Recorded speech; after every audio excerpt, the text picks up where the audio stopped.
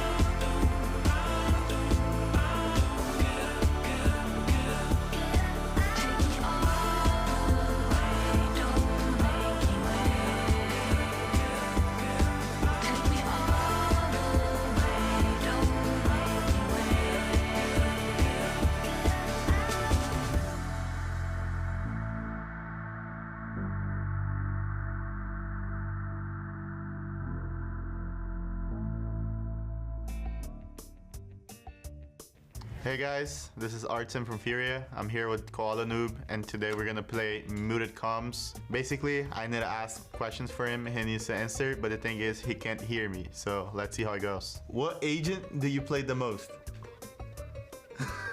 What agent do you play the most? Jet. Okay. Oh my god, this is... Who's your favorite teammate? Oh my god, what's that last word, man? What's that last word? Who's your favorite teammate? Teammate. I think I'm definitely closest to you in basic. Okay. You in basic okay, for sure. Okay. What do you have for dinner last night? What the heck? What do you have for dinner last night? What did I have for dinner last night? Yeah. Panda Express with basic. Okay. Can I rage bait him? Let me do it. It has to be rage bait. This has to be rage bait. This one. Bro, it's a question.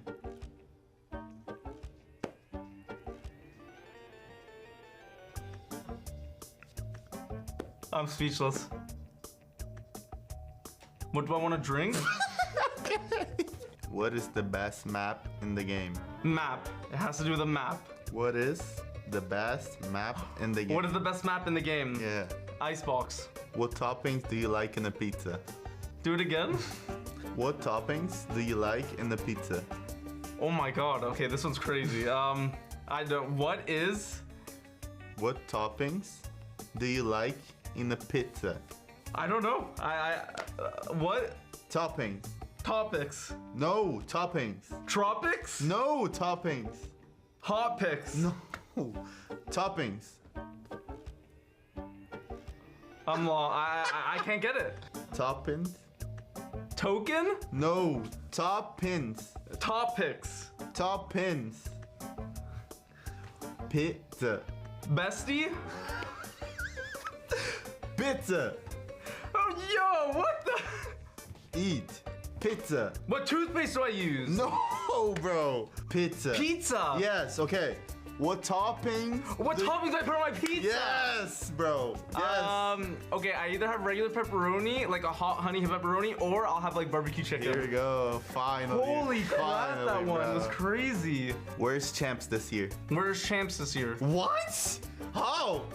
Yes? How do you got Shanghai. it? How do you got it? Because, bro, the other one was too hard because it's like toppings. I thought it looked like topic. Like this one was like easy. Okay, I mean, he's the best, I guess. All right, guys, that was us playing muted comms. Thanks for watching, and yeah, come support Furia and VCT.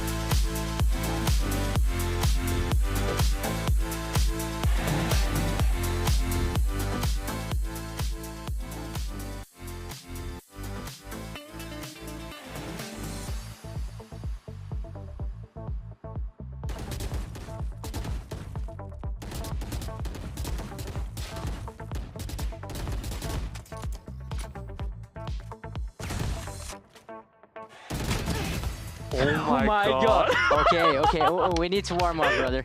Oh, it's about to be a rough 1v1. No, bro, it's very cold here.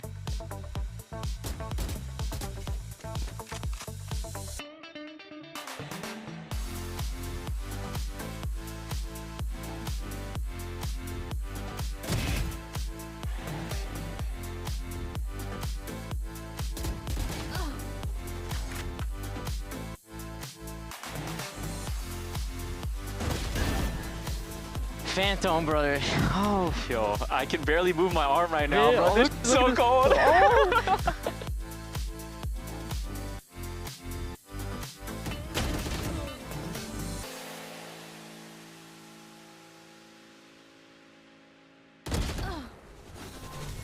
Okay, let's 2 rounds Guardian. Come on. You want a Guardian? Yeah. Oh, shit. Nah, bro, I'm whiffing. I'm whiffing like crazy too, bro.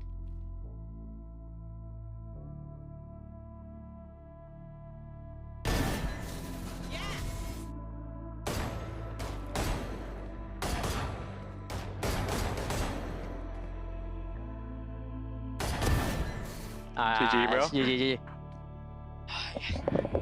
Yo.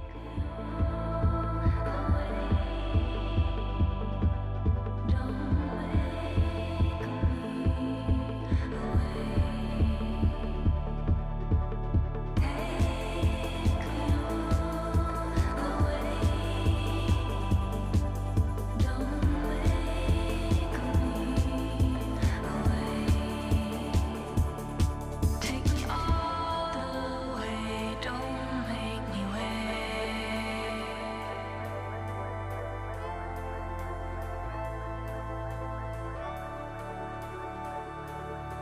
Take me all the way, don't make me wait.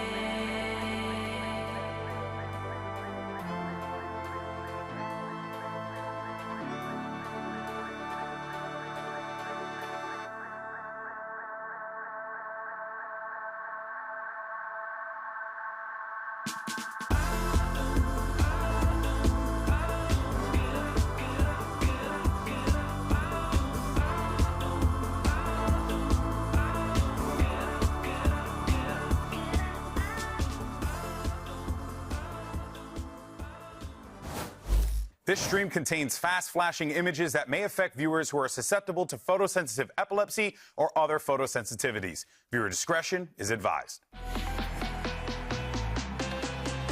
Bora pro primeiro mapa aqui no VCT Américas. Let's go! One more is all it takes.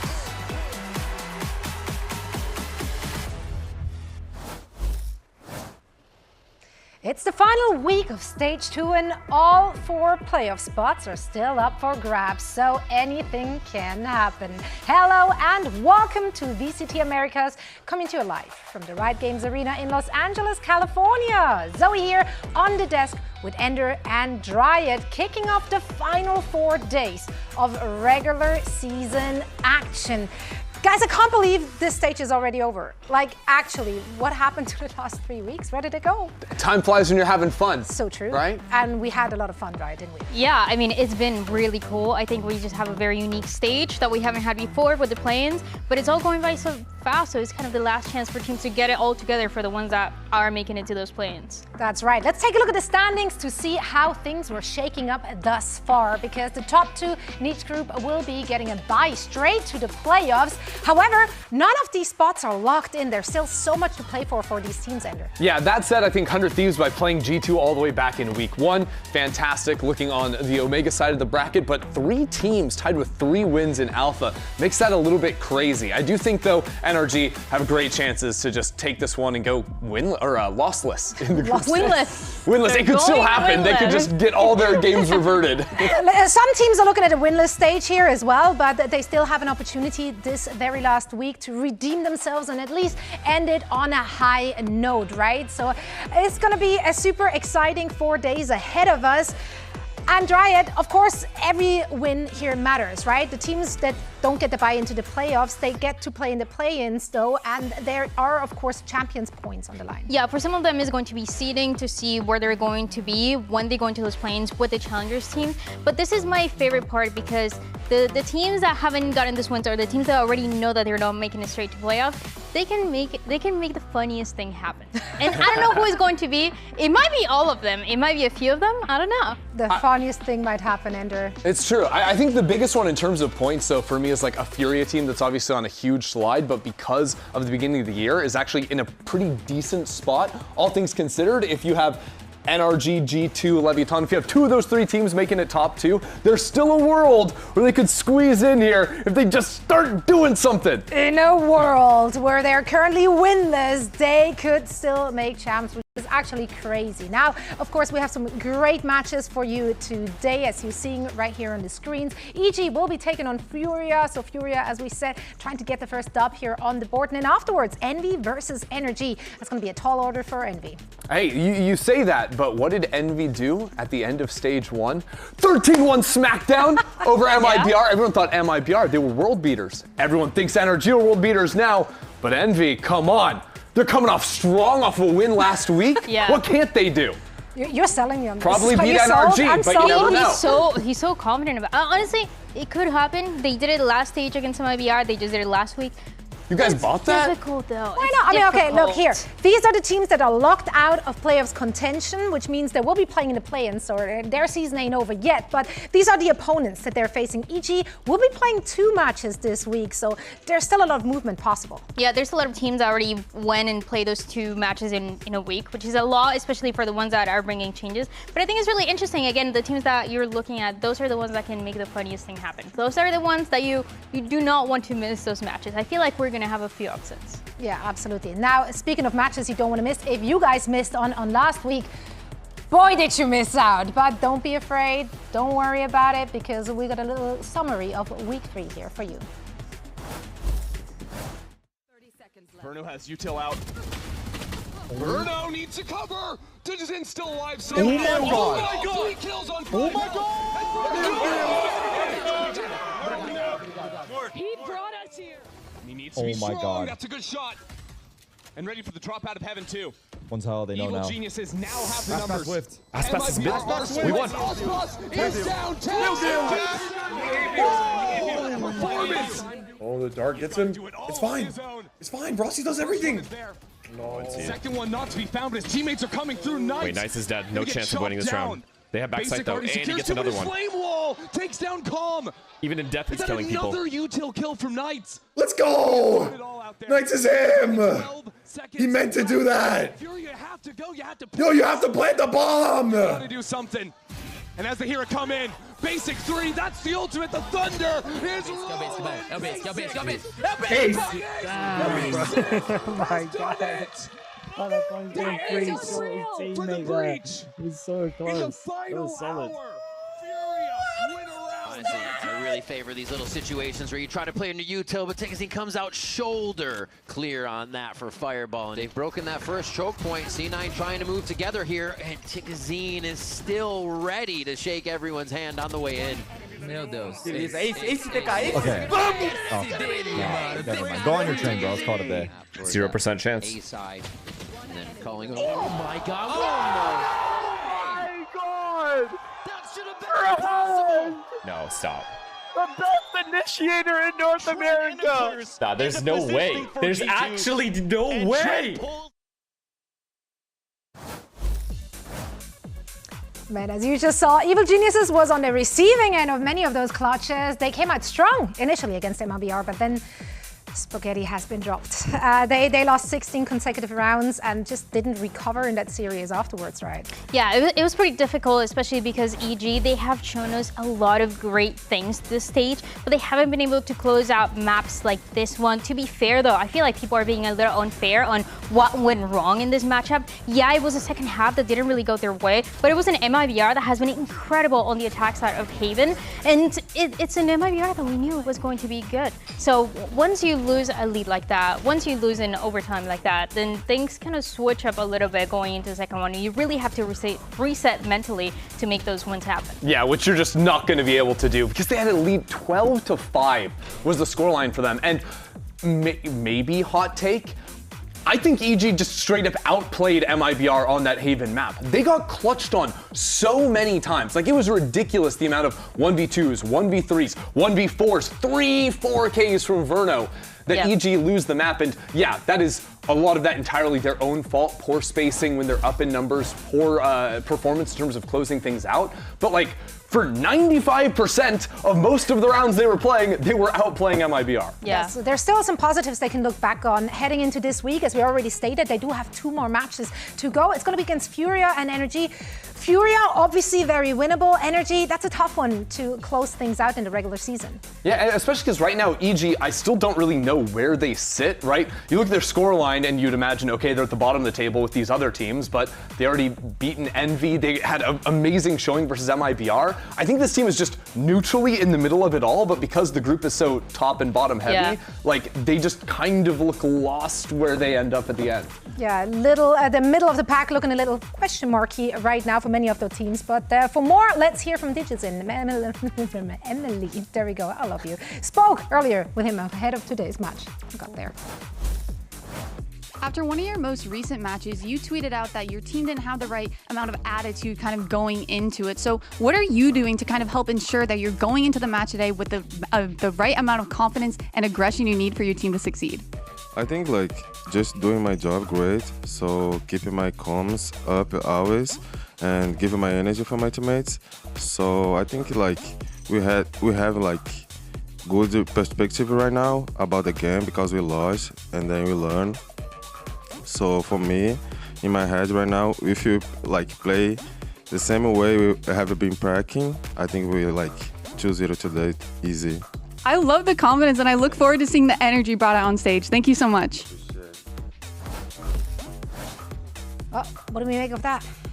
Oh, I just think Evil Geniuses have to be able to bounce back, right? We saw they weren't able to do it after the comeback loss to MIBR. And again, I think that this team is not favored versus NRG, but they're absolutely favored here today. They need to beat Furia and look strong doing it if I want to get some, hype around them at all heading into the play-ins. Yeah, these are the kind of warm-up matches that I want to see between these two, especially because of how important it is. We talk about a Furia that has a few Brazilian players. We talk about EG that has Digitsin as well, and they have been talking about how much it would mean for them to make it all the way to that final stage. But it's going to require them warming up a little bit these games and then finally making that run in play-ins. Yeah, let's talk about the opposition here, Furia. We already alluded to the fact that they have not won a single match thus far in this stage. And they're coming off a very disappointing stage 1 as well. Heading into stage 2, they made a lot of roster changes, big moves, but so far it's not been resulting in a victory. It's pretty tough, especially because the first couple of matches that they had were pretty incredible for them. Yes, they didn't get the wins, but it was against really, really strong teams. And now we're looking at a match against Envy that we said, okay, well, because they have been so good, but haven't been able to close it out, for Envy, they should be able to do so, and it didn't happen. Yeah, to me, when I look at Envy and the way they talk about the team and the way they've been making change, or Furia rather, throughout the stage, it feels like, you know in Ice Age, the little like rat thing that's like trying to plug up all the water coming out of the iceberg? Rat thing? No. It's a squirrel, my Whatever God. it is, they're just trying to, there's like, it's about to flood, it's about to come crashing down, and they keep trying to make these changes. At the end of the day, I just feel like this team is both individually struggling in server to communicate and talk to each other, and also have not been able to find a clear identity. They don't have the ability to run the double duelist, which basically every other team is carving with. They're trying to come up with different solutions to make it happen, but I just feel like it's too little too late for this team that started off so strong at the year. Let's talk about one individual and hear what he had to say, because earlier today, Dryad sat down with Koala Noob to talk about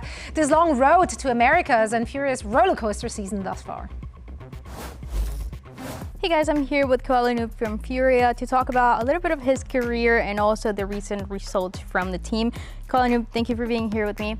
That comp that you guys are running on Haven, for example, is very unique, where you were actually playing that Neon and then Basic is playing Breach that we haven't seen in forever, it feels like.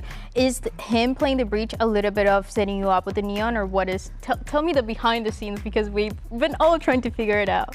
Well, there's two things. It's the first one is like Basic is an insane like flex. Like He's Breach insane. And KO. He's goated. Like I can't believe this guy has like he's generational. I made a tweet like a month or two ago like that this guy's gonna be generational before he play, and even though we're 0-4, this guy's frying. Like he's like winning us so many rounds. He's insane. So him being like a Breach one trick and stuff is kind of funny, but like he is a Breach one trick. Like KO, like he started like he mains Breach, and we're like, you know what, let's try. Like Haven was always a good map for Breach. It might also help Gianni like win more of his duels because you know we're gonna like these XX are gonna be better, more consistent. Obviously, I'm not winning the duel still as much as I hope, but yeah, I mean, we wanted to try that just because like we have a player that can play like these roles that like it's really hard to find like really good players on those roles. You know, it's like there's a lot of like really insane duelists. There's a lot of really insane like sentinels. Like, but when you think of like KO, Breach, like you can think of a few. Very specific. Yeah, it's a very specific role, and he's just incredible on it. Like I'm honestly shocked. Like I am always gonna root for this guy, whether I'm his teammate in the future or not. Like he's just insane. So we're trying to figure out both things. Like how can we get him comfortable, and how can it also benefit me because I'm struggling right now. And you've talked about the meta too, maybe the initial read that you had and the no neon, maybe it wasn't right. And now you guys are trying to adapt, trying to find out what works best for each one of you individually, but also as a team. How do you feel about the meta right now? Because it feels like everybody's kind of running different things. 100 Thieves has their own playstyle, Lev has their own playstyle. So do you feel like you guys also have a good read on the meta now and are set up for success with it? Yeah, I mean, like we're 0-4. I'd say like our meta read is solid. I think just like I said, like a big part of it is like this meta read that we have is like we're forcing a lot of like more double initiator. So the reality is like I need to get the info, or like people need to get the info for me. I need to like be proactive with like the utility, right? Because if we're just sitting around playing like a default game, like yeah, it could work, but like against these double duelist comps where like they pop, always Neon Phoenix, like even Chamber, like it's not gonna work that easy, you know what I mean? Like the game's not just like that black and white. So we definitely just, I'd say we have like a good idea. It's just like in game, like I feel like I'm probably like approaching some stuff wrong, and I need to work on it. But I'm very confident, like we're blessed that it's not like the old splits where top 4 make playoffs, because if that was the case, we probably wouldn't be in contention to make champs still. But playoffs and play-ins versus like a group stage, like of course we wanted to win, but it doesn't mean we don't have a chance anymore. It's not like we're in a bad spot. We can still make a play-ins run, and it's a different game. Like nerves hit more. Like this is where we have like like I'd say I'm pretty experienced as a player now. Art is a crazy experienced player. Basics, he's learning. Calm, this guy's a world champ. And Shy, he's also been a pretty experienced player in the past. Like this is where we can really turn stuff around. And I really think like if we get the ball rolling, like I really am confident because man, we're working so hard.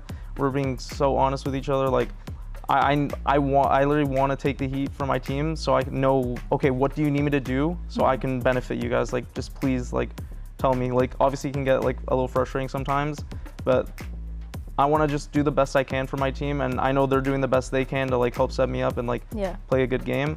And I just, we have a little bit of time to prepare for play-ins, and I really think we can do something here. It's I sit here 100% confident, no cope. Like we will make a run. Even if I don't somehow step up, like those boys are gonna step up for me. Like that's why I have a lot of respect for this team, because they always like they don't give up. Every match, like they just keep trying. People come up with more ideas if like we're not getting an idea, and as time goes on, I think we're just gonna only get better and better.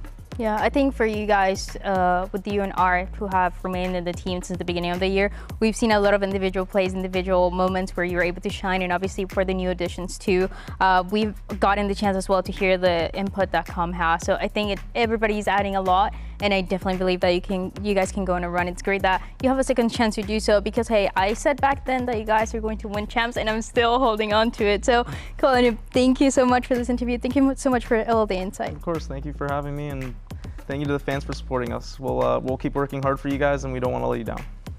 Thank you. Thank you. Fantastic insight that Kuala shared there with you, and so honest, and it was so heartfelt, right? So you can't help but root for them. Now he glazed Basic quite a bit. I want to talk about Com, another player that's joined them for stage 2, and this will be the first time he's facing off against his former EG teammates after being dropped at the end of stage 1. What's the mindset for a game like this, Ender? I mean, for a game like this, is get a win on the board at the end of the day, right? Like, tap into something, because it's not going well. And I think that what Com's been able to bring to this team has just been a lot of like active mid-rounding, active calling. That's what the team has said that they want to see from him. What I would like to see a little bit more today, and Koala was sort of talking about it in the game, is there's some desync in how aggressive people want to be in server. There hasn't been like a lot of cohesion, I think, and I would love to see Com be more active in terms of like prioritizing micro details, spacing with teammates. I think there were a lot of rounds where Koala Noob was out in front of the pack and everyone else has util in hand. I need a second entry to go behind Koala. And I think Com's a guy with experience, with his veteranship, that can be that voice that is taking track of all those little details and trying to fix them. Yeah, I think there's a lot of things that they can do here, especially because Furia so far with Com we've seen as a team that can play very, very slow on the attack side, and that sometimes play against what they are trying to do. So I think a few of those set plays, a few of those details can really make a big difference to see if they can finally get that first win. Well, we'll find out very soon, but first let's send it back to Emily to hear from Com. Com, the last time we spoke, you said that you were bringing your comms and your voice into Furia, and in a lot of the listen-ins we've had, we've seen that be highlighted. So I'm curious, what tells you it's time to kind of step up and make a decisive call rather than letting your team kind of figure it out? It just depends on like if I have a re in the round, like that's when I'll usually speak up, and like if I feel like I need to maneuver like the map control in some sort of way, that's when I'll speak up for the most part. But honestly, it's just like on the read of all of us together. Yeah, I mean, you're doing a great job at it. Like truly in those listen-ins, it's so impressive seeing how you're able to kind of do that, and I look forward to hopefully seeing a bit more of that today. Thank you so much. Right on. Well, let's take a look at predictions for this one and where the talent team is, or who they're rolling with. All right, Riff, I see you. Uber and Riff are Furia believers. Are they overcooking? No, I have something to say. I asked today after my interview with Koala, I was asking production if they could change my prediction. Flip-flopper. I just, you know, when I interview players, stand up for something. When Come on. players are so nice and so honest, I'm like, I have to root for you. But regardless, I just don't want to focus on that recency bias. I know they didn't look their best against Envy, but the other matches have been good. This should be actually a really good game. I mean, it's close if you're here looking at the poll, Ender. Are you surprised by that? No, there's a lot of EG haters out there. So it's not Furia fans, it's just EG haters. Well, I think there's a lot of people that watched EG almost beat MIBR last week, and I bet there's EG fans that voted Furia. And they're like, we just can't win. We just can't. It's just, why even hope? You know, at least if you don't have the hope, then you can't be disappointed. Honestly, you're cooking with that. You're cooking with that. I'm excited for what these teams will be bringing to the stage, because this is a last opportunity for both of them to really turn up and get ready and ride the high into the play-ins. Evil Geniuses and Furia are ready to take the stage. The final week of Stage 2 starts right now.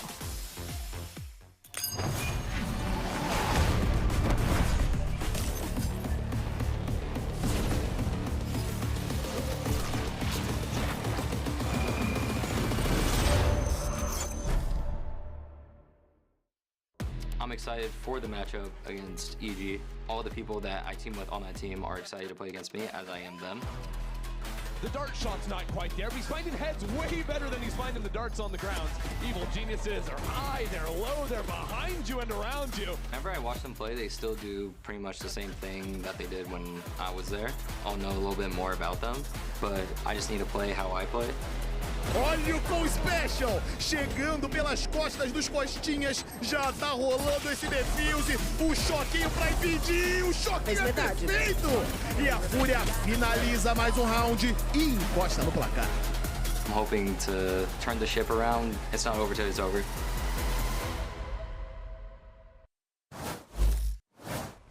Two stages of frustration, big roster moves, and close maps that just wouldn't cross the finish line. Furia are still chasing that elusive victory. But today, it's their final shot to turn the page and end the regular season on a high note.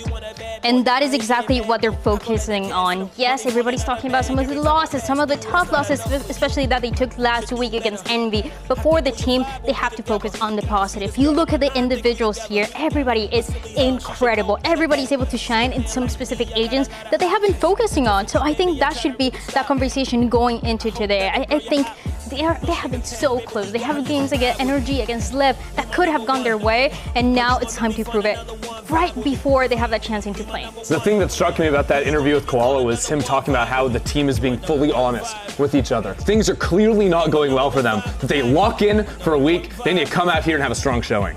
Absolutely. Now on the other side, fresh off of a tough loss rather, and sitting on just one win this season. The road to recovery starts right now as well for Evil Geniuses.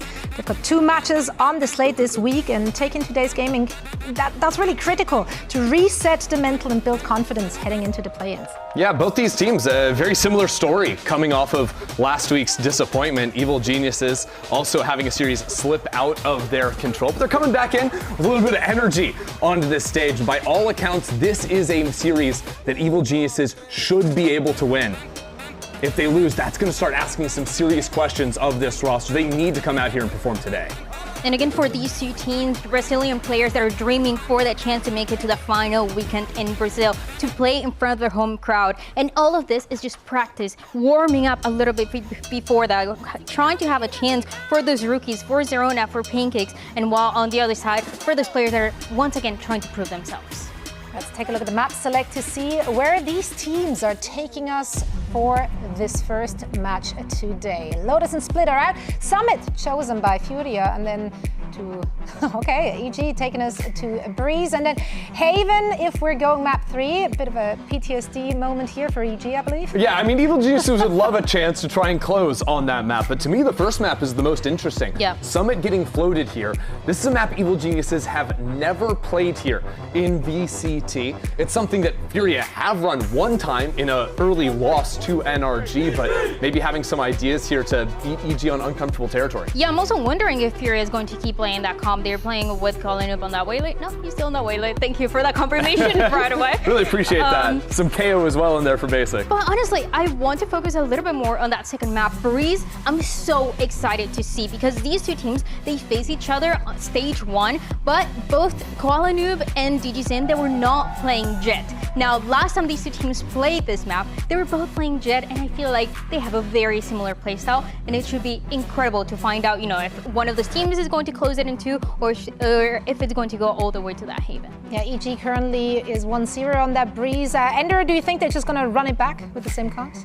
I wouldn't expect them to be making any major changes. I think if anyone's making changes, it would be Furia, but already it doesn't seem like we're doing that. I think the biggest thing for me is Furia getting the ball rolling early on. Shy's on this champ, you want him frying in early rounds, unlocking the ultimate early in to get that eco rolling and to get the operator online. And also, I just think for a tough week for this team, you don't want to start out here with your confidence in the gutter.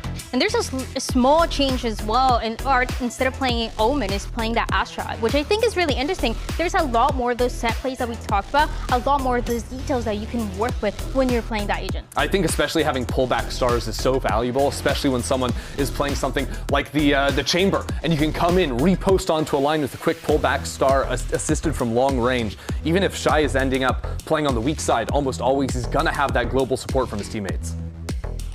Looking at the players here, they all seem locked up in high spirits as well, so the right mindset definitely for both of these squads heading into this match today. This is, I think, a better matchup than people are thinking is going to be. These 2 teams have had incredible moments. They are trying to figure it out, playing very unique compositions, and for this one as well, for Summit, we get to see one more time what Furia has been cooking, and for Potter as well, she's always cooking, so I want to see what's happening here. That's right, she's never stopped cooking. Well, let's send it to our casters for map 1 of our first series of day 1. Thank you so much to the desk for breaking this one down. We are starting off with Evil Genius versus Furia. Wait a minute. We're playing Spot the Differences between Superman and myself today to start this game. Who's on stage? All right, so Superman, looking at this game today, a game for Furia that's going to be one of their finals here, looking to put a green check mark on the left side of that column. But also, Evil Geniuses, 2 games for them this weekend with a chance to kind of rustle up what's happening in the top 2. Either way, Both teams are looking for a win themselves as we get in, obviously, and really figuring out what the identity is as we head into play-ins. Exactly. With the Samsung OLED match start, an important game for Furia because you want to have that first championship point for this stage because you're not going to get in it for the play-ins. For EG, it's a super week. They have a chance to win this one here, maybe get an upset against NRG and really shake up the top 2 seeds going into the play-ins to the playoffs. Now, importantly here, EG, with the first time that they show their summit on the attack side, playing this slicer with a Viper and a double controller. They want to slow down the map a little bit here. You're seeing a lot of that focus on a 2-2-1 setup, trying to control the middle with this camera first to see if anybody's going to push forward, which they did at first, which now enables this push and this pressure to happen towards this B main. I think the double controller's really smart here as they move into this against Furia. You're going to want to cut that off as much as possible, and it's something they put a lot of priority on for Shy and Koala Noob. And now, as we mark our way down archways here towards mid, just a quick step into the clear, and EG had already encroached on quite a bit of space. Spike's still down, though, as they work the map. Ooh.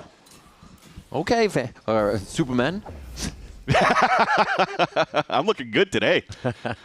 No, but for real, for Furia, they're definitely trying to peek to try to find information because they lost players so early into the round. This now causes for them to peek and get caught with their pants down, but Basic's still able to drop 2. And he's going in for another, but Superman quiets that shot. Digizine on your screen. Getting that spike down as he sees Artson just across the map through X-Ray. X-Ray have to make his way in, and there's so many angles to clear to get through this. Might be impossible, but the HP bars say different. As our first one comes online. He now has to source that second, and they're going to try to create the crossfire here, or at least the contact play, which would be so smart. Artsine, you heard Koala Noob talking about it earlier. All that experience, being a veteran, has been in these situations so many times, and why not start off with a pistol round for the squad? But it's not going to happen. Superman has that experience as well, and the 3K to boot to start us off. Good on EG to clean things up as well after Bao just got picked off here from Artazine walking back into the site. You don't know where the rotate's coming from, so everybody's watching at a different angle. But as soon as he falls, you see the last 2 players in the crossfire setup, making sure that they're watching their angles, but focusing more on the spike getting tapped before going in.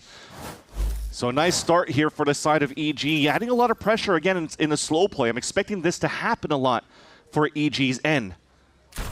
You see a little bit of a focus for Furia. 3 guys setting up on this side, maybe even a pop flash to try to get Koala Noob down the line to fight. But as they realize that there's no util being thrown early for the side of EG, they just want to backpedal here and just make sure that their crossfires are set up correctly over on this A side. I want to see if the knife starts coming out early for Basic too, or if since there's so much room a team has to gain before using the knife, it's just better to use it somewhere towards that 1 minute mark as they're still waiting, and EG is slowly moving forward. Has a chance to grab the orb, but also the options to work the rest of the map where they still have a bit of vision. Nice job to cut that. There's their 0-point usage. Easy for EG to say, okay, well, let's cut our losses there, pick up the orb, fall back, and rework the map. But a good point here on Basic where you see him putting such big numbers on this stage on a KO, and you almost think he's a one-trick, a Vibe Merchant on the breach. But actually, back in Challengers in the VCL, previously before even 2G Academy, he was playing for Gremio Esports, and he was actually a KO merchant, one trick on that side with just a little bit of breach. So when it comes down to his experience on flexing different agents, he definitely has it for the side of Furia. Paranoia is through the fast lane to break all of that distance. Quickly, Calm just gets himself out of sight, and 4 members of Furia are scrambling for the door. Lop the heads off. Wait for Calm as well, they yeah. need some help. They Be need easy. King Calm, please come cut the door down. Last player standing. So messy. Lothar, please come back to Twitter. I need to see your tweet. I'm sure he agrees with it. A third now for EG as they try to flip over into their bonus, not seeing really any members of Furia that round. And what will they set up? It looks like they've split up that flash combo they had that you mentioned last time over at A to just really create a line of scrimmage with everyone on this now. Let's see that replay again. Oh my god. Player standing. Holy Artson ace. You're just messing up the stats now. That's one thing that's important to hear through these comms, though. They talked about it for the side of Artazine, that they want to alleviate a little bit of that pressure. Play a little bit for fun and Nice to see that the vibes are up at this start, which allows here Artazine to have a nice little ADS tap right into Digizine. A bonus round for EG that tried to activate Digizine at the start, but this might be just a group up, try to fight somewhere here and get that spike down. Com watching down Bended A with that Odin, so I don't think that's going to be used too much by EG here this round unless he moves out of the way. And yeah, they don't have to do anything. I think this is one of the biggest things for Furia or EG or some of the teams that find themselves losing the rounds they should be winning is that they're peeking. They're still sourcing information when really EG has to come to you now 100%. It might have been a protocol before, but just let that swing happen. Oh. All right. Shy says only one. But now it's EG's job to actually get as close as they can to make sure there's no crossfires. There's no anchor protection here, and they have taken out 2 towards that A site. Very nice with the work of the controller. How did this just all happen there? You also had this lurk from Bao at the middle trying to break that trip in the first place, and his goal was trying to force that rotate from that side. Yet EG just walks in, gets the 2 first openers into the A site, and somehow it becomes a winnable situation for EG in a bonus. They're going to convert that 4v5 real fast, it seems. Just holding an angle, waiting for the rest of the team to come over. But also, Bao is just timing this one out. Really not going until the team sees action in sight, which is going to be one of the latest points, but still has to deal with Shy at Ben. Watching Com now as he tries to get in a great ping off of that dart.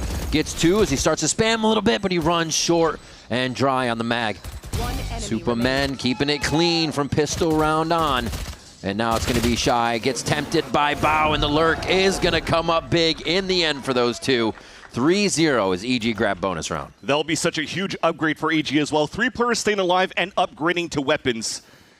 Just a moot point and a pain point rather for the side of Furia when it should have been their round, especially with a nice little first blood from Artazine on to Digizine to kick off that round. But as you see, there's no real adaptation on that side of Furia. You're not trying to find the mid-round information. What happens after when you're playing the man advantage? Where can you stack? Where can you fight for some angles? And they just gave too much space for EG to take and forcing themselves into an eco here. I wonder if that's a little play how they prac, as Digizine was saying in the interview this morning. Hopefully it's not like that, man, because that has been the story of Furia in all of these matches so far this stage. You want to try to fix things a little bit more quickly, try to be more proactive around the map, and you want to see that happen. Thankfully this time around, because they're on an eco, they're trying to stack up as much as they can and try to help out as they get the early info. But I want to see this happen a lot more in Furia's gun rounds. See if they can connect any shots. Doors closed, they can easily watch drop. And they've all just filtered into the site. I think they realize too, staying closer on this low by EG, that is, from Furia, means these sheriffs can get taken down and not really do any continuous damage. They're all just staying back for Furia as well. Spam. At this point, you're hoping that EG goes in and tries to pick up some kills so they can build up ult orbs and you try to get punishes that way. But if not, dying to the spike would be the most important thing here, to continue to not allow EG to snowball with ult orbs. And I'm actually not liking this so far, that Furia are actually pushing in for all these fights, because they gave their lives earlier on their eco run in round number 2.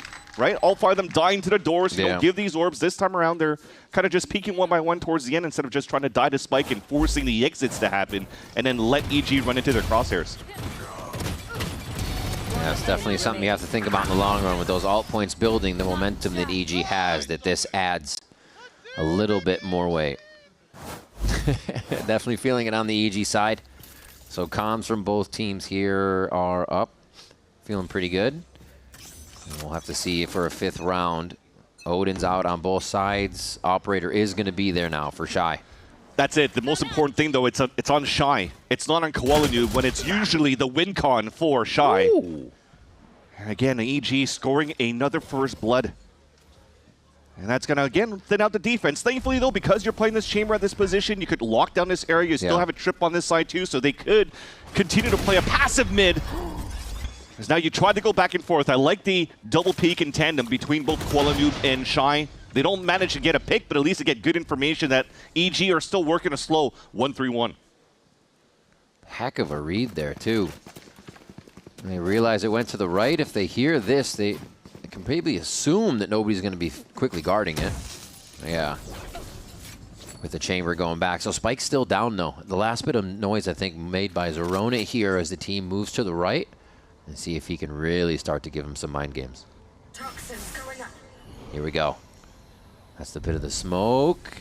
He will look for a fight here because he wants to sell it as much as he can. It's going to be a flick to the right, almost gets Noob, and that's going to be Jig is up. They know without any more sound here, they're probably going to have to get a rotate on. And EG could still continue to walk slow at the beginning because he placed an aggressive trip on that side too. As it's not being broken, they know they could slowly contact in until they finally reach the entrance, and here's the exec. Oh, Arsene was only the audio there that he could deliver. No kills.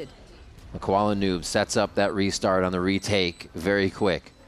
3v3 now, but they got a lot of ground to make up and wonder how much of the map is still covered by a lurker, which will be re-lurked by Superman. That's the name of the game for EG. Try to stay alive as long as you can. You have a camera, you have a recon dart, you're trying to slow things down, slow the tempo. So Superman gets this huge backstab to start. The pineapple is being called. He already gets that backstab on the comm too. And the last two on a retake will be impossible to take. That timing was insane. The first time we're seeing Summit for EG, and it looks like they have a UAV out there. Seeing where everybody is on the map for these lurks. We didn't get to see too much of Fury on the defense either, because when he played against NRG, they were just getting their attack site shut down. If I'm not mistaken, it was like an 11-1 scoreline or a 10-2 in favor of NRG on the defense. And now Furia, you have the opportunity to not really show too much of your defensive side. You're picking it at first, since it's also your choice of sides. So you're not giving too much tape away to EG, but... Doesn't matter, be safe. The Terminator's on the loose. Oh, shit. Exactly. EG is doing an excellent job right now into their slow scaling and just finding these first picks to their favor. Even last round, I thought, okay, push down mid, they lost basic, but you still have comm, double initiator, you're still going to have the util to make stuff, so, you know, even trying to make that protocol, there's still safety in it. EG is just finding ways through everything right now. 5-0 to start, 9-1 Superman. The cape is on today. Don't you mean Vansili? Vansili. That's right, that's right. But no, he's definitely looking pretty good. And you would expect here, usually, again, it comes down to the walk contact that you play. You want to give that column of first kill attempts on the side of the Jazine. He got shut down quite early, but yeah, definitely Superman's doing an excellent job here to thin out that defensive line for Furia by these mid-control that EG likes to do. They're not really swinging with each other or trying to find ways to, like, 3-2-1 clear a corner. They're just walking up and watching the angles. And yet somehow whenever a player comes into their crosshair, they're still able to just laser beam them down and get that. You see here the record for Furia, not the best. Unfortunately, you looked at it from 2025. They won the first game and barely won a map. Didn't even win a single map in 2025. This time a strong start, but you're starting to see the resurgence as well of Furia back to the old ways, which is why, again, this matchup is going to be super important for Furia. This is probably the best team and the best matchup you could have in order to get your first championship points for Stage 2 and just build your confidence moving into the play-ins. That's what Koala was saying, due to the structure of those stages, the fact that they have that shots, though, with what they were able to do previously. Just looking at their games, if you went for a roll of the past 10, those wins came from, I think, week 2 of Stage 1, the last ones where they really saw a bit of prosperity. So it has been tough to find that answer here on the VCT stage, that is. All right. See how they decide to move out through here. A little bit of orb grabbing, setting up some other things, so they have some avenues to win as the rounds go on. And this timeout is going to be pretty quiet as Furia are on the left side towards B, and EG are just swarming all over A now. A little bit of a good news that they were able to take down the orb in their favor on that B line for Furia, because there was no pressure for EG on that end. Now it's too late for you to move around here to... Well, I mean, I guess they could still try to just die to a door a second time around, but this time they want to look for those exits and really try to punish the late lurks, try to find the information of where EG could kind of be set up here in these post-plant scenarios. This time around, though, it's not necessarily Superman that's lurking around. It is going to be Bao instead. And he still has the timing. One. Oh, Vandal, a little harder to control there, but is going to bring it down for a third. Nicely done as Koala Noob finally cleans that up. And they even looked for it. You said it. Fury was kind of looking for that. As EG's looking for the exits, is there going to be a lurk? Yes, there is. But again, UAV online, timing is there. EG come up with another round. And they have been in full control of a lot of these, even if they're losing somebody first. I'm also noticing now for Fury is that they're still having a hard time figuring out their identity going into the stages.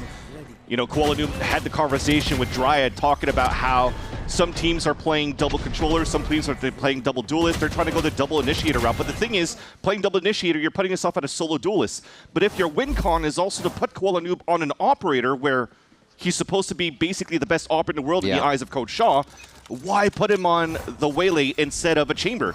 Because the rest of the team, there's not really anybody to play the Waylay right now. Well, let's see how EG is going to take this next round. I'm walking on him. I'm walking on him. I can drone it too, bro. Just wait. Yeah. I don't see him. I'm waiting close. I'm waiting for that. One link. Who's full blind? I'm gonna drone this chamber, guys. I'm droning this chamber. Hold on, I'm droning him. I'm attacking him. 1 second. Link right now. I'm on the smoke. I'm on the smoke. I dashed out. Recall. Asher on your left. 35 on Willow. Last player standing. Oh my god. Holy ult round. What the fuck just happened? Wild. And Furia explode on stage. That's the loudest they've been so far. That one round in means a lot to them here, as they can actually look to make it even. And they got value off the operator on Shy as well. When you see here that EG were trying to go towards this A site, they were just trying to beat the timing around EG's own Viper wall. And that knife was huge by Basic. That removed a lot of that util. And I think that's going to be also the pain point on EG on the executes. If Basic will be able to continue to save his knife, going into the actual site execs of EG, that is going to thwart a lot of these site hits on the attack. And you see he throws it early on this round just to get early information here. Why? Because EG has always been playing this super slow pacing of this work around the map, the 1-3-1s. When it comes down to maybe the 30 seconds left, 45 seconds until they actually activate, that knife is going to be back up. He also has a KO ult to work with as well, which is why he's rotating back towards his B side to support just in case. We'll see if they start playing any different with Zerona's setup. Now, if he's put the wall differently, but where he's playing to be able to keep that active, keep that offline. Ooh, a little bit of a swap for Shy, thinking he had just another moment to stay safe there in an insert. He does not seem aware of just yet, but could have a flick on that. Back to EG, rinse and repeat on this round where they have 2 go mid and start to stretch the site by also having a few B main distractions. Oh, it's every time. The timing is crazy here. Bao and Superman have both played a hand in being able to lurk these around Furia. And now it's going to be the B-take. Basic on one quick hit as he puts the null command down to try and flex some muscles, but it's going to be another fight in his face, and Superman gets the best of him. Digizine, Kuala Noob now, dancing around the Cosmic Divide. 10 seconds left. There's a fight on multiple fronts here, front and the back of the site. The big one here right around the spike. If they can get control of this and figure it out. Superman takes down Basic from that kill before. Waiting on the wall. This is going to just drop and be a surprise for everybody. Oh, how are they still hiding here? Superman finally gets taken down in the clutch. Pancakes can't do it from drop, and Furia will connect 2 in a row.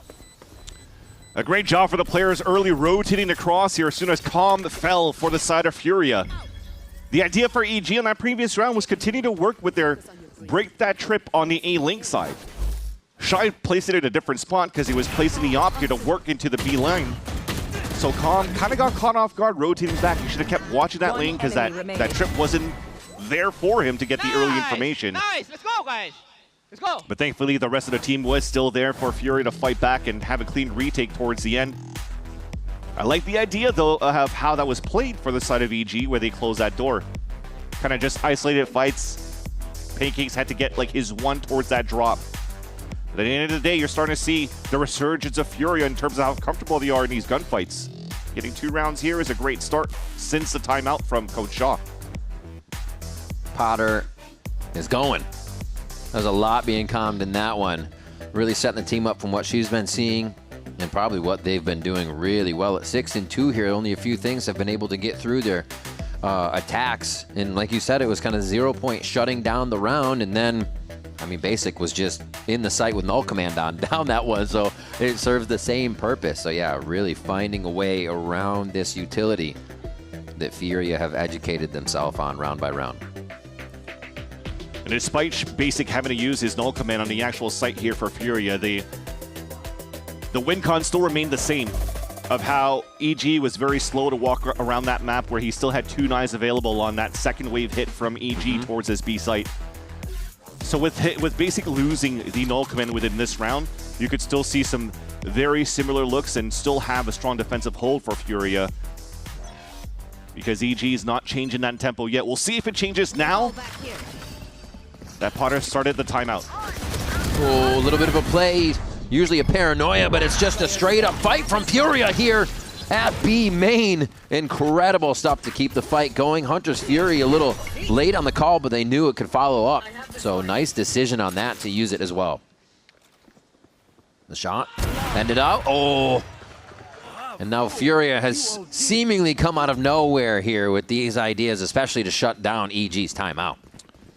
And that's something similar to what NRG does as an opener. You're trying to go for a pop flash recon and then try to see if you get pings and Hunter's Fury through there while you're also fighting the pressure towards that beam line. And it works out. EG threw a cage thinking that they could at least get audio cues because they were getting hit by that flash. But it just put Koala Noob in such a good spot to play around the cage and punish players around that trap play from Furia. Very nicely done. Despite all that, though, EG still has money to work with.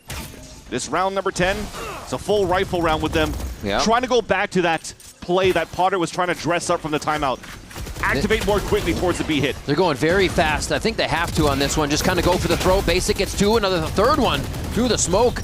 And now EG is just scrambling to find where they can go. Basic, another ace? Another ace already, my man?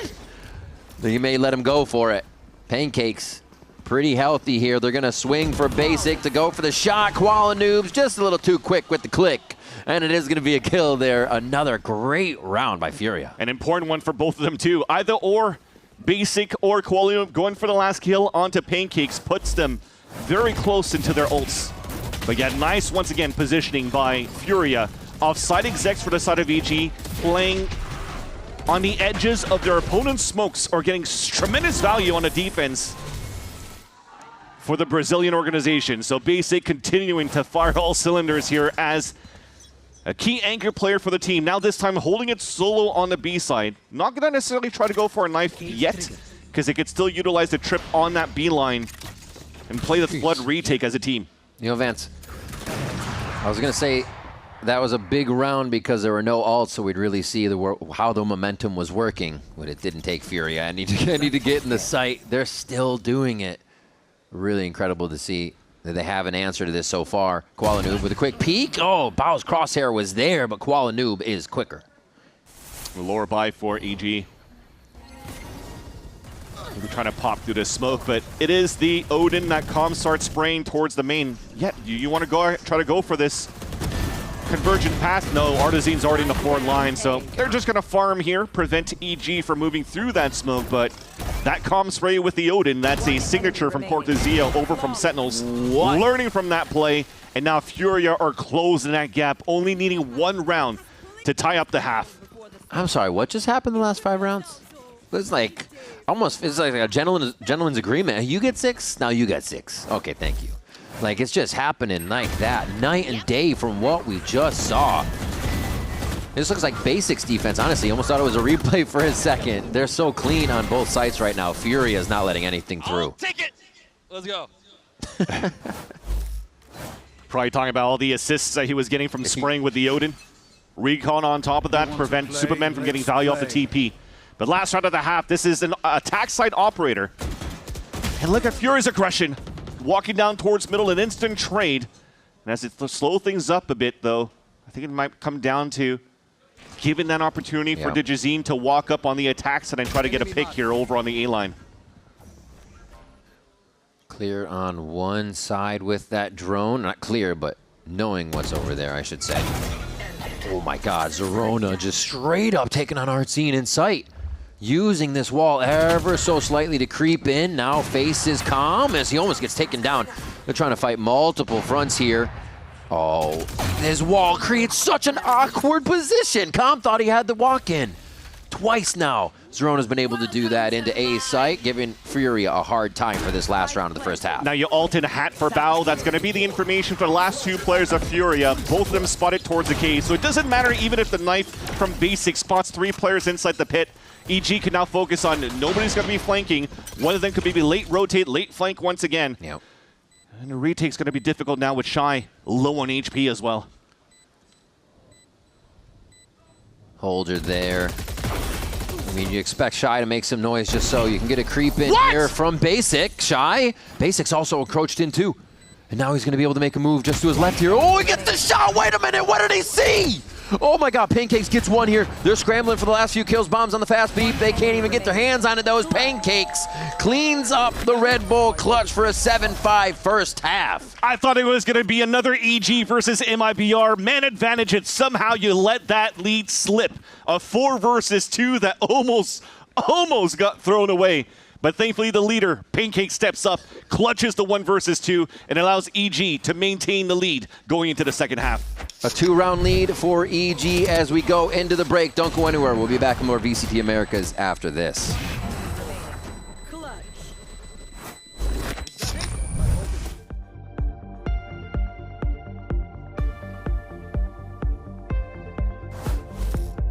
Yep, that's me.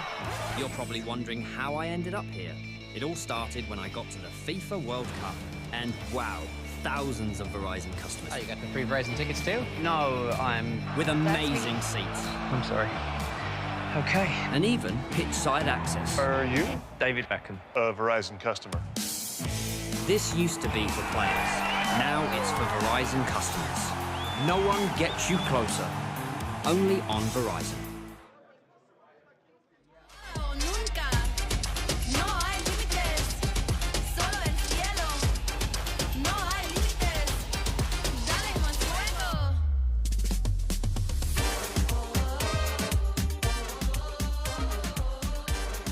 Potter, you've had quite the career from CSGO to Valorant, but if you weren't coaching Valorant professionally, what would you be doing? That's an easy one. I'd be fishing on a boat somewhere, for sure. Really? So no GX3 revival by any chance? Maybe actually. You're making me excited about that idea. But no, I mean, I would definitely take it easy a little bit and fish and maybe start a guiding service. Wow, I mean, I love to hear that. Not what I was expecting, but that's sick. Look forward to it.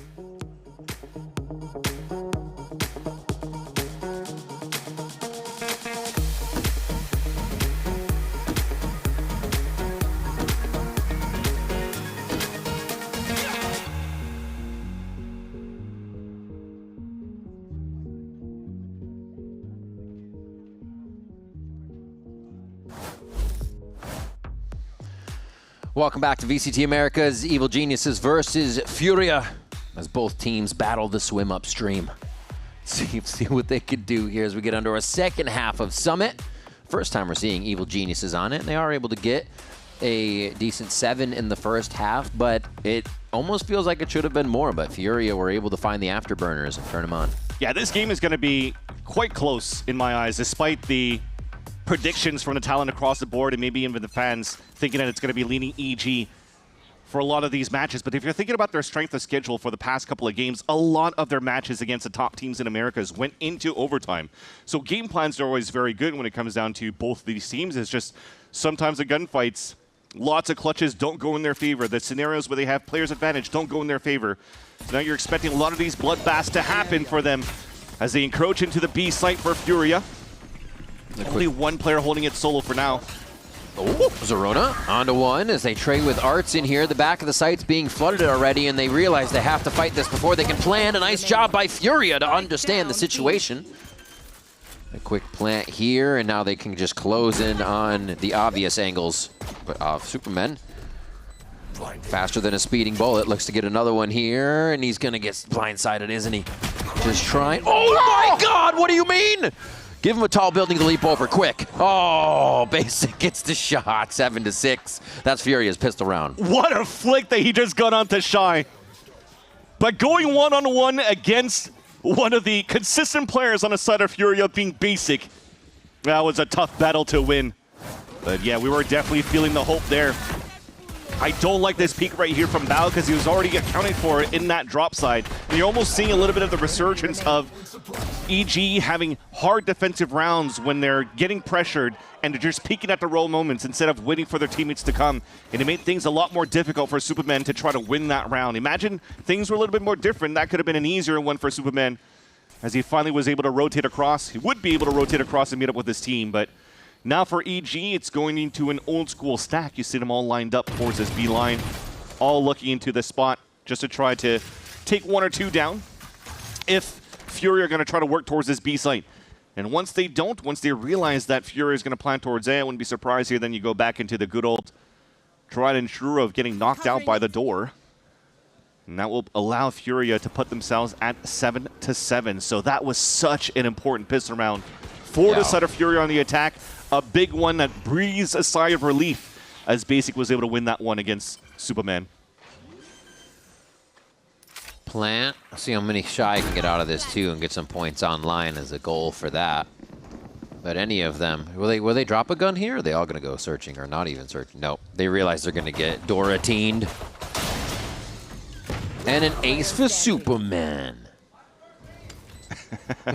You just, was that him? You just yell my first ace. Oh, that's funny. And the bonus round's still going to be decent for Furia. That's carrying over 3 rifles and a Bulldog. Still great economy to work into the next round, and that is also going to be the biggest test for Furia. I think the pros and cons playing against EG on this map is, first off, when they were getting shut down on their attack against NRG, it was all because of that KO utility from Ethan. The knives were perfect. They didn't have too much util for the sight hits. And then also, the con is that Koala Doom did mention that he feels useless on the attack side, not set up well enough. Which is why you're seeing here both initiators moving up with him on the ace line. If they need a drone, give us some space, pop flash to look for fights, allow for him to activate a little bit more. I think the one thing they have to work with now is to make sure they have the util perfect on that double controller defense setup. Fury are going to have to break through a few walls to be able to protect Koala Noob. So yeah, it will take all of that organization. But we've seen it before. Many teams will put that player on a pedestal and open up the space, push forward for him so they can make that opening frag and relieve the pressure that teams are feeling before they get into sight. Good bend pressure from Superman here, but they should expect it. He's been here a lot. It's in a one and done. Oh my God! He's a 2-1 then. He's on something today, honestly. Big kills for the team. Pancakes is actually going to look for the peak there, gives himself up, so they identify. They want to fight him. They turned away for a moment, but now they start to come right back to know they can squeeze him out of the corner. Yep, there's one kill. So really nicely picked up there by Furia to find that they can get an advantage. He was doing his damnness to try to stay alive. You see both players on DJZ and Bao to close in and help him out into the A-Link. But because Furia decides to cut noise and re-hit, EG has no choice but to play the retake, to give up the A site and try to move back in after. Same plant each time here from them. As Furia throw it down at Rocky. Teleport's ready. So what's the timing that they buy for Zerona, right? He's going to take a while to get over here. They may actually try to get Digizine for a slide in. It's good protection from Zerona. Bowser has his camera that he utilized to bait for more noise inside the A site. They're allowing them in. That's not the angle yet that they have to look at Digizine Zerona. Okay, so they broke a little bit of that site. This is huge. Now it's going to be big for the peak. Oh, Zerona gets 2! Almost a third, but Shy cleans it up. Furia realize they're getting surrounded and act accordingly. Another close one there that Furia makes it out by the skin of their teeth. With one more stepping up to the plate, this time being Shy to save that round for EG. Lots of multi-frags, for Furia, because lots of multi-frags were getting activated by the side of EG. But they're holding ground, holding towards Garden, and I kind of like that, because they didn't have too much util for Furia to fight towards the cave to prevent any pushes from moving forward. They had no map control, so try to fight out in the open. It worked out. They now take the lead against EG, 8-7. And EG is once again on another eco, trying to prevent the orb of getting picked up towards the A line. Just leaving middle as a gap as Bao keeps watching it here with the camera on middle. So they're really going to try to find the way that Furia might be working their slow rounds here by their current setup for EG. Koala already looking down a scope, so you know that somewhat slows the round down too, right? Make sure he can get a pick, he can get any info, understand what the movement might be and where they are util heavy. That's going to be B for the moment, but they haven't committed yet. I think right now with them not peeking too, well, now DJZine's about to get pushed here by Shy. That might open things up. But I think the idea that EG was trying to do was that if there was pressure coming in towards this side on the B line, then they could maybe smoke that out and go for that double flank. That's why Superman just kept his hands out the whole time, getting ready to smoke or towards the turret or into a different spot here to help EG. But it ends up being Furia cutting noise from the very beginning. Just getting that first pick and now making sure that they have numbers to their advantage and weapons to their advantage to hit the A site.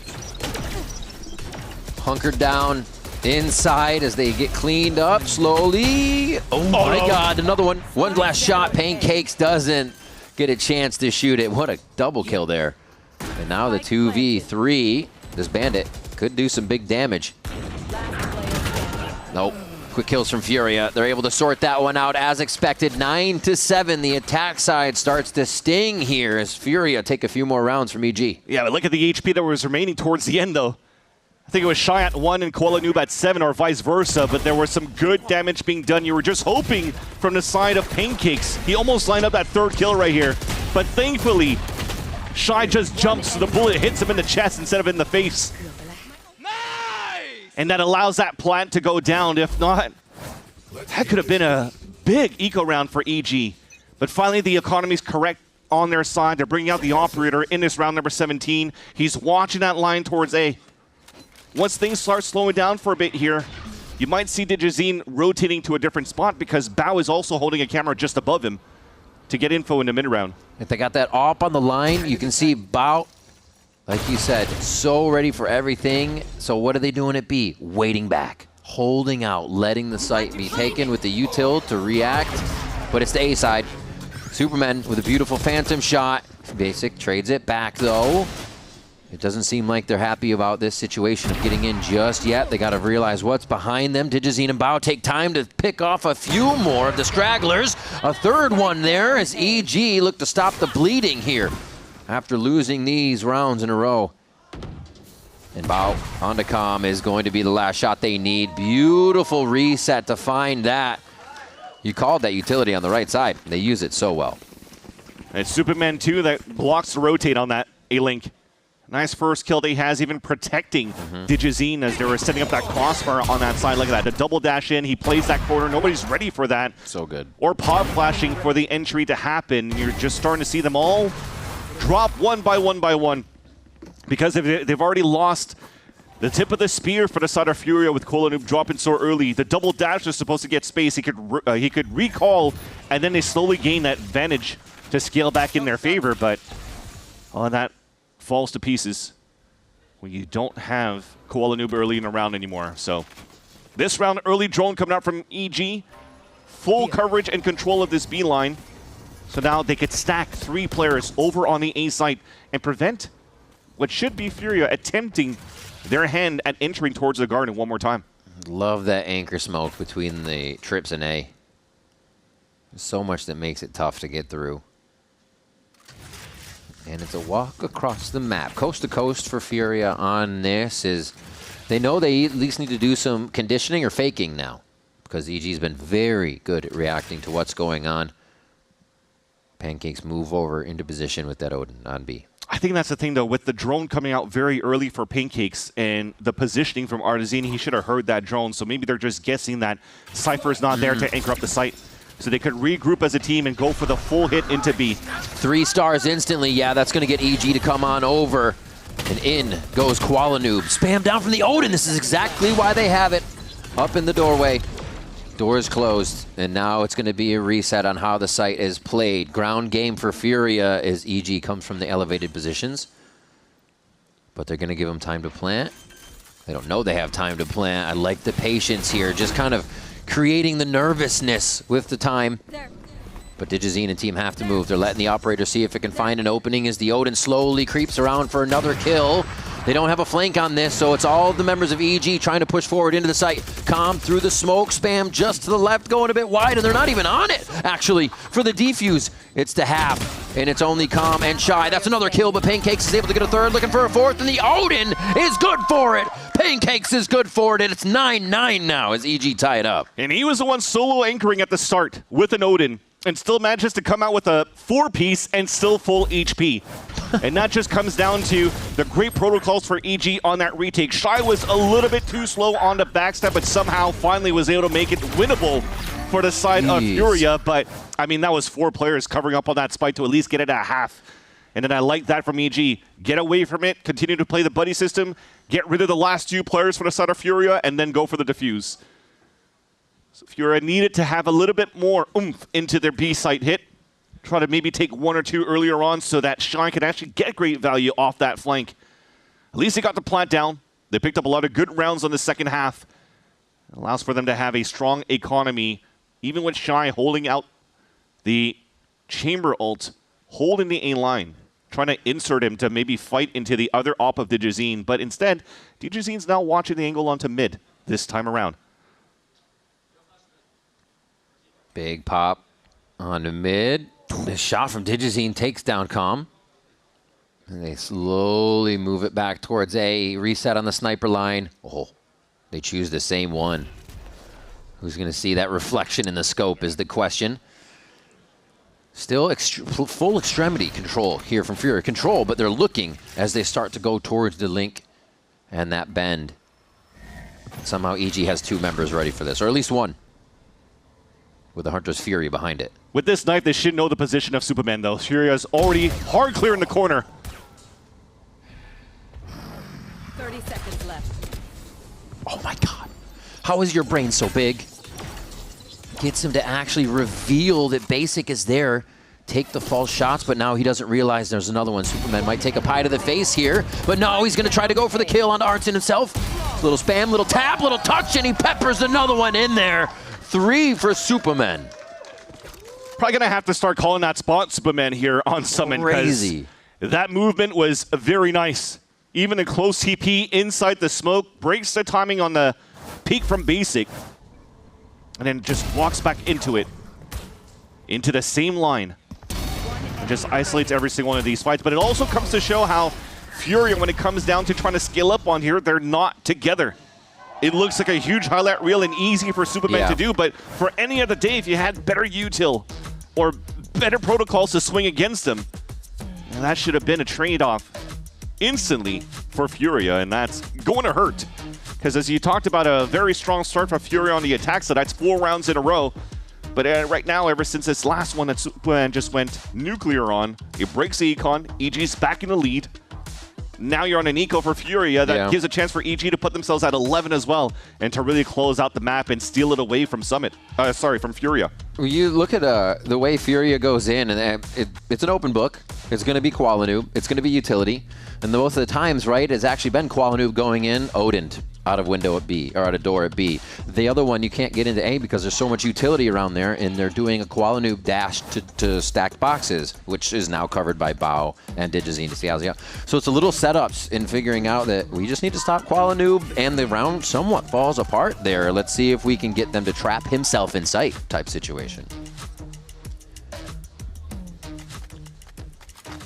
So we'll see if we'll dress something up here with the timeout call by Coach Shaw, because Qualanoob does have a convergence pass. That might give him a chance here to maybe really dive in with this double stinger and maybe upgrade some weapons for the side of Fury if they want to go for a Hail Mary. Especially when you have a drone to try to clear out info first. There's a double stack dash. No coverage this time if they have chosen correctly behind door number 1. While their Koala's still going. Refract just wore off, so he's got to commit to this position now, and he's very happy with at least 1. Neural Theft is going to reveal a lot for EG, though. My Hunter's Fury this if you want to. Get him to run around, and that's when Digizine starts going in with the overdrive. They're wreaking havoc on all of the members of Furia, not having any safe place to stand. EG take another round there, and they're not afraid to use ultimates for it. That's a silver lining for the side of Furia. 3 ults burnt out to get the round for EG when EG's on the anti-eco. and you still have the convergence pass and are also one away from a null command. So now the scales have tipped back in favor of Furia to really start cycling some rounds back. Should they get good value out of the next 2 ults in regulation right now? But yeah, this is some nice movements from Digizine. Talking to Calm. Oh, it's going to be a fun game between those guys. It's been mentioned for both of these teams where Calm plays against his old team. Yep. Another opening for Furia to take control of A Garden. This time drone. There's trips this time around too. I got a little spoopy for a second. Oh, they dashed to the right this time. Switching it up, and it looks like it does throw EG for a loop. Into the site for safety goes the rest of Furia as they protect each other from trips and traps. 3 members of Evil Geniuses to get in now, and it's going to be tough with that op, but they might be able to run through with the Odin and start to make some noise. That's what was missing there for EG, was a smoke into the garden like they utilized before, so 2 of them get caught out in the open. Too many bodies to deal with. Yet EG still wants to make it expensive. 3 players looking to walk in. Oh, standing out in the open. That's one of the things with the new map. Your movement's not always the cleanest when you're blind, and Furia see everything in front of them here for a flawless round. And they close the gap now within 1 round.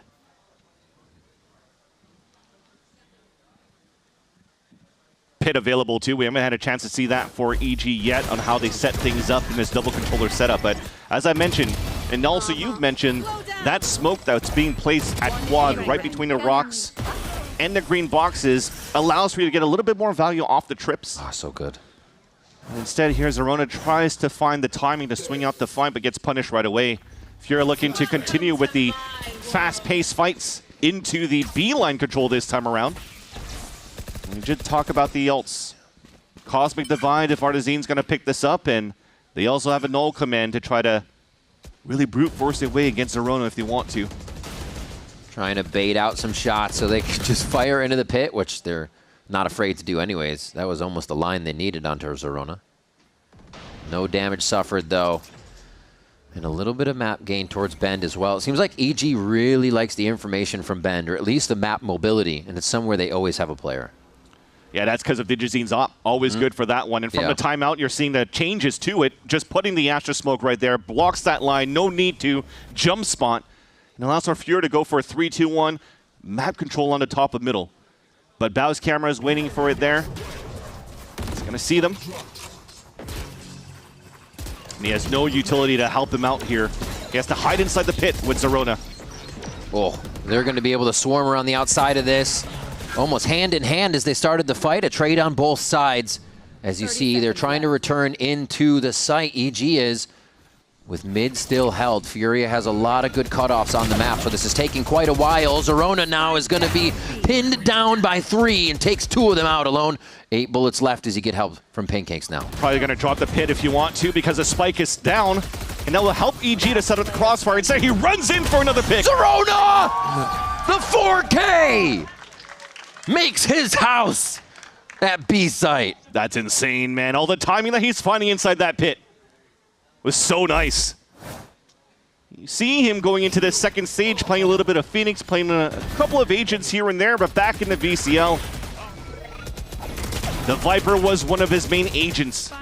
Highest percentage played, probably over 60% of the games in Challengers, and that is probably one of the reasons why.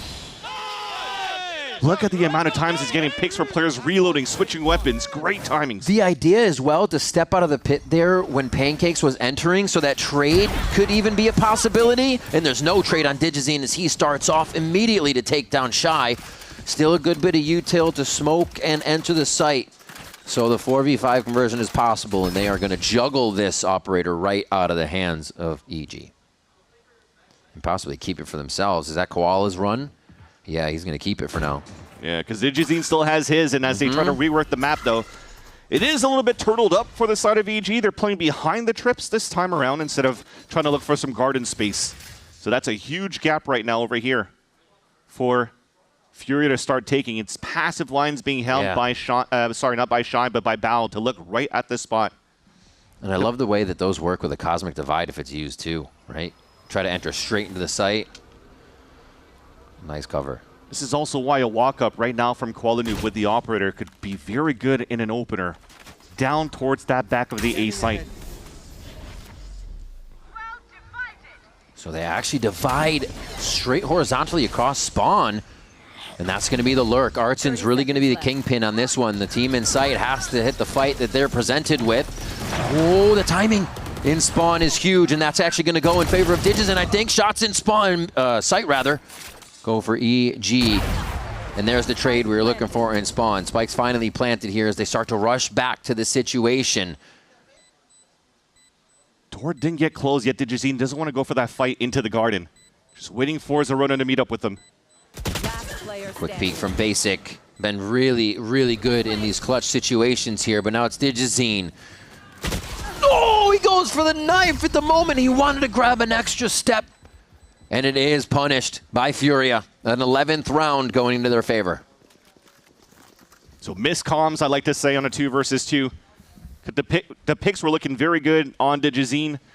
Rotating back towards the cave, but like I said, when that door is still open, he could look down towards that line, stay with the confidence of dueling down towards the entrance of the garden, towards the attacker spawn, while Zerona's creeping up. Then you could start working in tandem, but instead, just leaving that gap open.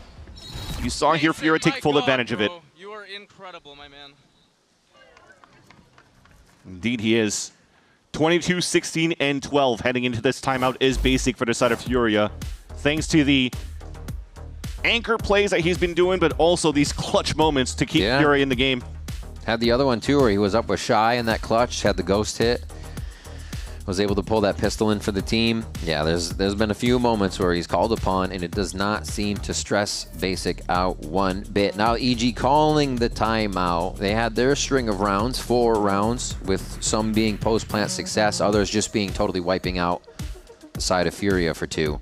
And now we're checkerboard on that scoreboard, back and forth.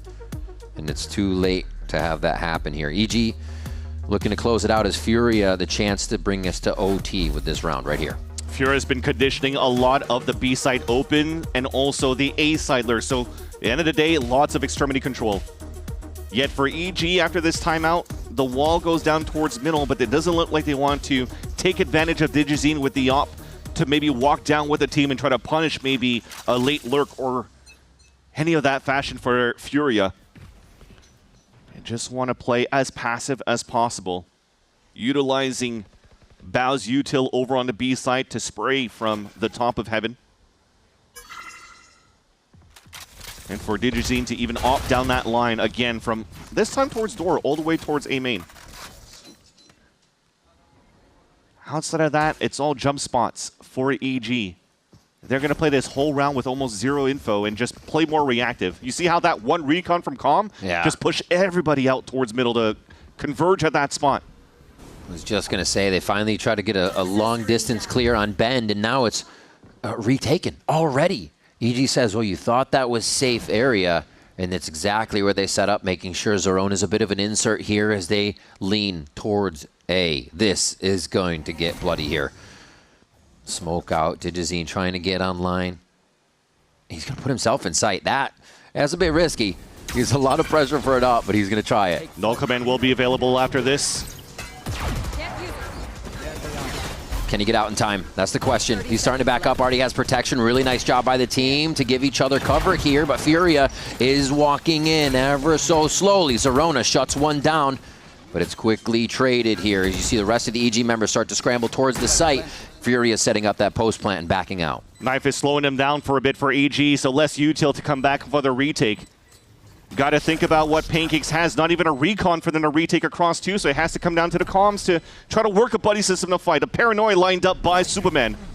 That's going to miss Basic. He's the one to take the shots. That's the scare. Zerona actually on fire this round, looking for an ace. Another one just to his right. He tries to snap, and Pancakes cooks up another one that's going to be the win for Evil Geniuses on Summit, 13-11. Took a lot of rounds here for both of the teams and almost a chance for Furia to push this into overtime. Finally finding a groove on their attack side, but too little too late. Talked about how passive EG was on the last round, but they still had just enough utility to have that flood retake in their favor thanks to the rundown of Zerona. 2 big rounds where he had a 4K on the defense to build that momentum for EG to overtake the map picked by Furia. The timeouts at the end paying off there. Some hot shooters coming into this first game, so I expect that to stay online for the next one. We are going to be heading over to Breeze, so the aim game must be online. Don't go anywhere. It's going to be VCT Americas after the break.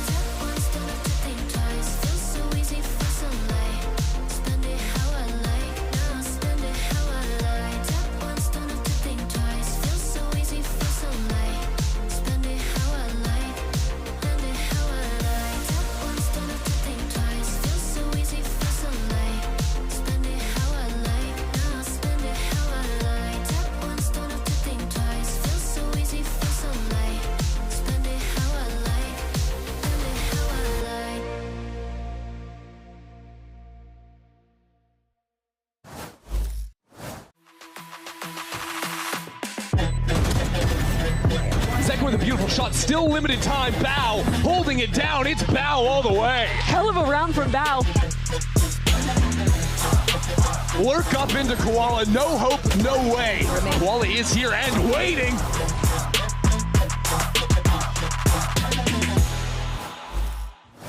Standing by with Coach Potter, and just simply put, you guys looked pretty freaking good on that map summit. And I'm just wondering, why is this the first time we've seen it?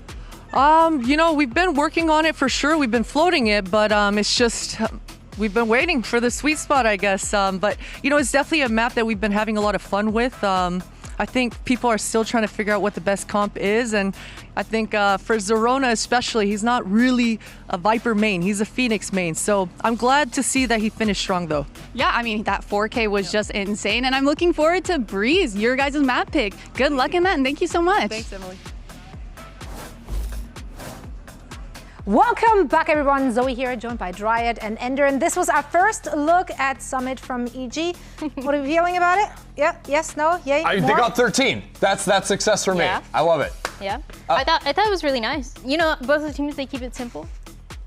Yeah, playing. I like EG's setup, right? I can't take this seriously. I was about to say, how weird is it for you to even look at someone's eyesight, like eye height? That doesn't happen too often. You can't say that. I'm like at least this much taller than you. At least. Let's talk about how EG got it done, Sure. though, okay? Because they were off to a good start, right? Winning the bonus, 4v5 there as well, Ender. Yeah, the thing is they lost their duelist early, but I think the way that EG plays this map, having the Viper alongside a second smoke and the Cypher, means their attack side, a lot of the time they want to play slower rounds, they want to play for the lurks, and it was in this bonus round 3 where they found a way back in. And I think they were able to find some gaps in Furia's game plan, right? Furia, even though they were playing the chamber early in the half, they were playing very passive lines. You see here from the beginning, EG, they are down in numbers, but Furia have no forward space on the map at all. And the key thing for me is how Zerona activates on lurks. So let's go ahead and play this clip out and watch how EG start to press Furia's buttons. On this B side, Zerona is playing so active on these lurks consistently. And as soon as Zerona shows himself over in B main, Calm will start shifting away from A. And this is a problem for Furia because even though they're ahead in numbers, they give over gaps on their map. So if we pause the map right now, look at this. 4 Evil Geniuses. They full contacted out of A main, and because Koala had to do double duty, floating back between guarding Bend as well as main, and because Artsin was half of the time in outer space trying to place utility, Evil Geniuses struck the perfect timing. Had Calm stuck over on this A side of the map and tried to support over in Bend, it would have allowed Koala to play more actively to guard this walkout. But as it stands, let's play the clip because Evil Geniuses just walk in, Art is using utility, and all of a sudden it's even numbers. Koala tries to catch a timing, but Supa was playing lights out on this map, and Evil Geniuses kind of just ran the map over because Furia never had forward control. And it wasn't until a few rounds later that Furia started playing much more actively, Shy started holding forward angles on the chamber, and they started running a lot of early aggro plays that Furia started coming back in this first half. And you see it right there, look at the bottom, that timeline. It was 6 rounds in a row that it was such a strong start for AG, then things get a little bit messy when Furia starts to play a little bit, more forward, having a few of the set plays that we talked about. But then towards the end is, one round, and then it's an EG that, like you were saying, they were finally able to close out. Yeah, you guys called it though heading into the series, right? You did expect a close one. You thought like people maybe underestimate these teams, and they're currently giving us a really tight, a very competitive series, Andrew. No, I mean, I think the grit we saw from Furia to start bouncing back in those rounds made me so nervous because Evil Geniuses, they're on 12 again, and all of a sudden Furia start winning them out, but luckily they stabilized. Zerona, the GOAT. 4 kills at the end, make sure that the round is over, that they're going to close it out. I think it was really good, honestly. Like I said before, this matchup should be really good. If you are watching a team like, let's say, MIBR against NRG and how close it is, that's kind of the vibe that this series is giving. Both of the teams, they keep things simple, and the way that they're going for these post plans on the side of EG into that first half is playing one by one, making sure that they're holding those angles, making sure that they're playing forward. They're punishing a lot of Furia, going one by one, and that is all that they have to do. It seems like they had a really good understanding on how they wanted to play slow early into those rounds, getting that information around those initiators, and then you go into that late round where it just looks so much better for them. Yes, it was, that comeback that started happening for Furia, but I think this is just good indications of the way that the team is working together. Yeah, and I think also because we saw Evil Geniuses playing for so much of the map and the space through lurks and whatnot, they had very good positions when it came to post plants as well. Late backstabs or just general awareness of which sort of corridors that Fury were going to be coming in on the retakes, and they could focus their resources on them. And Superman was massive when it came to this, playing that Omen. He was really good at setting up his teammates for success, but also having a good understanding of where that operator was going to be on that other side on the defense. He was making sure that the line was a little bit harder to reach and just creating a bit more space for the rest of the team. So he had a massive impact, and I think it's just because we had the little thing that Vance had. The little thing that Vance had? The sign. I was like, the mask, the sign? I don't know what that is. I just Superman as Superman. That's what we're talking about. It was him. That's right. Now let's hear what Coach Sean has to say ahead of Map 2. Standing by with Coach Shaw. I'm a little curious. What was the idea behind the map veto this time around against EG, specifically the Summit pick? I think this week we scream good scrims on Summit. Generally, I think we start very slow. We die alone in these early rounds, but we scream a lot of Sunset, but we find better results on Summit. Yeah, I mean, even though you guys didn't take the map home, you guys still did some changes and some massive improvements. And I'm just wondering, looking ahead towards Breeze, that's also a map you've had some very close games on. Are there any changes or improvements we should be looking forward to? Yeah. In the last games, we commit a lot of mistakes in these final executions on B and on A. And we discuss a lot about all these situations, and I think we fix this problem. Okay, well, I look forward to seeing it, and best of luck, of course. That's right. We're heading to Breeze next. This was EG's map pick. They're currently 1-0 on it, and Furia 0-2. But as we just heard there from Coach Shaw, they did make a lot of mistakes, and losing is learning, right? Especially when you're able to start and know that this game can still be winnable with how close it has been on this side of Furia. But I also like something that Potter was saying in that early coach's interview, where he was saying Zerona, he's not really a Viper player. He's usually a Phoenix player. This is exactly what he was playing on this map, where they're playing the double duelist that I think really sets him up for success, when DGC can play a little bit more with the operator, but then that part of the map that's going to be more active can be just behind Zerona. So this is a map that I'm excited to see for Evil Geniuses and for Furia as well, if we get the chance to see that head-to-head. That's right. Now, Riff and Supervans will be back with Breeze after a short break.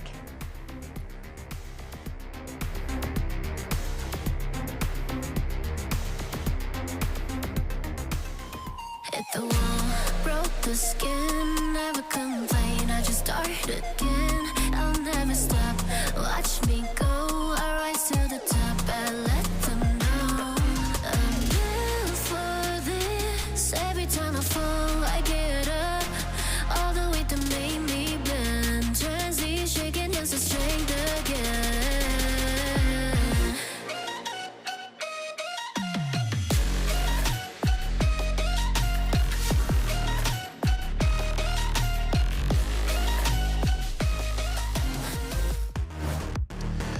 Oh, break out the suntan lotion and the beach balls. It's time to head to Breeze for our second map of this series. Evil Geniuses versus Furia, with EG taking map 1. Shaw was saying they were feeling pretty good. Let's see if they can still feel pretty good here and start a little bit quicker, as Evil Geniuses have all the momentum. Yeah, for both of these teams, they still want to keep their game faces in, and no beach balls for them because they don't want to go on vacation. They want to make sure that they at least finish off the stage strong and have confidence going into the play-ins. Now, as we head on over to Breeze, the question was, will there be any type of agent changes or whatnot? Remember when we talked about Basic having basically the KO Merchant back in the VCL, but going into this stage, he's been having the responsibility of playing this harbor on Breeze, and they keep it the same way. So game plan will probably stay the same for the side of Furia, and for EG, we're just waiting here for the final agent pick, but you're going to maximize that time right now so that Potter could speak to the rest of her team. Yeah. And this has also been a great look for EG in the past by playing this double duelist.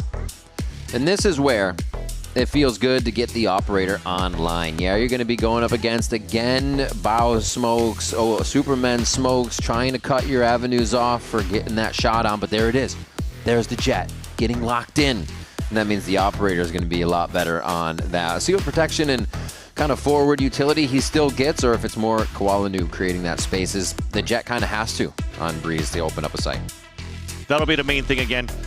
For 2 chances now, and yes, Basic being one of those players super locked in, and also being one of the best players that we currently have for Furia on this stage. Yeah, despite Furia going into multiple roster changes from kickoff to stage 1 and over to stage 2, I still think here that the pickup from Shy, from Basic and Calm has been working out for this team. They just need a couple of reps to make sure that it stays as clean as possible and having a strong run going into the play-ins.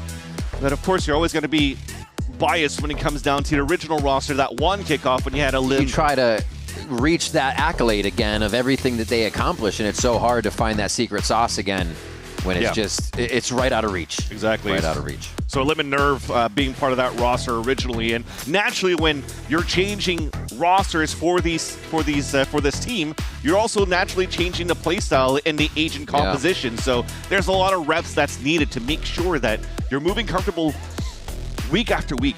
And at least what I'm liking is that we're seeing progress for Furia for the first map. It's, despite losses, still always very close games. This time EG starting off on the attack side, though. It's a very slow start. Look at Zerona staying all the way back towards that spawn. They're waiting for this push over on the A line too, and watching the B line at the same time while taking mid control. EG just likes to have the spike down in the beginning. No chance for it to get dropped or allow the opponents to know they have an upper hand on a location of that priority objective. Oh, and they're just going to try to reset back. Digizine playing some music to himself with his Sheriff. And they're going to choose the soft site here. So initially, this is obviously to just search and find, do a little bit of discovery. But this late in a round, you've gotten the opponents to most likely move a little bit off those nice, safe early lines. And that's exactly what EG is going to get here, just walking into B. Yeah, Recon hit into the site, read it perfectly at the end of the day for EG to cut noise and re-hit, because there is only Shy inside this B site, and he's so far away to throw util. So it allows 4 players for EG to set up in a post plan and have some very aggressive positions too. How weird does it become when everything is quiet? Have we pushed up enough? Is our lurk in the right spot? Is EG wondering? They have to be comfortable though. Now knowing 2 are behind, that's great sourced information from Pancakes. Rejoins the team to bolster the ranks inside sight. A big first kill coming in from Superman, possibly just denies one. Oh my god, it's like Pistol of last map on Summit. You can't stop this guy. Okay, somebody did. They threw the gun, blocking all the bullets. Finally goes down. Zerona's there. And my god, EG's pistol rounds are very, very dominant right now as a few final touches of damage from Qualanoob go through, but Bao locks that one down. And yeah, fist bumps all around. EG have to be happy about that. What you really do for Furia there? Despite them spawning Pancakes on the double flank, what was most important was a knife that was thrown into Elbow. They knew here that Superman was hiding in the corner of Elbow. So the first layer of the retake was to have 4 players to take him over. And as they do so, he just swings out and pops 2 in the front line. Maybe it had to be for Furia to hold that distraction in the front side so the backside could get a pick. But at the end of the day, there's no way Superman should have walked away with that.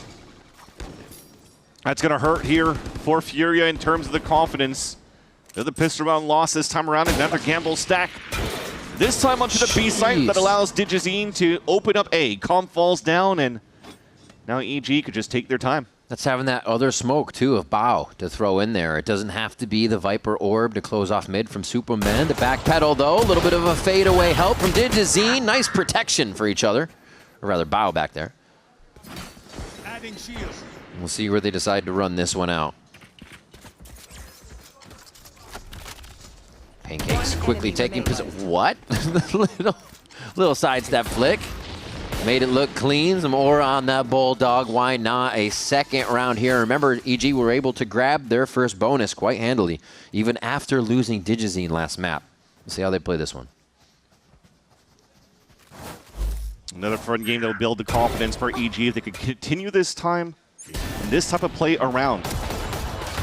Remember here, Bao had a little bit of smack talk against Kama on the other side, but also Pancakes was mentioning in an interview has an opportunity to play against an old teammate like Kama, but it wasn't on EG back in the day. No. We're rolling back the years to the late tail end of 2021, 2022, early 2022 when they were playing together on a crew, getting 34 rounds, maps, series in a row for them to be one of the top teams in the VCL. Digizine on a quick one. They're pressuring a gun round like this. Their bonus, I should say. They know where Shy is now. They can clean out ladder. Pancakes on that. This is why this guy was picked up right here as Calm answers back. How about those two? Zerona drops him through the wall. You are never safe in this site, it seems. Spike plant goes down. 2 members here from Furia to try and take this back. And these, as they save, I would say are the exact rounds EG were saying we need to win the rounds we are for sure going to win. Doesn't look like they'll have any trouble here. It won't plague them this time. Trouble that Furia is having now is finding ways to stall on these B-side hits. Despite them having so many players this time around for Furia, they were just still, if you're looking at the still in spots where they're not really there to trade off with each other. One hiding behind the ladder. You can't get traded off from the front of that site. Second one falls down, the other one gets wall banged, so you can't really do anything for Furia. They're not as coordinated to stall EG. Oh, one more for basic. And I love that point about Calm and Pancakes, because it was funny back then on a crew, that was Calm basically playing like Sentinel controller. He was Brim, Viper, KJ, and Pancakes was still the Sova, and now Calm, when he switches over to EG, the championship roster, Starts Sovang his face off, and now they get to compete against each other as Sovas. Exactly. Stepping away from a crew in like, what, February of 2022, and then winning champs in 2023 with Evil Geniuses. Good step up. That's a good step up. Unfortunately, a fall down these times around, and he's hoping to turn it around with the Fury roster this time around. Fortunately, trailing by 3 rounds and only saving 2 weapons from the previous round, Basic and Koala Noob are trying to work together to take the mid control. EG, their starts, man. They're always at the beginning of staying all the way back towards spawn. And then quick rush. It's just once that gate breaks, they are all flooding into the site. Run it back is kind of freaking everybody out towards mid. Nice job by Zerona to create problems with that ultimate. Digizine, ground covered, but also flashed to high heaven and couldn't follow up with the kill there. But they're still trying to push.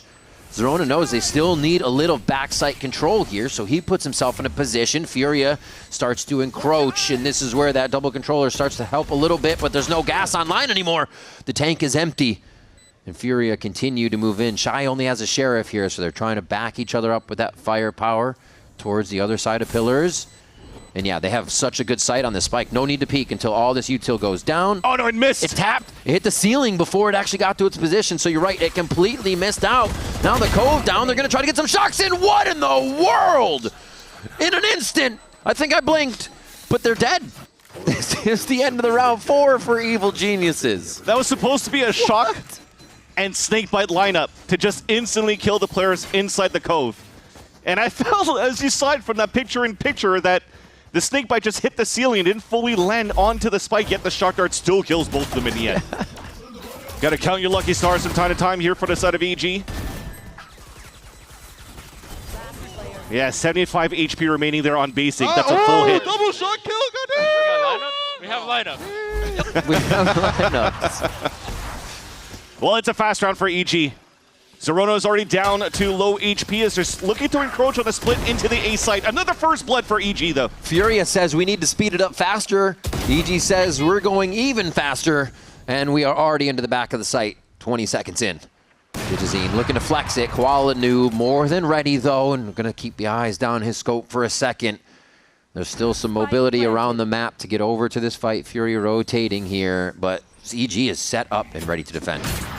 See how annoying it is for Koala to try to retake the site when this Viper wall is so slicing that site, kind of like a harbor, pretty much, right? They're playing a double controller in that sense so that you still have the recycled smokes from Bao to really gain so much value and block the vision from Koala Noob getting any value with the operator. They read correctly, too, to avoid Koala Noob at the beginning of the round, but you're seeing instantly that Furia has no choice but to save these 3 weapons into the next round. And you would expect it to come from somebody like Evil Geniuses, right? Whether or not they're always counter-stratting, it's something that has been a Potter playbook. So if you're going up against a team that just wants to feed their operator, cut those angles off. 2 maps, a double controller here for EG. And they've had this start, but that's the asterisk. They've had this start. This is exactly where they were first map, and we had a very close game. So we'll have to see as the ultimates start to come online. Koala Noob is going to have that op still. Last bit of time I call as well for Shaw. Again, I feel like usually when it comes down to these moments, I would expect timeouts more on the attack side because Furia usually looks quite good on their defensive sides. Again, with Koala Noob at the tip of the spear, at the point, getting these lines, locking it down. But I think for the last few rounds, just because the bonus round was also converted by EG, you're always set in the back foot. 1 step behind, trying to play catch-up against EG. And EG could do whatever they want in terms of conditioning. We talked about how many times they're so good on encroaching, swarming towards that B side, not giving a chance here for Shy, as we see on the screen, to set up a defense on that line. So as soon as you have enough money for Koala Noob, maybe you want to try to help out on that line, play on the top of ladder, trying to look down towards the B line, but EG's been hitting A side for the last couple of rounds too. It's mid splits too. There's no control from Furia at the beginning of these rounds. And I think it comes down to a very similar opening as it did on Summit. Very, very slow, passive. After a timeout, it became 5-5. All right. Let's see. I'd like to know, Shaw basically had verbatim the same talk they had on a Summit. Because he said, yeah, we started slow. That's what he said to Emily. Between maps, it was slow. That's not us. Let's see what we got. So towards that right, the operator, not so much protected, but does have backup in the site if necessary. And A main control, which means they are more correct to choose any mid play or B control from Furia here. So nicely started to be a little different. True flexing. Yeah, doing a little bit of the Ziggs tech as well, using the flex to show less of your body. And even going for the 1 minute drone. So this might allow for Koala to be a little bit more comfortable to opt towards this B line because the drone's going to see nothing here. No A-side pressure from EG. Spike drop.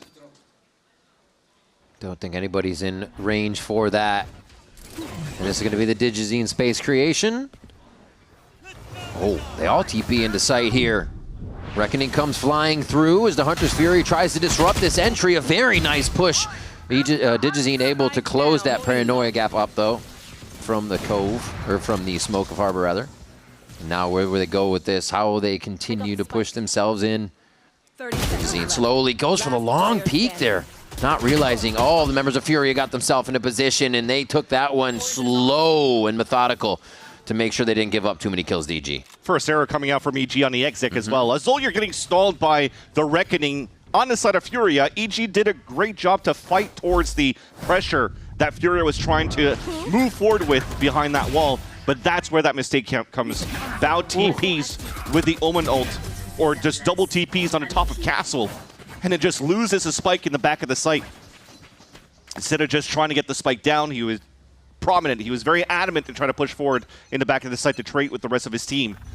It allows here for the rest of Furia to rotate across and watch each other's backs and score their first round of their defensive half.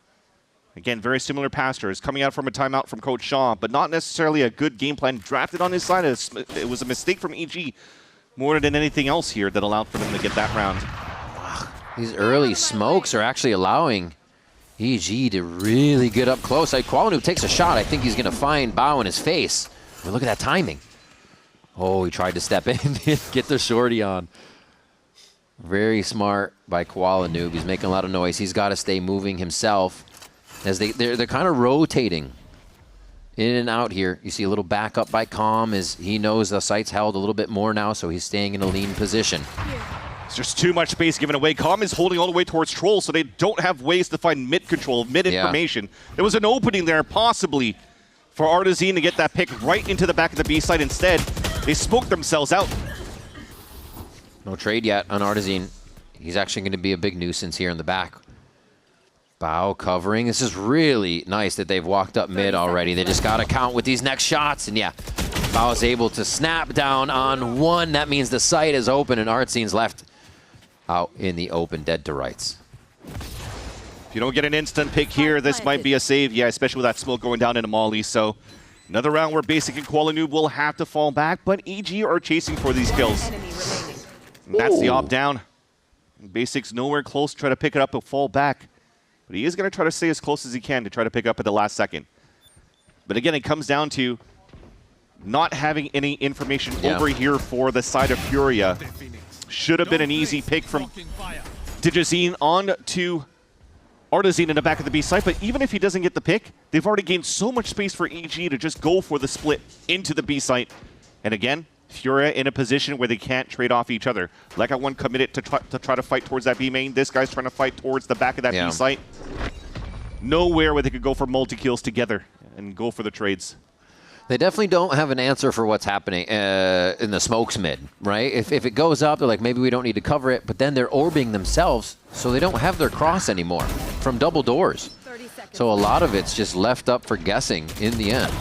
It becomes tough. Shot and another one. Nicely done. What's the answer? Do they fully push down mid now? Do they have to aggress the smokes? Trying to pit Qualinoob down towards middle. Here. Right, something, yeah. Maybe that or into the elbow line. He could find that timing to try to take down an early lurk. This is why potentially Calm is playing towards that B line. Yeah, he's droning towards that spot so that Qualinoob could take that line. That at least would be a nice start.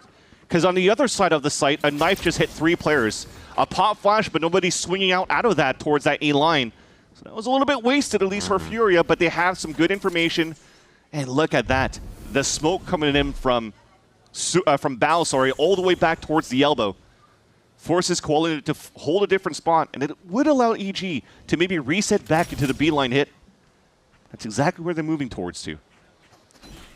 This works so well for them. They did so much conditioning this middle to now get the op line off of the site take where they should just be able to squeak by. Oh my gosh. If that was Omen, they might have seen the cape or Sova. And yeah, have completely circumvented having to face the operator at site now from all that pressure that they said you need to think about us mid. So Furia guessing wrong, and EG should have the entry, but they have to be protecting of their tunnel. That's where the op is. Zerona's going fast into the site on the ultimate to create more space. They don't have any smoke coverage for that side just yet. The wall's over at A. Still scratching my head onto why is Bao always TPing on the top there. Free kill for Furia to take, and they somehow take the advantage by 2 for the retake opportunity. Flash over the top.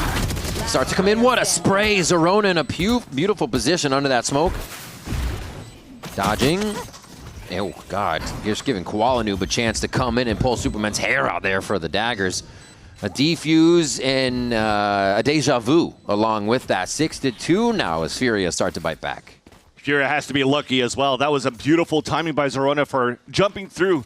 And I think as he drops down the KO, because you're dropped down on your knees through your ult, he's still spraying to try to get the third guy, but it's just Arazine absorbing all of the shots. Yeah. Which then allows the third player for Furia to trade it out. That is why it becomes 2 free kills so far on each side execs from Bao's TP. I feel like he's almost missing his smoke before that. You need to have maybe something up there. Digizine Cloudburst or his own smoke to get in that spot, but those 2 rounds that Fury got right there was thanks to an easy player advantage from that position because of Bao.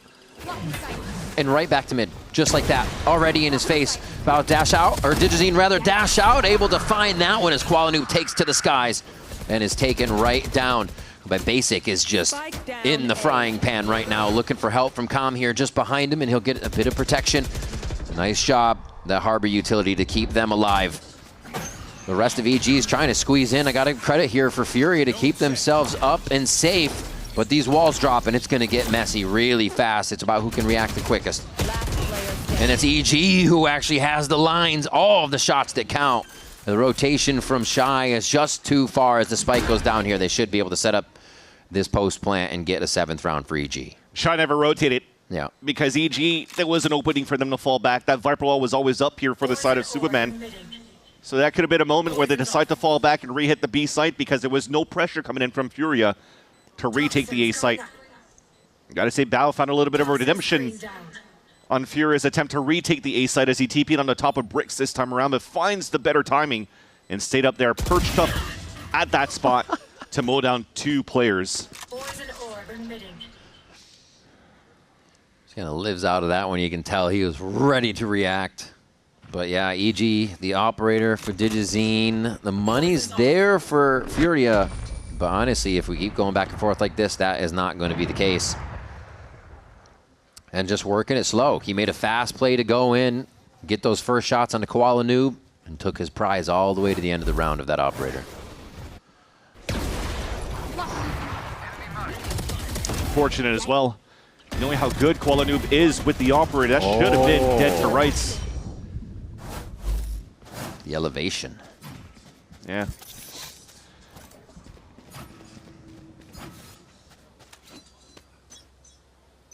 Mid-control attempted by EG because of Digizine's op that he picked up from the hands of Qualanoob on the previous round. This is just a simple pop flash to make EG think that there's some sort of heavy pressure in the crossfire set up for Furia. So EG, let's continue to hold this slow, wait for the Cove to dissipate, and then still leverage Digizine to try to walk around to get a first blood pick. The end of the day, the last resort for EG would be to group up and potentially use Superman's pit. That's it's so big. I mean, they've bought 40 seconds basically off that flash. The last few rounds, EG was already trying to fight in this position. So yeah, A little bit later of a round. Hasn't seemed to bother EG too much when they wanted to play like this, so they might have an answer. But I do like the movement from Furia. Get back towards A and start to set up these anchor positions. It's just that mid again. Is it going to plague them? It's open with a bit of sight line from either side. This is twice now that EG avoids the drone and then starts taking mid control because they kind of know the rotate from Calm after droning. Look at the forward spacing that we currently have now of Bao on the top of middle. He could continue to cut rotates as they split into B. Fortunately, though, he just got spotted, so that's going to force EG to just go pedal to the middle into a B-side exit. There's only 2 players of Furia here, though. Oh, Shy was looking around for utility to actually take out of the air as he gets taken down. What timing. It doesn't matter if EG's put down on the pressure cooker. They thrive and get that spike down with a timer in the red zone. Oh, he's still pushing. Still pushing. Oh, what is this? Oh, he just did the same thing to end the last round on top of Bricks over at A. It doesn't matter where he is or when it is. That is a clean 2K.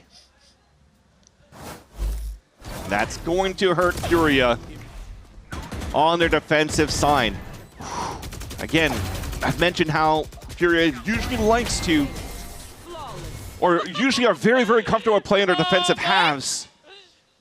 Yet, unfortunately, you're seeing now the second timeout forced out by Coach Shaw just to try to salvage anything out of this half. They know their attack side's going to be difficult no matter what, but try to continue to build that confidence, pick up these last 2 rounds, and hopefully have the best of speech and game plan in the halftime to talk to your team and bring the attack side back into your favor. I think there is a lack of refreshing where the state of the game is for Furia in these rounds, right? They had that flash towards mid, and it actually prevented 40 seconds of, where we said, that damage, that aggression for EG, and then it was kind of pushed out of their mind, out of sight, out of mind. Okay, nothing mid, then they won't go there. But EG is taking enough time to source out any of the information, any of the fakes, so it's got to be more than just kind of one level of protocol.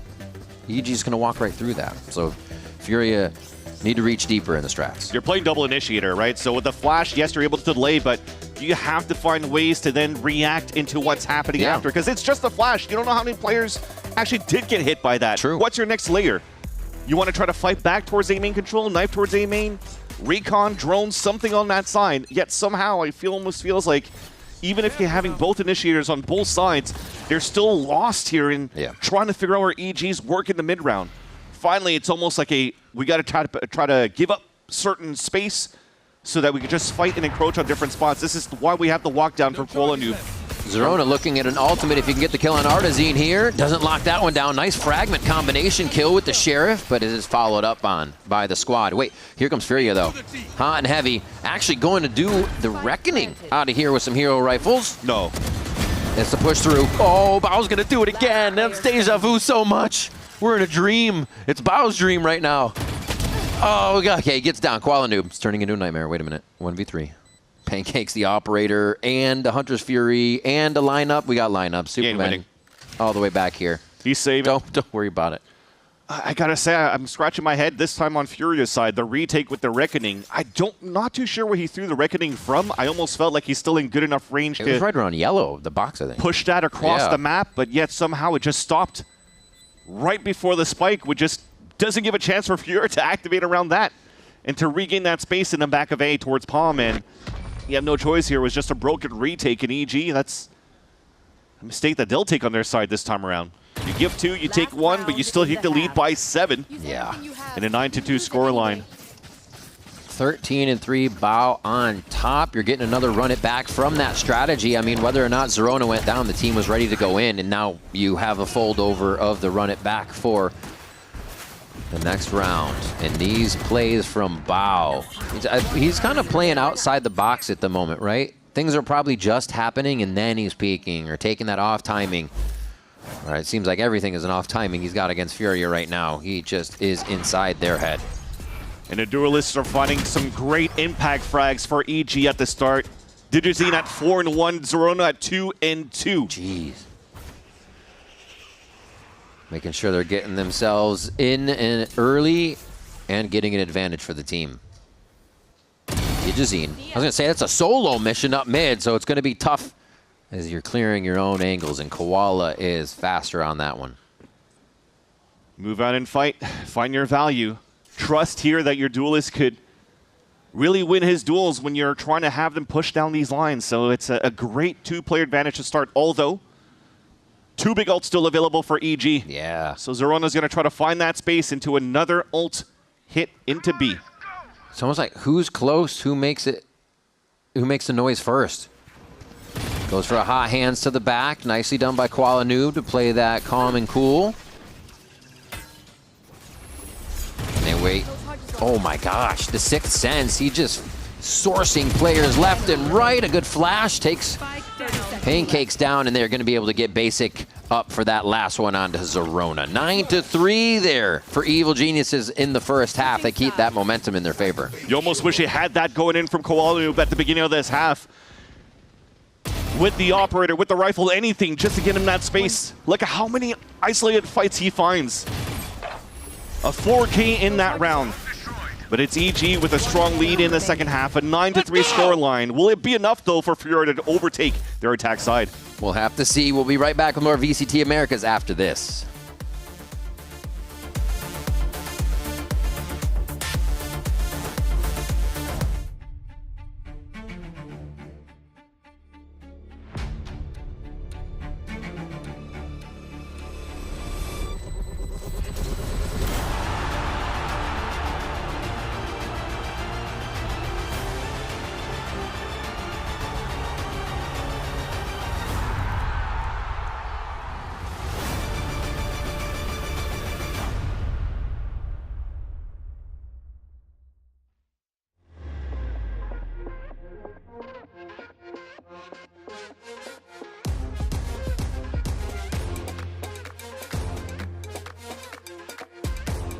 Okay, who do you think is going to win today, EG or Furia? I believe EG. I think Furia. EG, Evil Geniuses all the way. Yeah. I would like to say EG. EG for sure. Superman's the GOAT and he's dropping 100 kills today, so they're going to win. Out of this...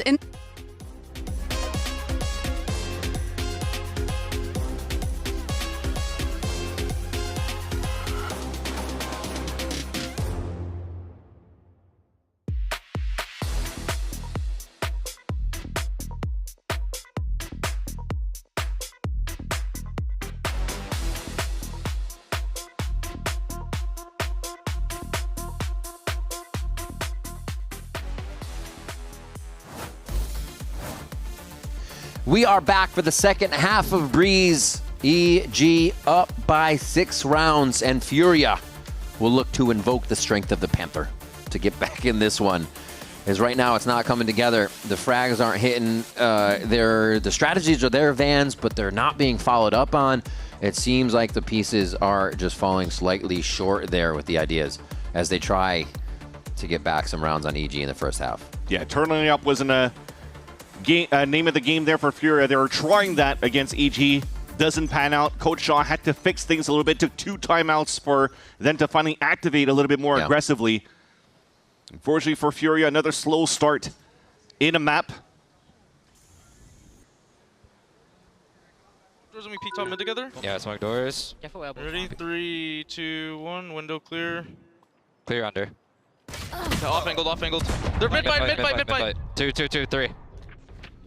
3 mid fight. Omen, Phoenix, Jet, Sova. 4. Okay.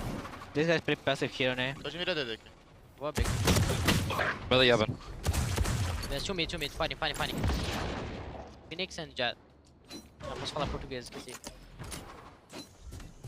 Chaz out there. Jet tiro no peito. Eu vou fazer a parede. Que é o bomb só? O cara vai furar, tá? Acho que não, mano. Vai ter ninguém, pô. Não, mano. Tenta plantar só, mano. Não tá. Watch off flank after. Yeah. Spike planted. Vou olhar atrás do bomb aqui. Olhando costa agora. Ah, só olha a costa, B. Mano, só costa, acho, mano.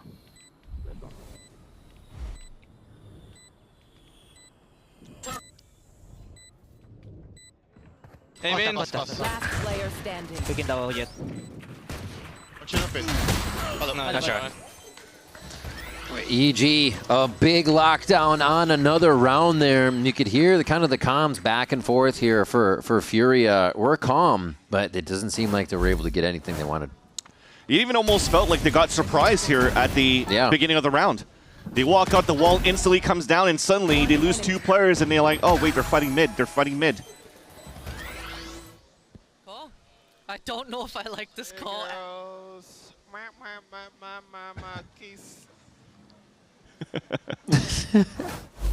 I don't know if it's on the call here on Furia's side or not, because like I said, it almost felt like Furia was surprised. They found no way here to find early information of where EG could be setting up. Unfortunately, it is only 1 pistol in this series that Furia has won so far, losing both of them on this half. Yeah. And putting EG in a strong start, forcing Furia to go in a mixed buy. Stingers try to rush into the site here. Superman might deliver a kill, another gun, I should say, to Furia. Digizine answers, though. There's going to be Phantom right on the other side, backpedals, and he actually fadeaways right in the eyes of his opponent. So that's going to be another kill. 3v3 as they move in. This could easily be a round where Furia run over EG with the Stingers, because EG's got to come within that medium to close range now. Good thing is the drone's going to see that the Phantom hasn't been picked up yet. Finally, they hear the noise of the jump back in the back of Castle. What do they have? Smokes, Paranoia, Flash. They could easily get up there and take them by surprise, but it's going to be these straight out shots. They have to make sure they do this as a team. Oh my God, they just the kitchen sink it, Basic. And Zerona's able to get that one. It got sketchy. Furia made a good case for it, but EG still grabbed the second round. The comms here for the double flash on both Zerona and Bao. No way there that Furia could play the game this time around in the post plant. And good on Digizine to get these picks, because Superman not too sure why he's walking forward to get info in the first place. He got caught. But thankfully the rifle was good enough. You allow here Superman to do a small mistake here and there because he's been so dominant in this series. Now you are able to get at least a plant for the side of Furia, so that allows for you to have some sort of a buy. Shy with a rifle with no armor.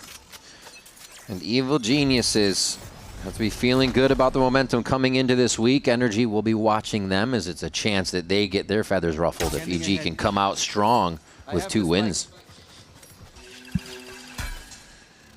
They have to get through Furia first. No way. And setting things up like that are one way to get through your opponent. I mean, that's a recon going out. You have a choice or to break it. You don't have that time to fall back, and he gets caught. Just when we talked that rifle that was purchased there by Shy with no armor, that's the best rifle out of the hands of Furia for this round. And you see how different it is. Look at where Digizine's at. He's pushing down and picking everybody. Oh my God, this guy is on fire. The confidence you're seeing right now is absolutely absurd. Just solo swinging left and right, 10 bullets, doesn't even need to reload, knows that's enough to take out another team if he needs. And EG, actually, they slow it down. Respect for not going a little too crazy and letting a round go to waste like this. And I'm also down for it, because if he's going to try to hold things out and get information on the last 2 players, man, bring in somebody else to start chasing these guys down. He's already got his ult ready going into the next round. Get Zerona another one. He's probably got like 5 already on Breeze. He had so many last half. Ooh, nice jump. Koala Noob with some dance moves, but does take a good bit of damage for it.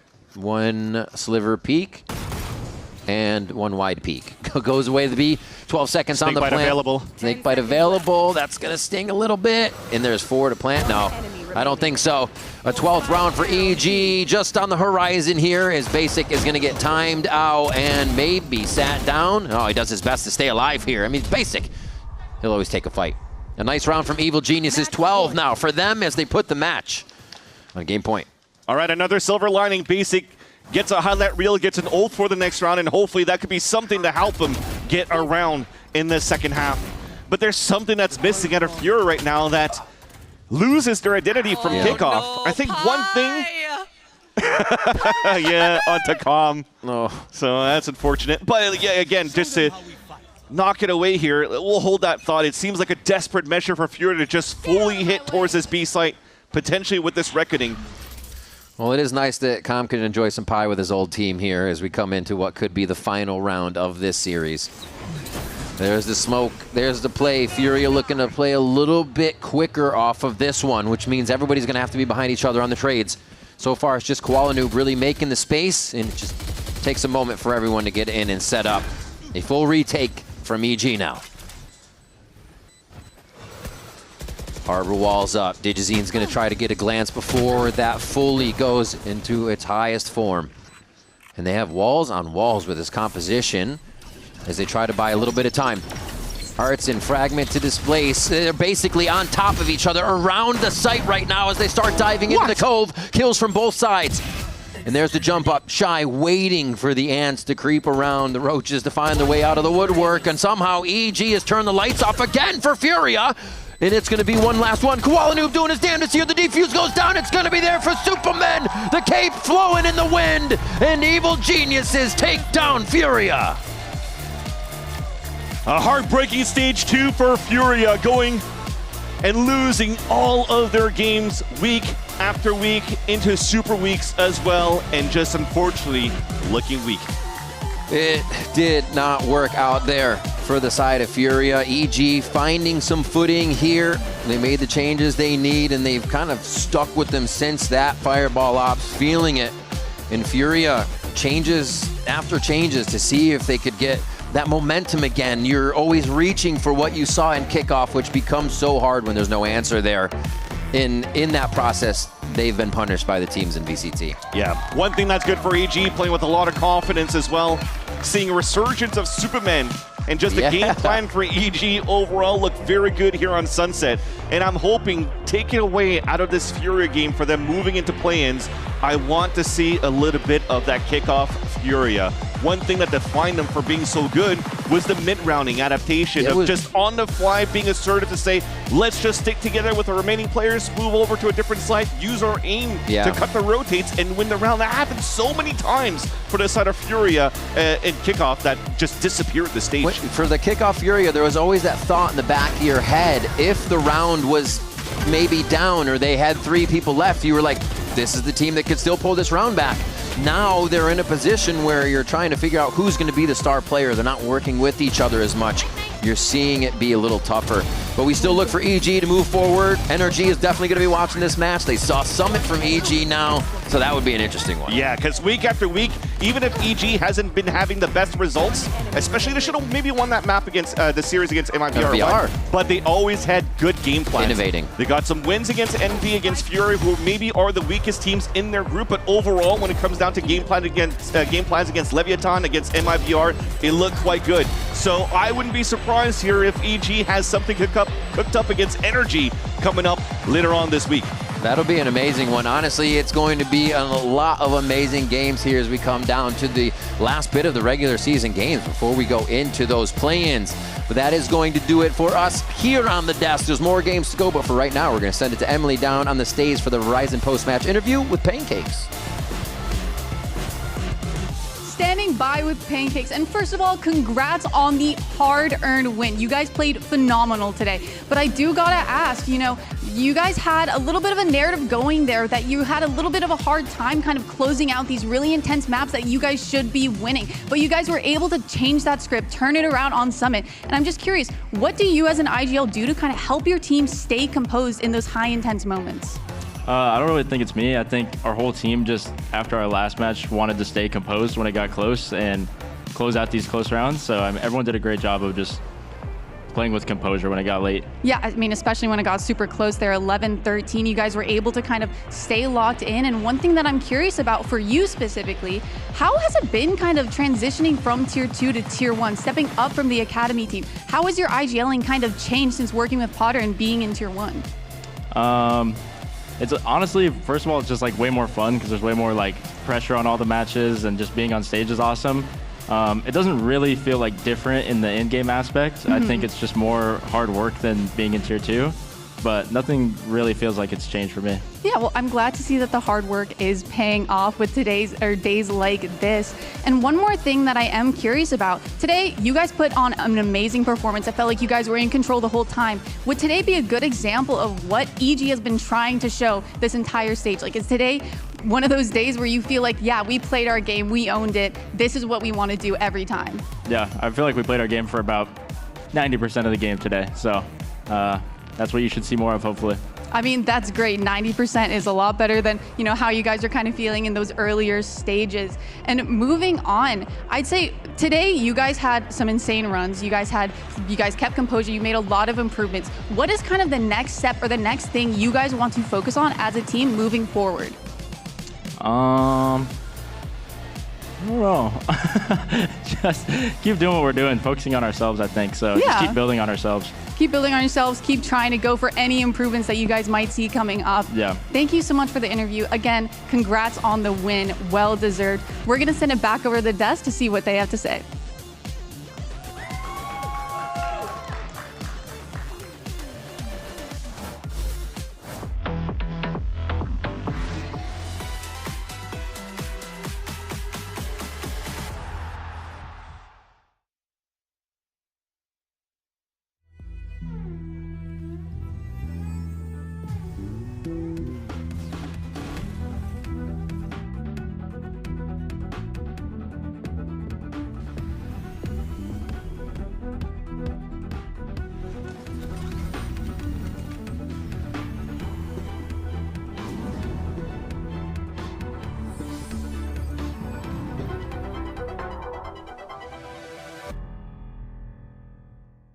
The human body was built to move, not trapped at a desk in one singular posture for 12 hours a day. It's time your chair evolved. This is Secretlab Titan Evo. Ergonomically engineered for you, gamers, hybrid workers, artists, backing your every move.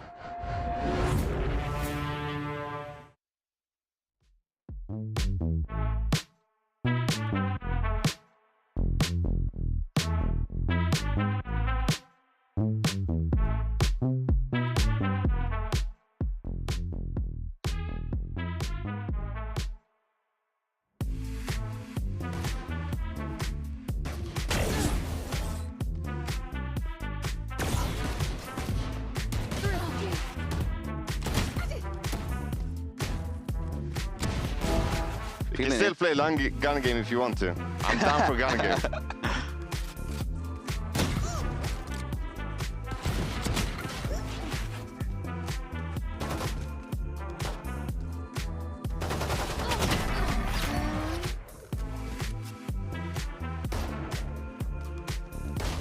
Ooh, nice shot. Okay, what do you want to do here? Let's do outlaw no scope.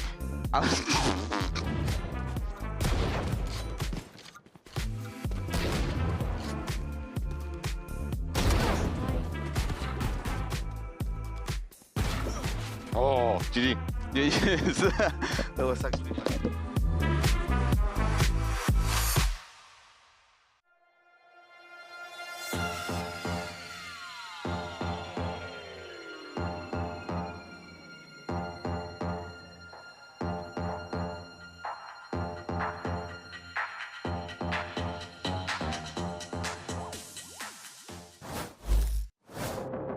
Some great guys over there in NRG. They're champions. Scuba played with him on Qbert, and a good friend of mine. So it's gonna be amazing playing against like somebody you know across the stage.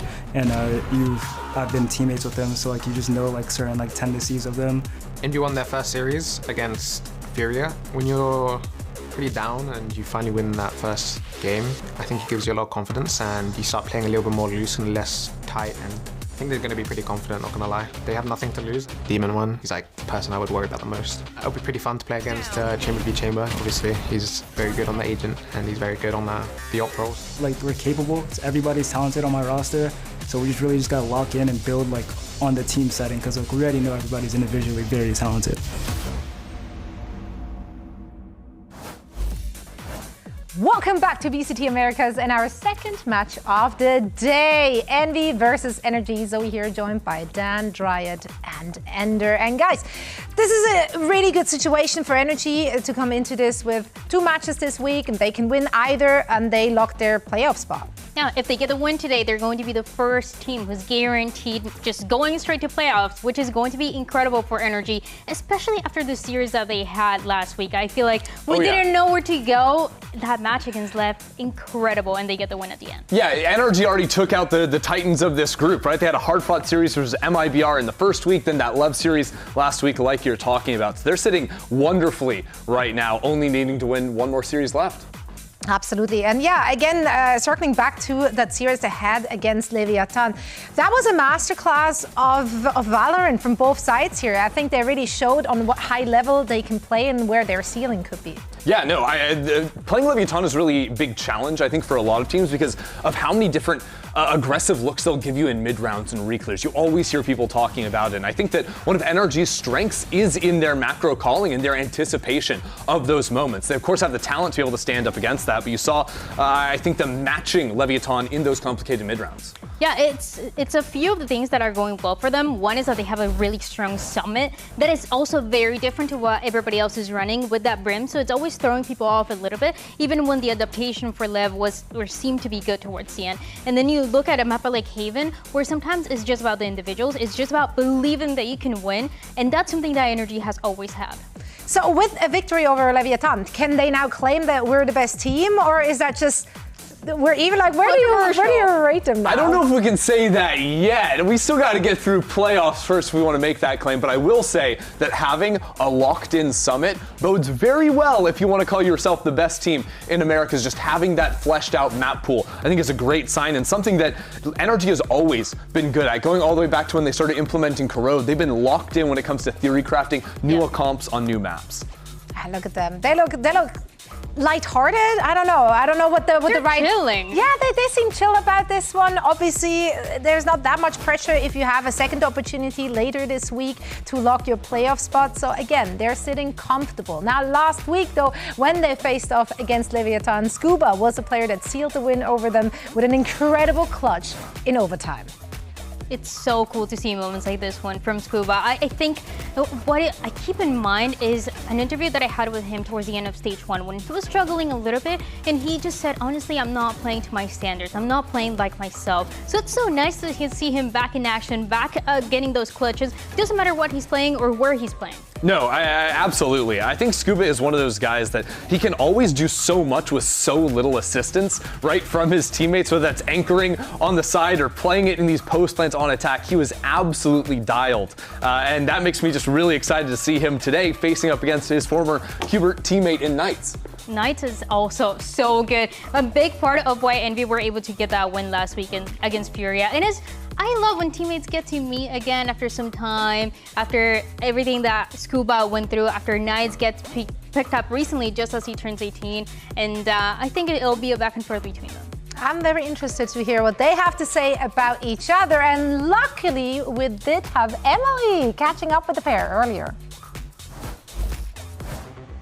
You guys both have a bit of history together, having came from Keyword Academy, now here on the Tier 1 stage. What is one thing that you guys admire each other about as players? Yeah, it's been a while since we played on Qbert, but I would say for me, just nice. He can take over the game whenever he wants. He just has rounds where he just solo wins you the round, so that's what I admire most. Like for Scuba, very like a passive player, you could say. That's what's it called. Like when he's in the clutch scenarios, he always takes them. When I used to play with him, like every time he's in a clutch, would take it. So. Yeah. So are you guys excited to play against each other today then? 100%. Yeah, it should be a fun one. Can't wait to see it. Thank you so much. See, only good things they have to say about each other and both being excited to play one another. And I mean, honestly, Knights had quite a breakout performance against Furia last week. Let's talk a little bit about what he brought to the team and onto the table. That's not a real sentence, but let's keep on going. Yeah, it is. I mean, look at him. You're going to see it in these highlights from Knights. I think when he was on this Phoenix, he just looked so comfortable, setting himself up to take very strong fights consistently. And I think throughout it, I think Knights' individual individual mechs, very strong, but I also think his utility was absolutely lights out. He got multiple different spike planter kills on Haven with his Phoenix utility, and I think his flashes were almost always hitting too. It's so good because he knows exactly how those roles have to play out to set up his teammates for success, especially when he's on the Phoenix. And it's fun to think about too, because back then when he was playing with rankers, he was pretty much playing Clove only, nothing else. Then he goes into a little bit of only playing controller, then he starts flexing a little bit more into the duelist, and finally after week 1 they decide to settle with him as the secondary duelist, which I think has been fantastic for them. Now, for the people who haven't been watching the first 2 weeks of Envy's play, were they playing it close there as well? Like, how much can we read into a victory over a team that is struggling a lot? Yeah, it's hard to read too much into that, especially when they're going up against NRG that look just unstoppable in the group stage right now. What I will say for Envy is the fact that they came back, or actually the fact that they turned it around after getting come back on that first map of Haven. That is what was the most exciting to me. I think it would have been really easy just to fall over after losing that when Knights was so clutch consistently on this map and it got stolen away from them at the end. But realistically, Envy could have won all 3 maps here and just looked like they completely fried Furia. That's the thing about Envy, you never know what to expect from them. You cannot plan ahead on what's going to happen with Kesnet, with Demon 1, with all the superstars as well, especially with Knights that we just talked about. But where I felt like they looked best was Sunset, because there we actually saw some of the set plays that they had planning going into that first half. I think that is something that we haven't really seen at all. It was a lot of individuals, it was a lot of moments where it seems like the communication wasn't working as well, but in that map it felt like they really put that time to improve. So it's a map that I would like to see today. Right on. We see the players are getting ready for their big match. If you give me a percentage, like how high are the percentage chances of them actually taking down NRG though? I mean, look, you can trust me because last week I was the only person that believed in Envy and I said, they're gonna win. And what did they do?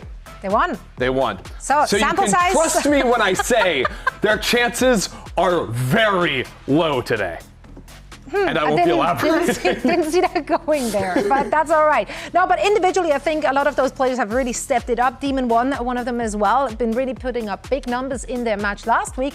And today, he gets to face against one of his former teammates in Ethan. And that always adds a little spice, a little something nice to a series. We're going all the way back to 2023 for this one. Don't drop it. Don't drop it. This was before Ethan became that IGL for NRG that we know. And then for Demon 1, he went in a very, very different path, playing for a lot of teams, subbing in. We didn't know he was going to continue playing for a little bit because we didn't hit for him. And now at the end, he decides to join Envy. He takes that offer and now is trying to, get those results, go back to that form, which we did see last week. Yeah, no, it's wild because Demon 1 has been bouncing around, like you're saying, just trying to find an opportunity to do it. It's up there, right? They were on NRG for a second. Do you remember that, people? But no, so much has changed. What's wild to me is that Demon 1 has been backseating Ethan's journey because even when Ethan went to go win champs, Demon 1 was there at champs playing for Dragon Ranger Gaming of all things as a last-second substitution to fill into the roster. That's the same time where the parallel is going and Ethan's stepping into the IGL role, dominating, winning IGL of the year. I think it's been 2 very starkly contrasted stories since their time when they lifted the trophy on the team together. I do love what you just mentioned though, that Demon 1 has always kind of been around. It's like the greatest love story if they meet again, right? Technically. But if we're looking at this side here for Demon 1, obviously playing for so many different teams also means that you're gaining a lot of experience in different scenarios, ups and downs. That makes you a better player though. Yeah, I mean, not only just in the experience that he has in all the different teams and different environments, but also the roles that he has been playing since then. We used to know him as that chamber, that duelist player, and recently we've seen him a little bit more on the controller role. He's willing to play that Killjoy that they were playing at the beginning of that week 1 in Haven. He's switching it up a little bit, so even though, yes, I always like him on the operator, he can switch it up if he wants to. He can switch it. I don't like to see him switch it up. Just look in the chamber, please. I think the teams that have found the most success are the ones that just let him play whatever he wants to. I mean, listen, we don't know what to expect from today, right? Anything is possible in the world of Valorant. Is an upset in the cards for this one? Unlikely, but maybe one of our... No, 0 of us. Okay, 0 of us will believe. Yeah, I mean, It's not theirs to win, but what a great story that would be. You know what? And it would mirror the insane matchup at the end of stage 1, where Envy take on an MIBR that look untouchable. They did that. And they smacked them down 13-1 with the Reyna. What they need is the Reyna. You know. You gotta jump on that. Like, he mentioned Reyna. Honestly, if somebody can make it happen, is Demon 1. He did it, like you're saying, in that last match against MIBR. I'm seeing your points, I'm seeing your vision, but I don't, even though I love Reyna, maybe sometime. Let's keep it simple for them. Yeah, so far, no Reynas on our screens. The players are getting settled and ready, and we'll be talking about the maps they're taking us to in just a little bit as well. Demon 1 Astra, it's cooked. It's What happened to my Reyna? The wrong purple agent. It's gonna be great, don't worry about it. All right, NRG taking us to Breeze, and then Envy picking Haven. Okay, and then we're gonna end things on Split if we shall go this way. Now, here's the thing, Envy got a negative record on all these 3 maps. Sell me on the dream. Sell me on the dream. Anyone? I mean, the dream is, I don't hate the Haven pick. I think they absolutely should have won on Haven. Like, how did they lose that game in 17-15 overtime, letting that slip away? They got crushed in the second half, but I think everything was working for them in terms of Knights playing super aggressively, finding a ton of success on the Phoenix. The utility was there. I don't know. This one for me isn't going to be made or broken by the maps. It's just going to be there from the individual. That win condition is going to be the changes that we just saw they made, because we haven't seen the comp, but we did see Demon 1 and Astra. This is not what he was playing before. He was playing the Phoenix. And so we just talk about Knights and how good he is in the Phoenix. If they're playing this double duelist, where you can have a Demon 1 playing a little bit more of that support and have Knights continue to do what he was doing before, then I think it's an Envy that can surprise everybody here. Right, and here is our agent select on the side of NRG. Yeah, no real surprises there. I am curious what the final picture is going to be from Envy on the other side of things, because the Astra as a smoke instead of Harbor really does change things up. Okay, Neon in the mix this time around. Yeah. Very different. Different duelists that they're playing here is not the Jet Phoenix that we've seen for a lot of the teams. Kesnet is going to be on the Neon, which we've seen a lot of in the past couple of weeks. And Knight on the Yoru as well. It should be, something that... Hey. That'll be fun. I mean, his Yoru looked really good back on Sunset, right? What I'm curious about is on their execs, if they're going to have any kind of like combo ideas between the Astra utility, creating pockets of space for Knights to teleport into an entry. I think there's a lot of clever stuff you can do there with the Sova darts outside of that as well. So let's see how much they've cooked up. Well, let's find out, because the players are ready and so are we. Can NRG lock the playoff spot today? And for that and so much more, we're going to send it over for Wyatt and Mitch on the mic. NRG come into this week chasing the perfect stage, the only remaining undefeated team here in Alpha. And Envy come into today chasing a bit of belief, and somehow, all of a sudden, both of those things feel equally valuable, equally important. This NRG team, they're coming off a win against Leviatán, who looked, dare I say, unbeatable after their win in London. Massive indicator that NRG are in that the engine is running. Form. Yeah, absolutely. Today is another step on what feels like a clear path for them to make it to Champions again this year. On the other hand, though, you've got Envy. It's been more than turbulent in this stage. But I look at someone like Kesnet. He's been in a situation like this before. You remember 2023-09 throughout the regular season with Crew. Still wins the LCQ to make champs. Listen, he knows how to do it, but he's going to have to get in that level of form. Straight away over towards this A side of the map, and NRG characteristically wide are offering a bit of space. But Kesnet is quite happy to make some use of it, and Bork is heavily disrupted. He's just fighting in front of the wall on his lonesome, picked off by Kiko. And now Envy on the retreat, just Knights in the site. They're going to have to work a different part of this map. Wow, they're playing for lineups even. Look at Rossi, he's all the way back in the spawn. Oh, a little combo with the shock dart. Cringe mode activated. Now, of course, the Marber is actually off the table right now, so no chance to mitigate this stall utility. Kiko going to have a peek. Been a pretty gainful pistol for him to start things off. Always looking dangerous when he gets a chance to play Duelist. And that's one thing you fear about going up against this team on Breeze. It's been a consistent map for them. Go back to the start of this stage. First game against MIBR here. Looks like the series is lost. It's map 2. They're down 2-10. And then they come back and win 13-11. They're just something about NRG and 2-10 comebacks, Wyatt. Yeah, there really is. Kiko here just floating around the site. One enemy remaining. Looking very comfortable. This, of course, Let's go, bro. is an NRG map pick. Hopefully he, did that after the camera got the fist bumping. Just imagine it worked out, man. Oh, okay, not ideal. Kiko able to get ahead of the game. Yeah, Molly's there to force him off the line, but just a little bit late. And it's Knights. Falling, who to me was the standout player on Envy last week. Showing us a bit of Yoru, which teams are tending to stray away from lately. Yeah, in that match win against Furia, he put himself on the map. That was a star-making performance in his debut stage. To me, he didn't look like he was barely hanging on. Like, he wasn't white-knuckled grip on the mouse. It looked like he's really starting to find some confidence, realizing that he does belong here. Yeah, any nerves that you might have seen in those first couple of weeks, not there at all. He was just playing with maxed-out confidence. This map, though, I'm just interested, to see what Envy kind of got cooked up with the comp switch, because you remember when they played this against EG, it was their first match this stage.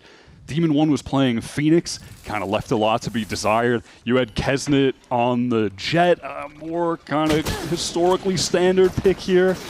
Now swapping over to the Neon is able to at least deal with Kiko, but it shouldn't be too much trouble for NRG to clean up. Oh, a little bit ham-fisted there for Brock. The Guardian can treat you like that sometimes, though. It feels like Envy have come in with a harder hitting comp for sure when it comes down to these site executes. The Neon instead of the Jet and everything at Yoru, you could really pounce on some of those anchoring players. And then when the side swaps to defense, they're going to be so effective at being able to rotate quickly to the right sites to be able to flood defend. So it feels like there's some solid upside here, especially when, you've got a guy like Knights who displayed that even post-nerf, he can go crazy on the Yoru. It doesn't feel like some garden variety, like awkward attempt to stick Demon 1 on Chamber again and try and find another controller elsewhere in your comp. Seems like there's a lot of thought behind this setup for Envy. Look at this pressure on Kiko, serious danger. He has to try to dash to get away, but he might get cut off, Demon 1 just playing back towards B. A lot of map control to work with now for Envy. And they're fine just slowing the game down in this moment. A ton of time to work with. And look at that from Rossi. Picks up Ethan, who was pushing through A main. Take flight. Systematically, Envy working the map. Obviously, this is NRG bonus, which is a little underbought in terms of the more powerful weapons. We just need to see Envy with some competent trading here to win out this round. They got it in their hands. That was enough to get Glyph off the plant. That should be very telling for Brock. Into the Cove. I imagine we're going to be bursting out in a moment. Okay, a little bit awkward there. Kesnet caught launching there. 3 players trained on his position. It's up to Scooby here to salvage the situation. Couldn't ask for a more competent individual, but Demon 1 feels like when opponents walk into his crosshair, he never misses. Got pretty dangerous there with NRG just tucked away in the Cove, waiting for it to drop. That really caught those Envy players on site off guard. Especially a Glyph who was just so damaged up. But hey, Envy already on the board. Looking at them, that's a sick shot. I mean, hey, listen, bring me back to last week. That was Demon 1's best map of the stage so far, or match of the stage, rather. The chamber games he had were sick. Let's go, he goes boys. like plus 15 kills to death on the 2 maps that he played chamber. Honestly, the first kill, first death ratio for both him and Knights was very good last week. But I don't mind this idea of putting him on Astra and just having him be a bit of an anchor on this attack side. Could say the same for Rossi, waiting for this guaranteed Kiko push up on the A side. Even though it still feels funny to see Demon 1 on Astra sometimes, bring it all the way back to that EG team. He picked it up sometimes when he was playing with Ethan in 2023. Here's Envy geared up for this B execute. Walls going in. Kesnet wants to get deep into the site, but denied by Brock straight away. Yeah, spray down through the smoke for Brock. Easy enough to find the pick, and now it is a high tide to try and give Brock that pocket to play from. Scuba's already been picked off. Brook's looking to get past the one-way. This could be a little bit funky for Demon 1. Oh, Shockdart takes him low. Marta, though, got to be getting aggressive on the side here. NRG already looking to take some space. Demon 1 doesn't really know where we should be looking at the moment. Pops up, though, and finds Marta. Quickly dealt with, but the response comes from Kiko instantly. Knights is very low, trying to play into the Blade Storm from that kind of range. Rossi, though, at least is good for it, but in no position to fight 2v1. It's going to be awkward, and Ethan waits on the line. That HP was just dreadful for Envy when it came down to that 3v4 kind of situation. Super lit up. NRG are great on these retakes. Ethan on the KO is just always a fantastic watch. Probably is the best KO in the world. I guess it's hard to debate against that. It's just his agent. You squeeze so much value out of Ethan's util. It's astonishing. Yeah, it's both the combination of how good he is at setting up his teammates with it, but also always enables him to get his individual moments as well. Now Envy, of course, fold Glyph in here to aid with that mid-round calling. Things fall apart for them in the previous round. But that's something I want to listen out for. We get a chance to listen in to Envy Wyatt right now. Let's hear what the comms are like. He's joining me already. Okay. He's joining. That's the TP, don't worry. It's on me, it's on me. At the TP away, at the TP away. Okay. I can drone doors right now. Just leave Max there. Can you open orb for Max? Yeah, can you drone door? Hopping doors. Shift KO. Yeah, KO I want to shift towards B, guys. Yeah, shift towards B. Pen it down. Where was the op? It was B. Mid doors. Wait, we should pump for Max. Just pump for Max. I don't have any use of the bomb. I have my wall. It's okay. You have drone? What do you have? Use it. Walk down window. They mined us just now. Wait for the molly. Yeah. 5 seconds on dart. I'm gonna walk close for us, okay? Facing. Q wall? Yeah, wall, let's go. I've darted 1 second, hold on. Darting now. Those guys are always offside. Nothing pillar. Left side. I can't see dart. Dart. One for dart. Let's go on the same side of the wall. Let's swing right. I'm facing. Let's see. No plan. Keep plant. Keep plant. Careful, close right, guys. Emo. Can be walking Emo. One out for. Let's see now. Playing harbor. Missing jet. Third. Jet was window, I think.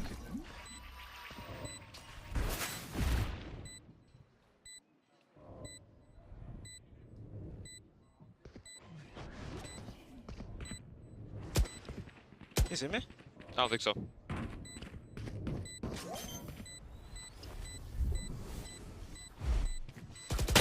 Nice try. Let's do the Euro play this round. You failed. Euro play? Wait, oh, okay. Painful to watch Knights and Glyph on site there, just slowly surrounded by NRG. No options left.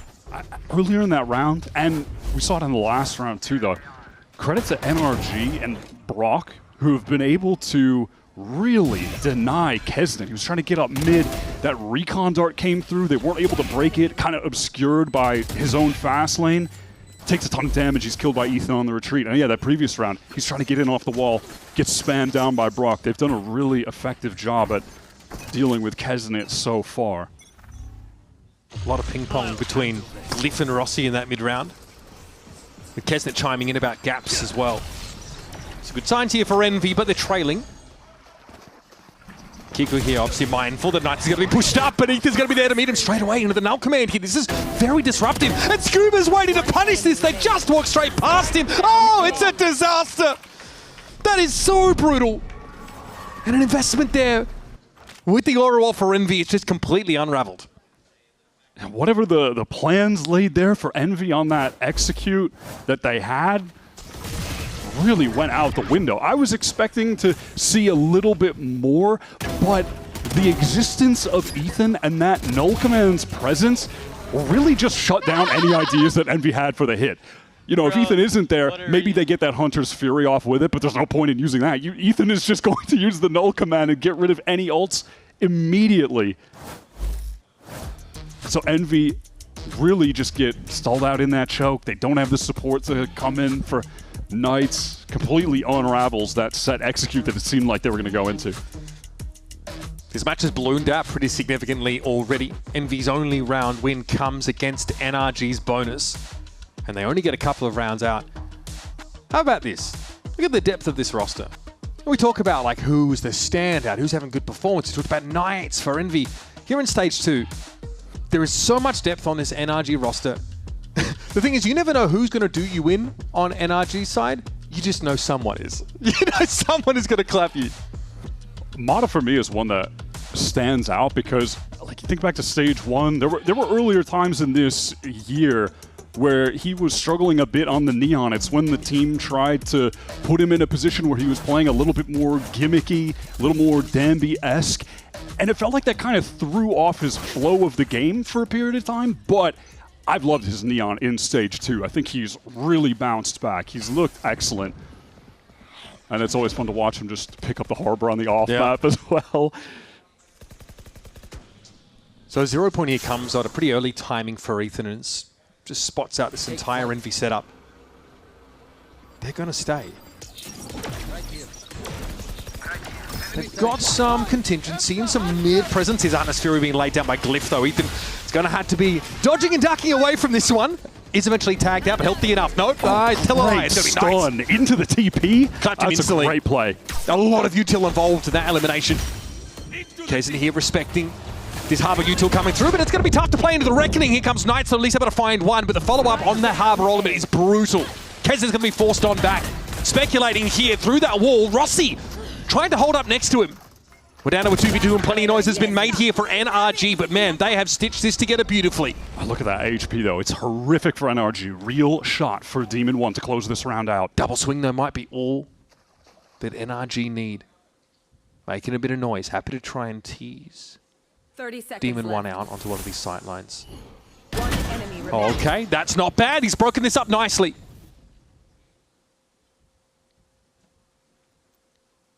The 2023 World Champion still reaching for the echoes of that kind of glory. That's the way to get started. Then a bit of wind in your sails. The Red Bull clutch here for Demon 1. Really sick round though from Envy out of that timeout. Felt like some of the ideas that they had from the last round, they got disrupted by the null command.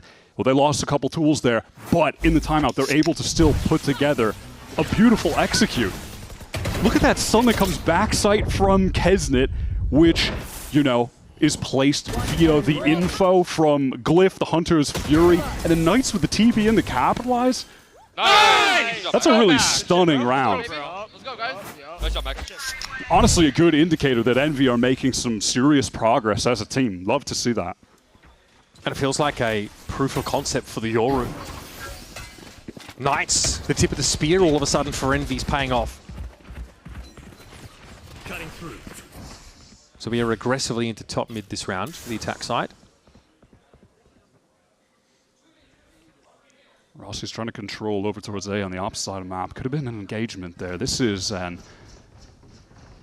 NRG with a lack of map control. Look at this hit from Envy, trying to go into this A side from plenty of different angles, but lacking a main control is going to be tough. And Mata is just anchoring so effectively from this spot. Damage has already been done. Ethan knows he can play off this. Ideally, he wants to buy time and stay alive, but he's bought enough for Kiko to arrive. Making his way into the back of the site. Kiko can take a timing out of this smoke if Rossi takes contact. It should be a freebie, though, for the Viper, and it is. Kiko a little bit too slow off this, and now, okay, I like the impromptu tox screen coming up midway through this hit. This is going to create the space now for Envy to try and make something happen from this, but Demon 1 is lit. Able to get that plant down, but Envy suffocated on the site. They want to get some space elsewhere. They can't cross. They know that that Outlaw is watching. So realistically, where can they go? It is going to be a Viper's pit choice for Rossi. Give them a bit more breathing room here so they're not just pinned down behind this pillar. Into the smoke, okay. Looks like they tried to call a timing there, but didn't expect the literal firing squad to be present. Yeah, just hoping to catch one player unaware. NRG posted up. I just hear Brock on stage. I was not ready for that. But they still got it. What was I, frankly? All three of them. I like the idea of the execute, trying to get all the way up mid. They're through Nest, that fast lane to cross. They're crunching onto A from so many different angles, but really the pivotal moment earlier in the round is that NRG, they opted to control A main there. It forced Rossi all the way back, so they aren't getting pinched from all angles. They weren't having to worry about that side of the map, and they could just focus on Envy coming from the north side of the map.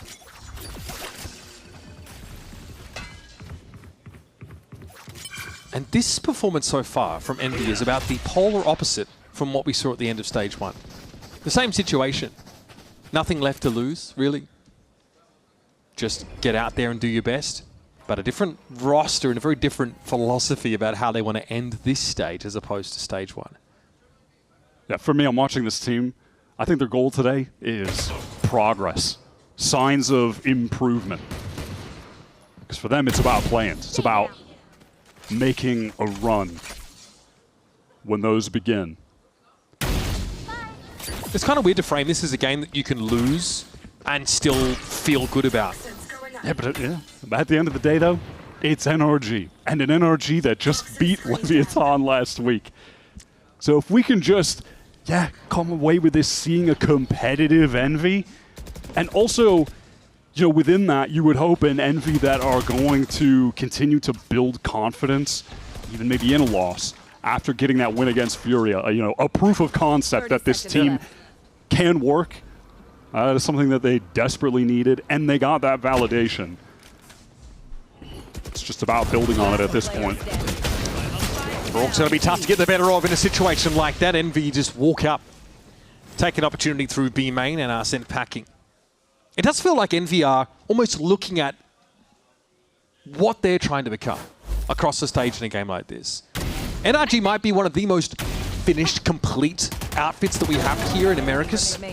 And Envy have been pretty vocal about wanting to become that kind of structured outfit whose average garden variety performance is still, well above what we've seen from them so far.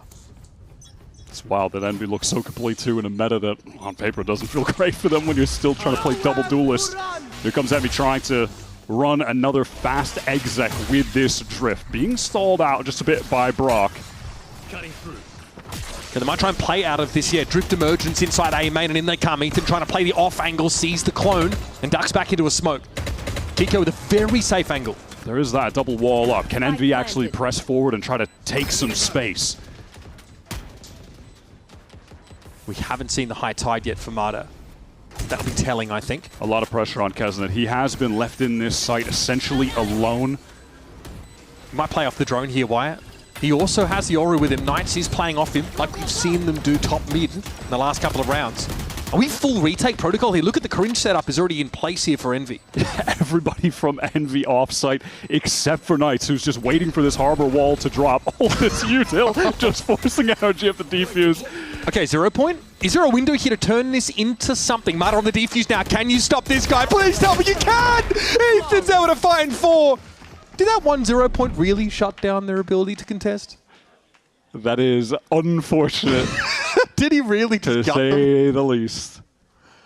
I need to see that run back, please. Unfortunately, Envy, they are 0 for 2 on the cringe attempts over towards A. Okay, the 0 point. God. The 0 point only caught one player, Wyatt. It's just Ethan. I think they just ran out of util, but I was kind of hoping instead Envy would play for more of a rewrap maybe towards mid and try to fight some more players on site to give breathing room for the guys in main to actually swing out without 5 guys staring at them with the crosshairs right on main. But Envy opt for the util attempt. Are we in an era where that really can work consistently for you? Because it's not the first time we've seen Envy try and go for this post-plant setup with the Viper, the Sova, playing back. But you are against a KO. It feels a little risky. Yeah, definitely. Got at least a few wages to try to look at this. Pull this off with, though, in the post-plants. This should tell you everything you need to know about why these two teams were in very different parts of their arc. NRG have been, obviously, on this roster, an average 74 series, not game, not maps, series on this team. Whereas obviously for Envy, it is early doors. Glyph with 4 series, Knights with only 7, an average of 12 here. Envy are looking across at the team that they would love to become. Yeah, standing out to me, even though like Scuba joined in stage 2, he's got 68 games with them already. Series. I mean, I guess series, brother. I guess we're already pretty far through this year, but that's it's crazy. Life accelerates after 30, I mean, man, they are just, I guess that's what happens when you qualify for every single event and are one of the most consistent teams globally. You actually do play a lot of Valorant. There's so much value in those reps, though. Scuba, lucky to be alive off this. He can even slow things down. Kiko finding Rossi. That felt like the opportunity for Envy, and they're trying to force their way into this site, but the timings are just not there, and Scuba is able to exploit it. Okay, they face up, seeing an opportunity to walk in amidst this YouTube, but Brock is ready to sit Kesner down. Oh man, that wasn't even close, guys. Brutal stuff. It's on Demon 1. Very good player at punishing positional errors, but he was the one completely caught out and surrounded. Couldn't even hear it from Ikiko's point of view. I think this is another round for me where you can see the plans from Envy that they have cooked up. They know how they want to execute the site with the wall, but the timing's not completely there. That earlier pick that NRG finds brutal on top of it. Just tightening up a couple things. A few small decisions going in a different direction. Yeah. And I think we could see Envy with a few more rounds on the board here. It looks bad, but that's because we're dealing with an NRG who are some of the best at punishing this. Yeah, you make a tiny mistake against NRG, the round is done. They have exploited that immediately. And that's what happens there. Scuba's at 30 HP, and he's still able to lock down the site with the kill. Yeah, it's messed up. Crazy. Consistently so hard to dig out of this spot on the B site. If you're going to try and hit it yet again, just walk straight up into main, but Scuba will be waiting. He's in the corner. He gets a big ping, but Kesner actually sprays that spot and catches him out. Brookie now with the Reckoning coming across the site. Might try and get to this back corner before Envy can, but caught inside a bunch of util. And gets away with it because it's just a sting in his hand. But Glyphy with the Guardian is able to deal with the Marber. Kiko on the flank. He's been deadly with the Outlaw. Gets another. And Brock plays off the back of that. Finds the moment to get into the site. Two players that are one-shots here to the Outlaw. And Brock is happy to slow the game down. 40 seconds in the round. Rossi, this is a nice re-wrap, but there's just nothing to see. How's he supposed to clear this corner? Use a snake bite on that? I feel like that's unlikely. But he's thinking about it. 30 seconds left. If he's patient enough, Kiko might show, but there needs to be a plant here, and that nicely done by Rossi. Able to swing on out and get it done. Nice. I like this last round from Envy, especially you saw when the Reckoning came in. They had 3 players all dodge it out, but on top of that, it wasn't just some dry swing backside. They had a stun come through, a flash to swing off while they're dodging it, and that's what, took Brock down to 30 HP. Felt like that should have been a kill. That is so funny from Scuba to try to tuck in that corner there for respect. But yeah, some good stuff from Envy in that last round. I think they've put together some quality rounds in this game, some missing some timings here and there that it gave mistakes for NRG to exploit. No surprise seeing NRG up 9-3, but I like some of the stuff I've seen from Envy. More Valorant here from NRG and Envy right after the break. It's map number 1, and NRG lead by 6 on Breeze.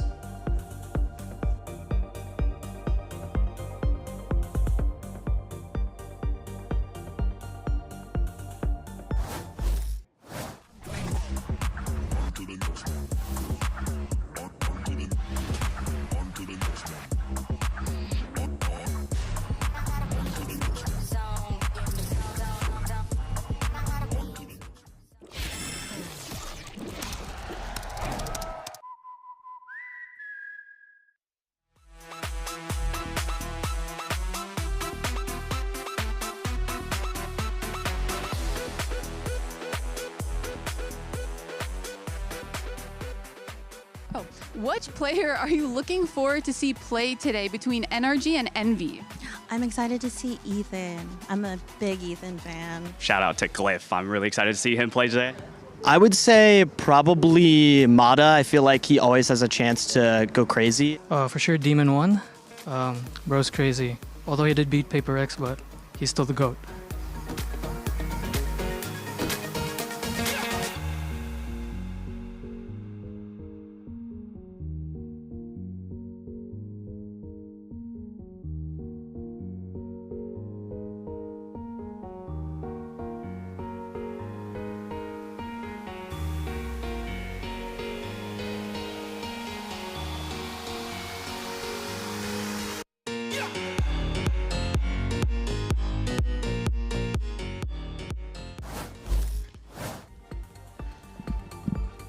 Breeze in progress here as we welcome you back to the Riot Games Arena in the first map of this series. 3 years ago, these two conquered the world together.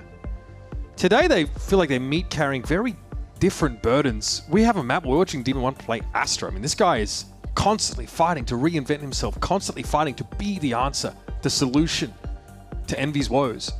Whereas Ethan has just got to be himself this entire time. Play what he wants, play KO on more maps than is reasonable, call the game, and look good.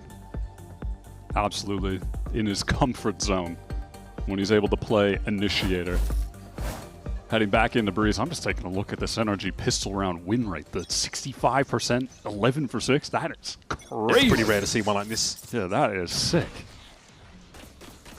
At 0 point would have been a little problematic for our friend Knight, so he gate crashes out early from elbow. Envy looking intent on adding some proactivity to this pistol round to reduce that 65% by a few points. They've taken a main. That's with a trio of players. Look at this, already calling the rotate. You know, to some extent, the other two Envy defenders, they've made their way up mid, heading towards Nest. Could get to A quickly if this hit comes in. Envy could also just rotate back through Archers and be present at B. This is a good read from NRG. Not committing to the double door play, but are they going to be ready for this stack inside A main? Feels like they're ready to bait out some kind of swing. I mean, it is just the sixth sense from Ethan. Understands exactly what's going on. And they do not like what they saw, or rather didn't see over at A. And they're going to end up making the correct decision. This is a piece of why this pistol round win rate is so good. And now Envy are picking up the pace with that trio. Do NRG have the expectation for a triple flank, though? Are their brains that massive? Yes. They are planting for arches and taking spawn. The they have read literally is flipped the map, immaculate. Wyatt. Basically everything that Envy tried for this round. Do they have wall hacks? Yeah, has been laid bare to NRG. They've made the perfect read. Crazy. Again, when the rubber hits the road, it's the execution that counts. But Brock has a filthy timing and so much information. Demo1's able to whip around, but now this gets a little bit hot and heavy. Ethan deals with Cliff and knows there's going to be presence coming through from mid. Mara inside the cove is able to find one, and Ethan notches his second. Now down to a 2v2, but they don't know where Scuba is. Half, and he gets off of it. That's Demon1 with 3 in the round, and Scuba's going to be too low! 4 notched up for Demon1. And despite being red, Envy come up with the goods. And Demon1 with a sick, sick round. Felt like against all odds, even though it was a 5-on-5, NRG seemed to be in full control. Nice little plan for Arches.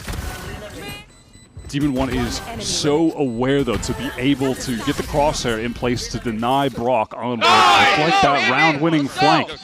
That first one, maybe the most important kill of all. Every look that NRG threw, it was Demon1 who answered it. That's insane. Bro having more impact on the Astra than on many of his chamber games in the lead up to this one. Because his brain is still the same. The aim is still intact. And we're seeing flashes of that championship pedigree that we've been looking for. Spike down mid. Nice from Kesnet. Notches the 3. And that should be more than enough in this round. And those anti-ecos for the confidence. I like that even on a round like this, Envy, they aren't easing up. Still kind of taking the fight to them, showing some of that confidence. The duelists working together. This half, a lot more pressure is going to be on Rossi because Stunner doesn't have any timeouts left. So that read for Envy is going to have to come from their in-game presence from Rossi and Glyph to some degree, I imagine. I'm thinking back to when we saw Envy on this map in week 1 against EG. We were talking about some of the switches. Yeah, one of them was Knights on the Harbor.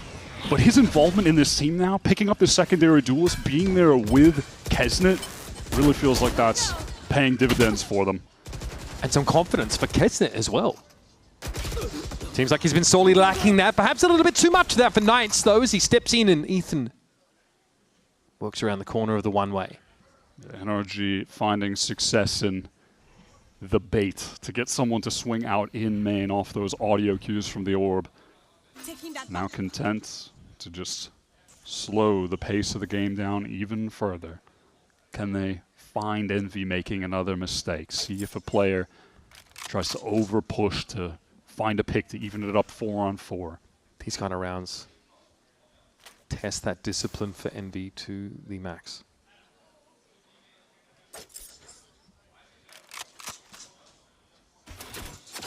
Shutting them down. Kind of giving away the game now. NRG look to accelerate. That's their cove in the choke. So the Reckoning is going to set them up to hit this side. Envy have a retort here, though. It's going to come from the B main direction. Rossi already overwhelmed Scuba. The Cove, though, still in position. Brock able to play ahead of that Snakebite, though, but still no plant here. They're going to have to fight this one out. And Rossi doesn't look like he has much health there out in the open. Glyph at least finds a response, but it is a player disadvantage scenario now for Envy. Glyph has to do something absolutely filthy. That is dirty. That's exactly what we're looking for. And now it's on Kiko. Spike is down in fairness, but Kiko's got his hands full. Glyph is going to link up with Kez and try and make this deterministic. That's not how you want to do that, though. Kiko's hearing all of this. Fully armored, fully armed. And Kez, they're just going to stick it. You cannot be serious! What am I watching? Absolutely ice cold from Kesnit. One around a win, and that's got him smiling. That's some vintage Kesnit, the confidence coming back in a situation like that. What a sick round from Envy. What? Brother, what was happening from the Glyph point of view? How did that kill Brock behind? Accidentally got Brock. Insane, and then adjust the crosshair to deal with Mata on the reswing. Yeah, that one, yeah, mystifying for ridiculous. NRG can't afford the buy-up, though. Not going to have the full armors, but they've got the rifles, and they're in on this site. 3 Envy players on the defense. How hard do they want to commit to this? Big anchor presence here for the defenders. Demon One's already found his first, and Glyph's able to swing that right-hand side. Here's Ethan, 1 for 1. These trades, though, this is the bread and butter for NRG wide, and they've got A-site. Yeah, though, we see those pop flashes there from Ethan, the effectiveness of them. After coming in with the null command, further sets up the team to get those backside kills. It can be just so tough to anchor this A site when the full hits are coming in, even when you have multiple players in a situation like that. And the pace of the round is just too fast for Knights to get involved with this Outlaw, even if it would have been well apportioned against the under-armored NRG. Envy have the money to go for this, though. Ethan will have that backup from A main, but not if he takes such a wide angle. There's no trade opportunity. Mata and Brock, the ladder hiding inside the cove now. It's getting tight. Brock's going to make a swing off this end for NRG. Feels like they've done that 1,000 times. Just the perfect timing on that double swing to close it out. Taking it back to basics with a full A execute. But when it's NRG doing that, all the timings are perfect. The util is placed exactly where it needs to be. Recon not broken, and then the second we saw that from the defender's point of view, but Brock swinging between the pyramids, pop flash over top from Ethan. Seeing exactly why he loves to pick up the KO. It's a pretty risky commitment for NRG, who actually lost their first buy round and went for it anyway. I think Ethan's got them interested, Wyatt. That flash over top is nice. Ethan knows he just needs to get the hell out of there. Elsewhere, NRG have a double face for an elbow push-up. And Kiko is working this pretty diligently. The outlaw abuse has been crazy, but he picks it up on another great round. Look at the armor for Envy. It's perfect. 125. Everybody. Ethan again rattles the cage. This time, taking an orb. There's no B anchoring presence here for Envy. This could force him into a retake, but against the bloody Bulldog from elbow for Rossi. There goes your harbor. There goes safe passage into a site. Crossover on. Oh my god! Okay. We talked about it. Perfect round for the Outlaw. Perfect application of it. Spike planted. Okay, all right. Gio, please, please. They're basically already dead. Oh yeah, hand it over. Glyph is having none of it. Absolutely none of it, bro. Does Kiko hunt? He's on the way. He wants the ace. Watch Brock throw the recon in just to see if he can light Glyph up.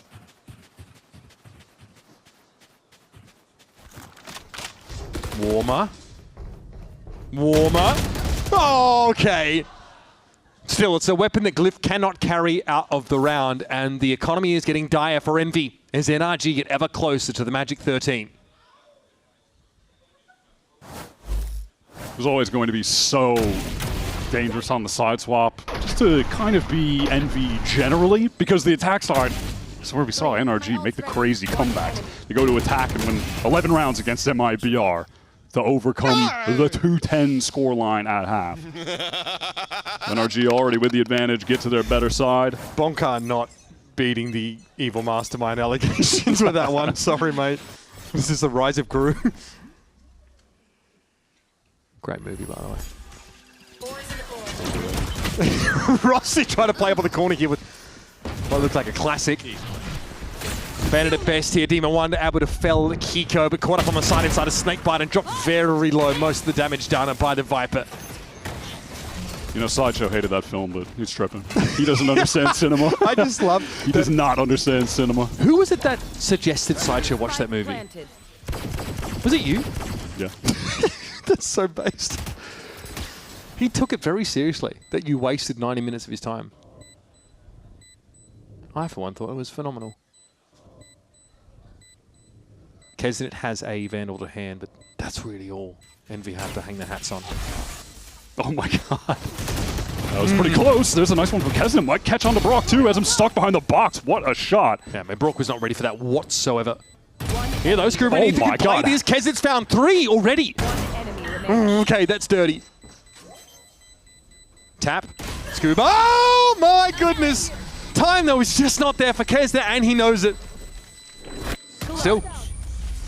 Nice to see that the exact same aim, confidence that gained those accolades for Kesnet is still present. Yeah, that is the old Kesnet shooting right there. Unfortunately, it might have come a little bit too late in this breeze. And honestly, more broadly, talent isn't Envy's biggest issue at all. It's time. They've still got play-ins to address. If they can try to put together some semblance of a system running into that, then hey, who knows what we might see. We know what Kesnet has done before. You know, ultimately though, hey, we're looking at the map pool. This is NRG's pick. Yep. We're heading over to Haven next, which Envy have played a lot more. I think we have seen some good signs on this map. We saw some good rounds on this map. So if they play one where they feel like the coordination is just tighter because it's simply a better map for them, then hey, maybe we see Envy keeping the game a little bit closer, testing NRG even more. This A site is wide open right now. Ethan making his way in off that null command.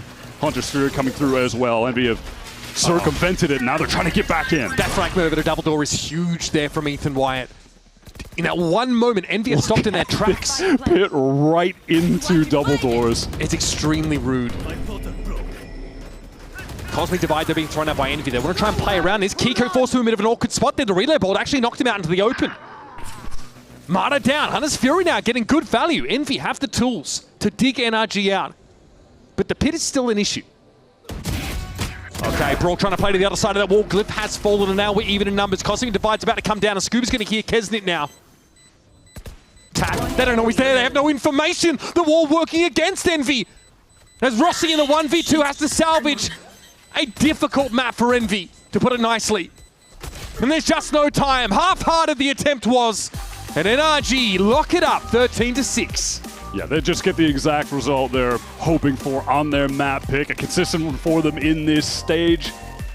They don't need to come back this time. They just maintain the lead. They were hoping for another day in the office here on Breeze, and that is exactly what they get. Some classic Ethan KO gameplay, topping the board with 19 kills and 5 first bloods, which is just ridiculous, but that is his best agent, and he is the best in the world on it. That did feel like a very honest punch-in, punch-out map of Valorant from NRG. I'm interested, though, going onto Haven, because there were some bright spots here for Envy. Knights is still looking fantastic, playing off Kesnet's utility pretty effectively. Kesnet shooting, Demon 1 also having his moment, so can they put something together for us and make a series of this? Only time will tell.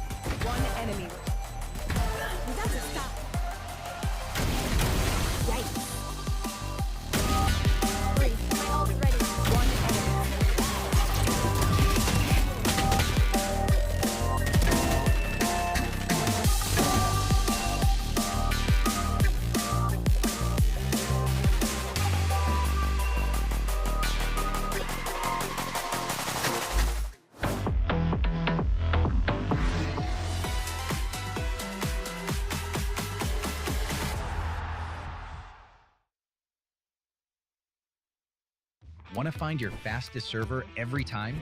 Express like a pro and optimize your connection in one tap. Express and game without ISP throttling. Express and shield yourself from DDoS attacks. Express and choose the VPN trusted by gamers everywhere. ExpressVPN. Experience gaming the Express way. Fast, stable, competitive.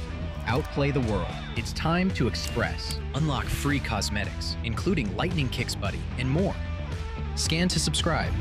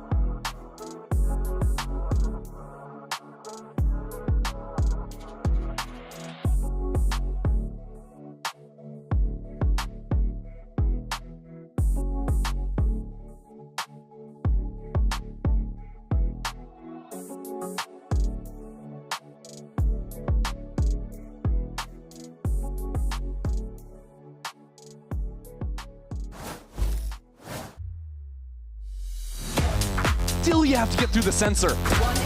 The stuns are nasty. Demon 1, does he have the time? I believe he does. Demon 1, what a moment.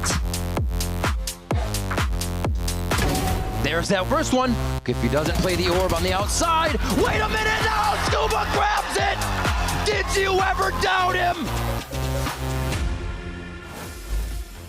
Congrats on the map win, but what I'm curious about is, do you find it, or what are the challenges of playing against a team that hasn't been doing so hot so far and that kind of have the nothing to lose mindset? I mean, the challenge is definitely keeping focus on ourselves and sticking to our game plans, because they also play very unpredictable from what we're viewing them. They're changing comps, they're doing plays, they're all individually like super talented. So the main focus is just beating them as a team and not as individuals. Yeah, I mean, they've definitely taken a lot of risks, but you guys did a phenomenal job at handling that, and thank you so much, and I look forward to seeing next map. So do we. Thank you so much, Emily and Bunker. Welcome back, everyone. Zoe here, joined by Dan, Dryad, and Ender, and we're about to break down how NRG got the dub. Now, they're just one map away from clinching that playoff spot, and they will be the first team to do it. And honestly, everything's been firing on all cylinders for NRG throughout this stage. Already took down the toughest competition in the group, Leviatán, last weekend. Honestly, looking to make quick work of Envy here. It feels like they know how to control the situation, especially for a team like Envy that sometimes if they're feeling themselves, they're going to be taking over. But this was not the case for an NRG that was incredible in the way that they were playing and approaching this defense. You see the composition change for Envy, where they want to play a little bit faster with Neon, with the Yoru, because they want to play these post plans where they can get more space, that they can fight towards orange. But the thing is that NRG didn't really let them do that at all. It was an NRG that was ready to flood. If they had to go for their retakes, there was already somebody up close that was going to have that first contact. They were ready for the pop flashes as well from Ethan. It was just so clean. And finding gaps to play in as well. I think NRG were really just playing on a very high individual level, but also keeping things very controlled. When it came to their attack side in particular, I think the way that Ethan was calling around some of these rounds away from heavy stacks, or they were keeping it very steady in the post plants, apart from like the crazy Glyph Bulldog round and Kesnet full sticking a defuse. Yeah. Like, we could have been out of here earlier, I think, with how well NRG were playing all around. On the other side, though, I think we have to give some credit to Envy as well. They still played with confidence going up against a very formidable opponent here. And it's something that the casters were talking about, that confidence that is so important for a player like Kesnet, that's what he was known for when he was with Crew. And then recently, he just hasn't had that performance. He's trying to find himself once again. So I think there's a couple things that are going right for Envy that they can build on going into Haven. Yeah, absolutely. What did you see from Envy that you want to see more of in the next map? I mean, honestly, I just thought that individually in the post plants, they had some very big moments. I think, unfortunately for them, there were a lot of rounds where they weren't able to play them the way they wanted to on defense because of the calling from the Ethan side, whether that was, not clearing a person right behind the corner of a Viper wall, or whether that was Ethan just calling away from a stack. I think if they're able to get more proactive in the mid rounds at taking re-clear fights instead of just hiding in the corner, they would be able to take matters into their own hands a little bit more than they were able to this half. Absolutely. Now, an individual we highlighted heading into this is, of course, Ethan playing against his former teammate. This is really fun too for Ethan because this map of Breeze we've seen since stage 1. This is his map on KO.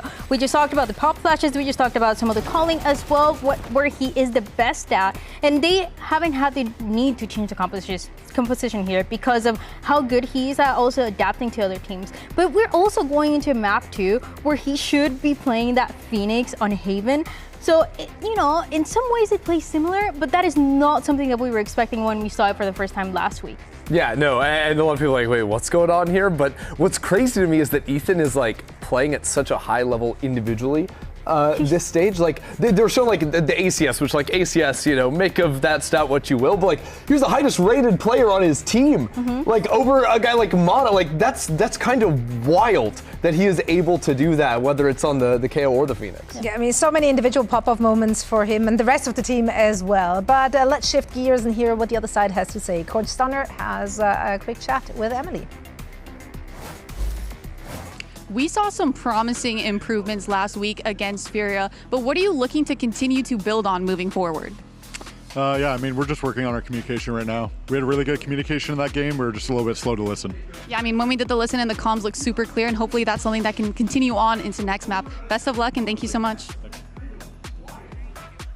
Right, communication is key as we're heading into the next map. It is their map pick, of course. They went with Haven. We talked a little bit beforehand, of course, as we set up this match. And the enemy lost it twice, okay? So some people out there might be wondering, why do you take us onto a map where you have a negative record when NRG just won it against Lev last week against a very strong-looking Lev? Is that the play? I mean, sure. If you look at it on paper, it looks pretty grim. But I think you also have to understand that, teams are going to have their preferences and what's working for them behind the scenes as well, and sometimes people don't give that credit over. I think for Envy, even though, they lost this map last week, this was an incredibly close map that they lost in multiple overtimes, and it was a map by all accounts they should have won had they not collapsed in the second later half of that game. I think what we saw from this team that was very impressive was defensively, I think knowing the times when to fight more aggressively and when to play with their utility to stall out the plants. I think this team is very dialed on the defense side of things. And I also want to pay attention once again to Kesnet and the things that he has been trying to do with the Neon. Like you were mentioning, Ender, they weren't able to close it out, but it was so close. A 17-15 heartbreak of a map 1. It could have been as yours, that was 2-0, but in Haven there's some things that they can work with. It was a Kesnet that was not performing, he was not finding openings, he was not able to take those fights towards lobby, but if things change around a little bit, if he's able to find a space, I think his story would be different. And he's going to have the help of Knights, that, absolutely locked in on this map. I think this is where he has looked incredible individually. I think you have to be scared of his fights around his Phoenix flashes. They could be around any corner. Now, the biggest yappers in town will be back on the mic after a quick break. You don't want to miss it.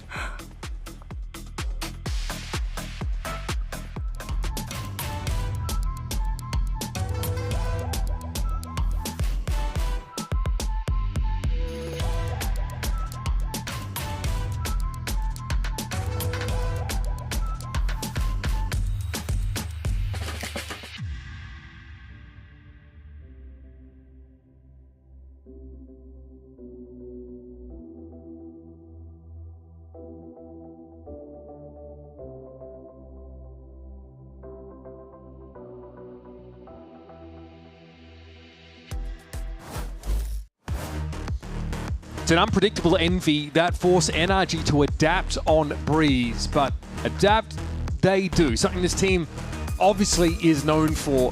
The Marber finds success, Kiko on the Jet, all the things you like about an NRG on that map. Now heading over to Haven, an interesting battleground for NRG because it's one in which in the past their sort of lack of interest in playing that double duelist is really stretched, and they've forced to find a way to make it work. Their answer, Wyatt, has been to have Ethan on the Phoenix. Yeah, this is a map that just kind of demands them to get out of that comfort zone as the meta stands right now. You just need to be on that double duelist, and we are seeing it from Envy. Knights, as the Desk were mentioning as well, is the player to keep your eye on right now. His play against Furia was lights out. He was fantastic, and Demon One's Chamber in that last series was excellent too. 2 maps where he does play that agent. He's plus 15 on kills to deaths, like 47 for 32. He was great there, so I'm looking at those 2 guys to carry that over on Haven, a map that Envy have loved to lean into. Knight's got an ace in his first week of play in that debut, and he looked like he couldn't believe it. He had to take his hands off the peripherals at the time. Now they're starting to look like it's expected. Starting to look far less shaky, looking sharp and confident, and had a really solid Yoru game just now on Breeze. That is going to be called up to continue to have that high impact, continue to be a headliner as he'll go up against Ethan in the Phoenix role, but more broadly, the engine room for Envy really from this Phoenix position.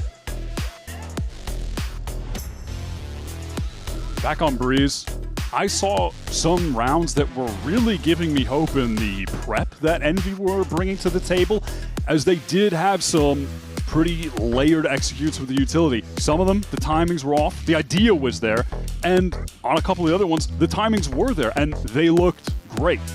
Way more solid team play than, of course, we saw in the first few weeks, and it's felt like a bit of a carryover from that win against Furia. Obviously against NRG, totally different caliber of team. These are the 2025 World Champs in the midst of their journey to get back to champs this year. And honestly, it's looking cleaner than ever. Now today, they just want to clock in, clock out, get to 4-0. They've got a doubleheader this weekend. It's the kind of match where you want your baseline to be good enough to be 13-6 against an opponent like Envy.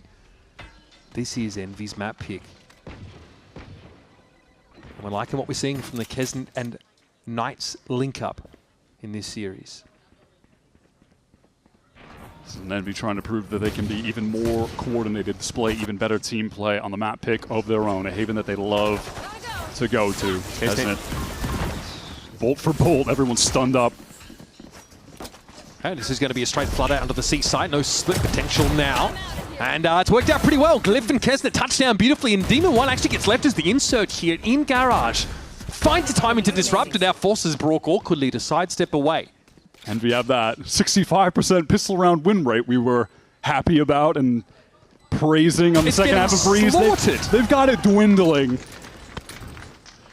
Envy with a really nice, just fast collapse into that C site. One of the brightest spots on Breeze was that bonus round conversion we saw from Envy after winning the pistol. That would be a phenomenal way to get started on this map. Recon there is huge, and then just hearing the teleport from Kiko back towards Plat. Kesnet wastes 0 time, just pouncing on that free kill opportunity. Everything about that round screams the pace is too much for us from NRG. Yeah, you really want to see a lot of involvement from Kesnet here. Definitely moments on attack on the last map where NRG just excelled at shutting him down right as the hits were coming in.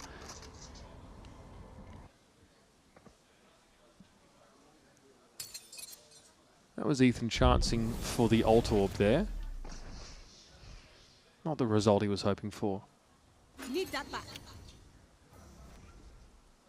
definitely got my eyes on this Ethan Phoenix. NRG are not the double duelist. They never have been. But double duelist has just been the meta of 2026 Valorant. Yeah, on some of these maps you just cannot escape the need for it. This is one of them in the pool. And so we saw NRG try during EWC. They had the reverse where Ethan was playing a little bit of Neon. You had Mata playing some Phoenix.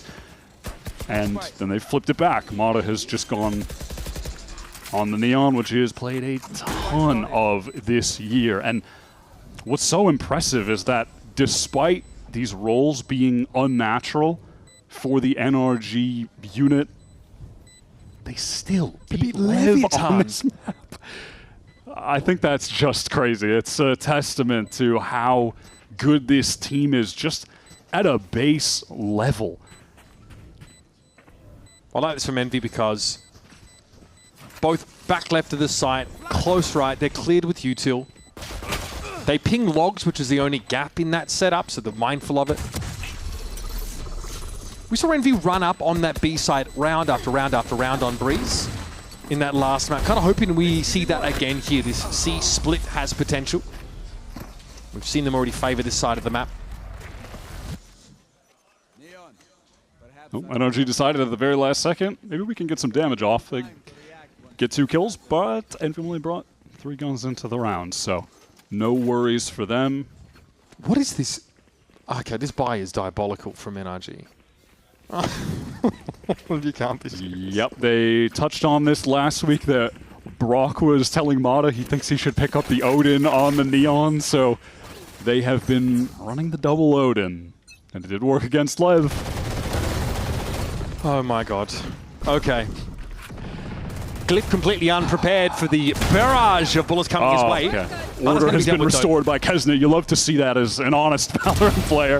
He's trying to get through though here towards back garage, and that's going to be held solid though by NRG. So there's no split potential here again. And Scuba stuck in the corner. I feel like I saw this a couple of times on Breeze, if I'm honest with you. And both Odins ceremoniously carted out of the round. The setup for NRG there is just perfect at mulching the C-split. Having Scuba in that smoke, already players rushing to assist through garage, backside, all that noise gets Scuba a free little moment to step out. And Envy absolutely denied of repeating some of that bonus round success from Breeze. Yeah, it feels like we might. I'd be surprised if we saw another C-split attempt for the time being.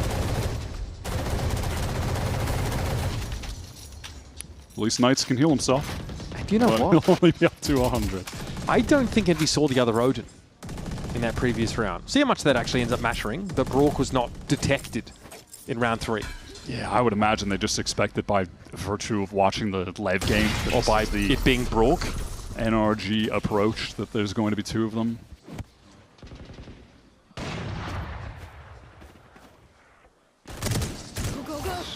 Okay. Real shot Rendezvous. I got spiked. Outside of that, no real inroads have been made yet for Envy, but there are a couple of lanes here that are open for it. One of them's already been found. That's a creep up by Glyph into sewer.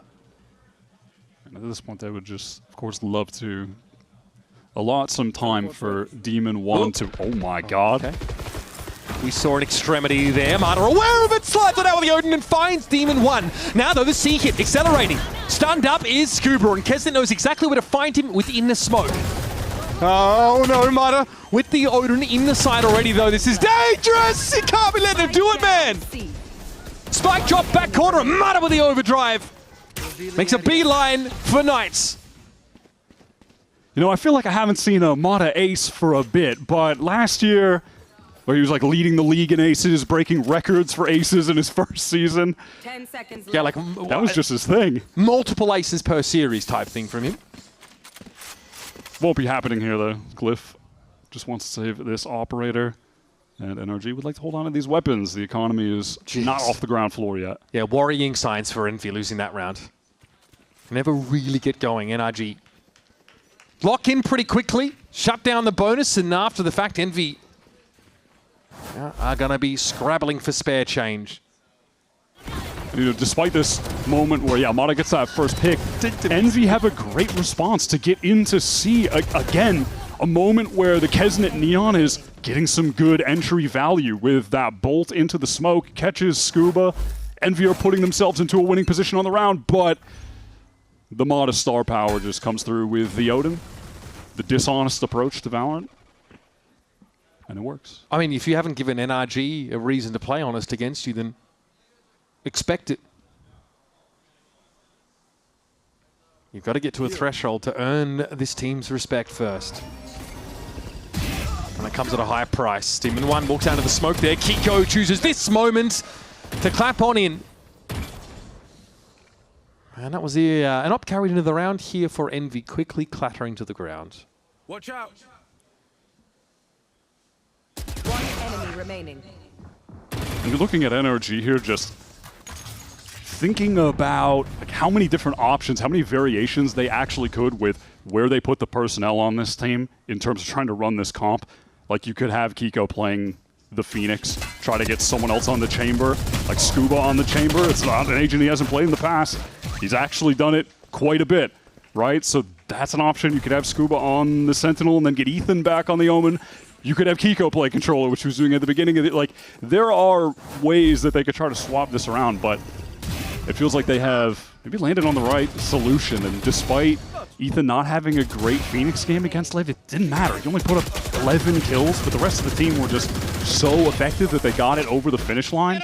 So it feels like if he continues to grow in this role, that NRG should just be getting better and better on this map if they're going to just commit to Ethan playing Phoenix. I think a round 6 without a timeout is really interesting. God. Stunner must feel like the answer here is pretty elementary. Sort of not calling a timeout for this gun round, right? It's a pretty big investment. Knights are going to fight his way into the side. It's a good start, but eventually he's going to be knocked out of ult. Scuba tucked in the corner. Paranoia, nobody hit, but he's going to quickly TP across the side. Cliff just can't quite get out, and that is the spike left in his wake. It's on the better side of the blaze wall, but that position there for Ethan to dive on in just to check it is going to make it impossible to recover this spike without more bloodshed. Which is kind of what the game's about, so that's fine, but it's in the open. Knights has got one flash. Does connect onto Kiko. He's committed to this, though. Oh, you're back way behind the blaze wall. Okay, that is actually NRG's. Yeah, that's pretty useful for Envy. They're trying to get the hell out of there. Ethan spots on the cross, no damage. Good discipline. Exchanged. What is the timing going to be here as Envy are trying to get into this A side as fast as possible? No utility left for Knights. Scuba doesn't want to pounce on this opportunity a lot. Oh, he does. What a kill! Timing. Doesn't want to show himself. TP down, fakes the TP down into the smoke. Knights is not convinced, though. He's not sold. Oh, just the line being held there by Kiko. That is phenomenal stuff here from NRG. Running into this NRG look is a nightmare. You're playing against double Odin and the Chamber opping. That is brutal. The last setup you want to play against on any map. Yeah, it just starts with Brock on a crazy spam. I mean, Rossi can only shake his head. I'm glad Bonker's enjoying himself. But yeah, like you touched on, you know, the Envy coach not taking a timeout there, but there was a set game plan from Envy, so we heard it being called just like we heard, which was this double alt exec into the C site.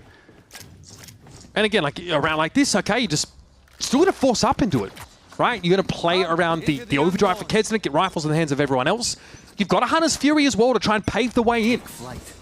C site has both Odins. This could be so sad for the Envy duelist. It's good. It's all good. See, Marta's got to go. He's got to leave. There's a lot of util expended here from Envy, and they're not really able to make any headway into that site. But as long as they've dragged enough rotates, maybe the rest of the team can get elsewhere, but then you're just walking into this Kiko op. The setups are just so good for NRG. It's a brick wall. Rossi did abuse the reload timer to get into that B side and catch Ethan off, though. That needed to be a kill for Knights. Oh, he shows himself. Kiko knows that Rossi was in the side, of course, from earlier. He's waiting for him. Nice for Knights, though. Gets inserted up here in the window. And now it's all on Marta. Great pivot. Envy here over towards this C side of the map. It was more lightly held, but it was Knights getting in the garage. They really turned this around. There we go. We were seeing a lot of moments like that from Knights against Furia. The important multi-kills in the moments in the round that could just turn them on their head. That is one of them. Perfect flash timing out of garage. As Rossi is just isolated in that site, they need someone to step up.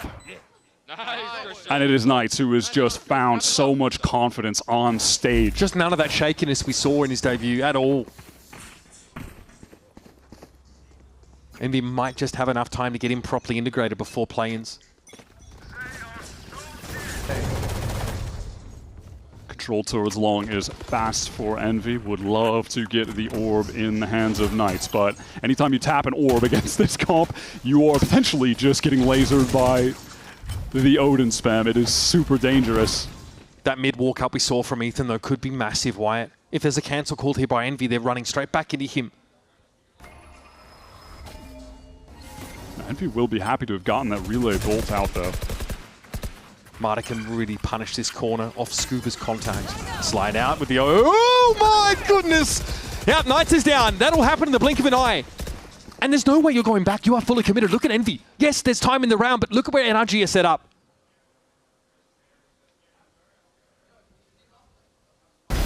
It's just too easy. And now Envy have realized that they are stuck. It is only the W key for them as they head on towards this A side of the map. They're on a clock as well. There could be encroachment from that flank angle, so they got to go and they run straight into the meat grinder. Rossi being riddled with bullets from within that smoke. And that is a really brutal round to watch. Mata is just the difference maker right now. I got to see that early kill. That was... Sorry. It's just ridiculous.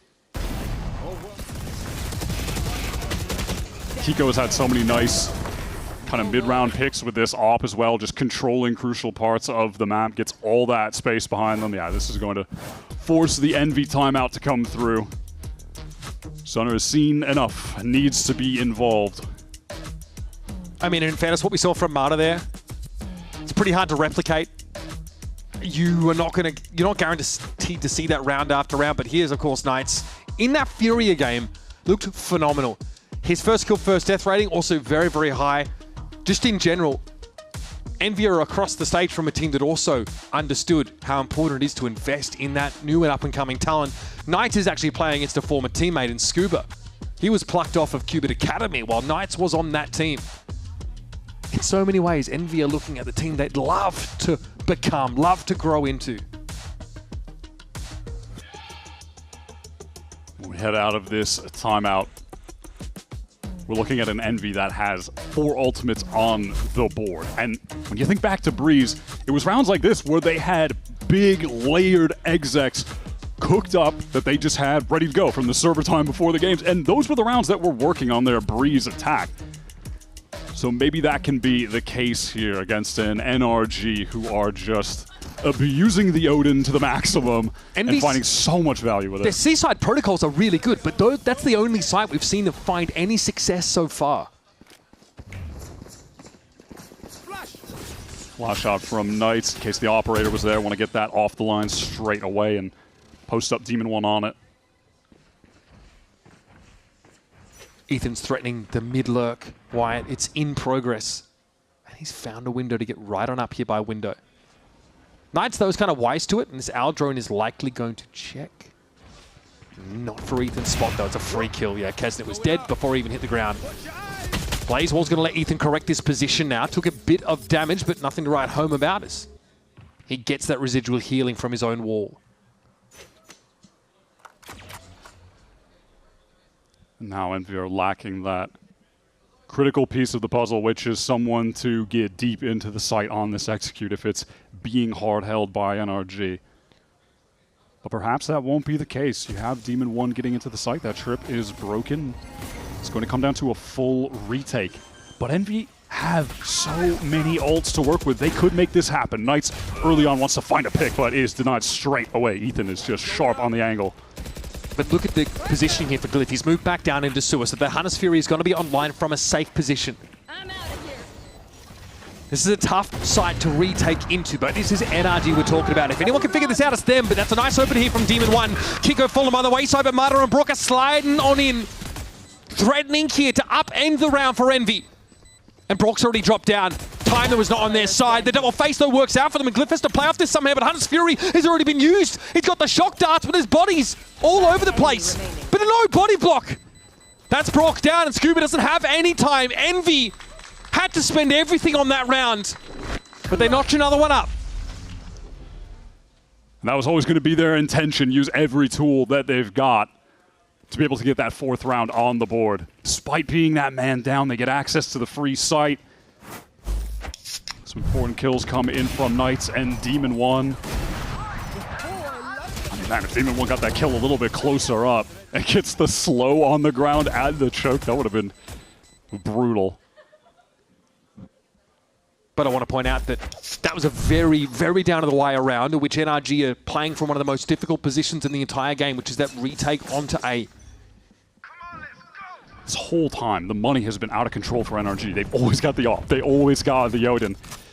And on this round, they want to mix it up with this early ultimate from Ethan. That is not going to get any value, though.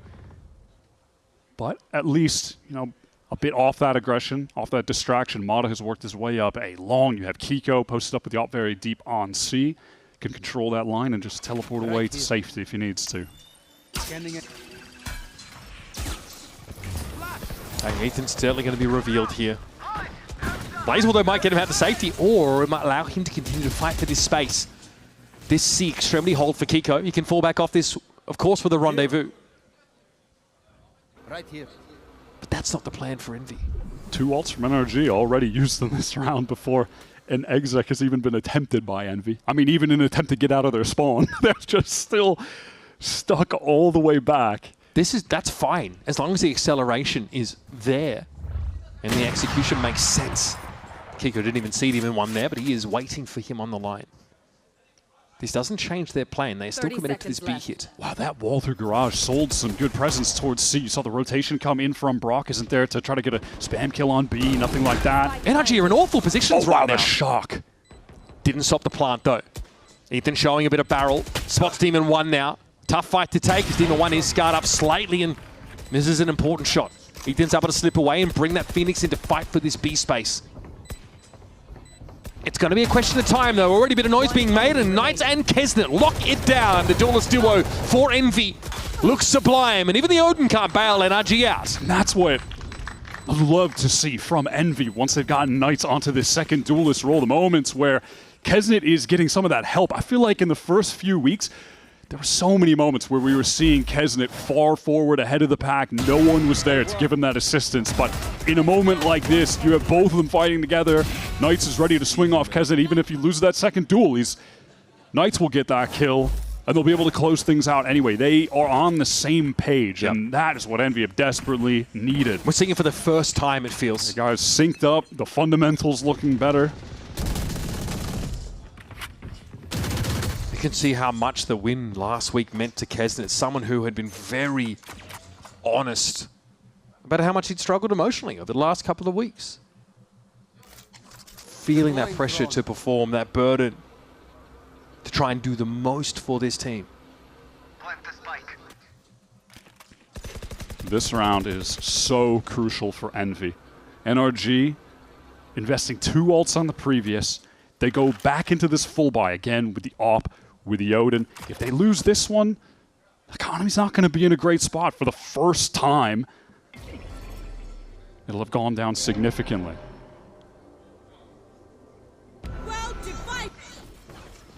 Back at the A site.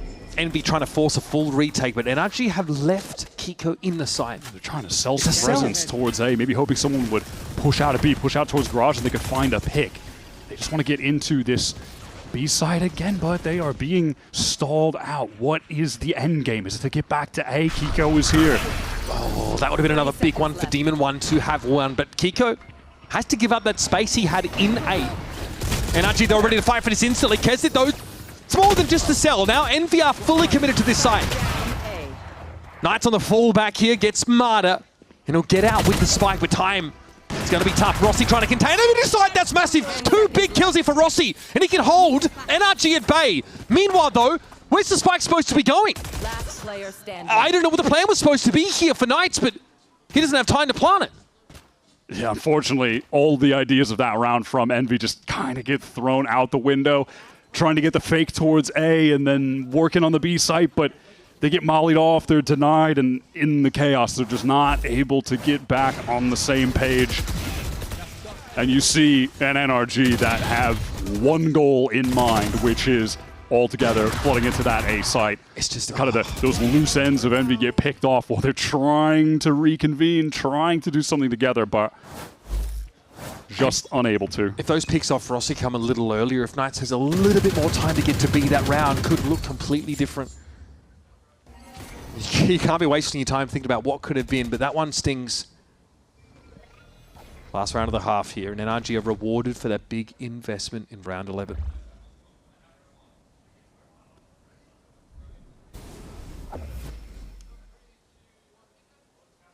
Three-2-1 swing being called here, but Kiko's going to get his pick off the rip and still have Heaven presence. It's a pretty audacious re-swing. Into the site, we have the Phoenix. So Ethan's happy to fight for this space. And he got rid of Knights there inside that ultimate, knocked him straight back to the site where he is easily dispatched. And it's a deflated Envy walking out of the half after showing us some real quality, some genuinely good rounds. That's a 2-round game after 12. Yeah, they began to turn it around, bringing it to 5-all, but unfortunately, the round after that, round 11, where they really just fall into a chaotic situation. They can't get on the same page. They lose that brutal one.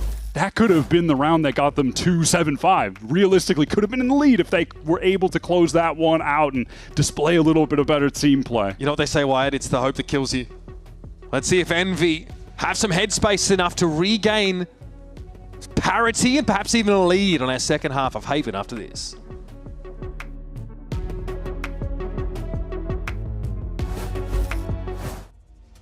Whenever I use Zowie models, I would say I just feel my element. Demon 1 is good! Without Nyack, the biggest difference was the ghosting. It was a immediate change. If you see something and it's not actually there, you're gonna miss your shot. Black Equalizer and Vibrance, I can react quicker to it, I can shoot better at it. This guy is just spectacular! And that way I can always trust him, that I can just focus on competing. My performance will always be at the top level. Zowie.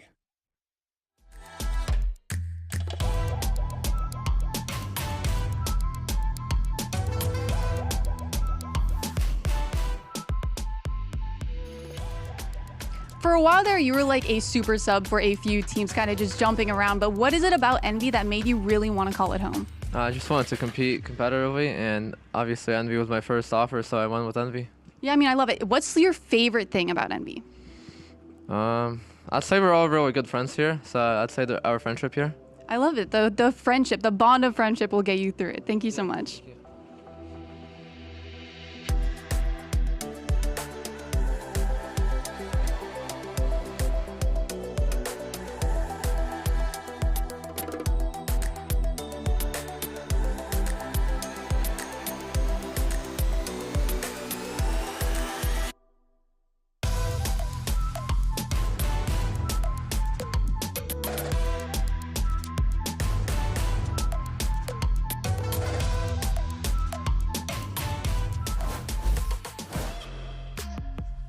Last week, Envy managed to get their first win of this stage, and they really, legitimately looked like a team.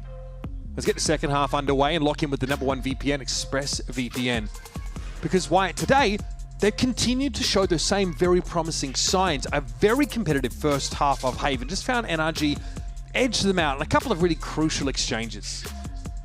Envy are going up against the 2025 Champions winners.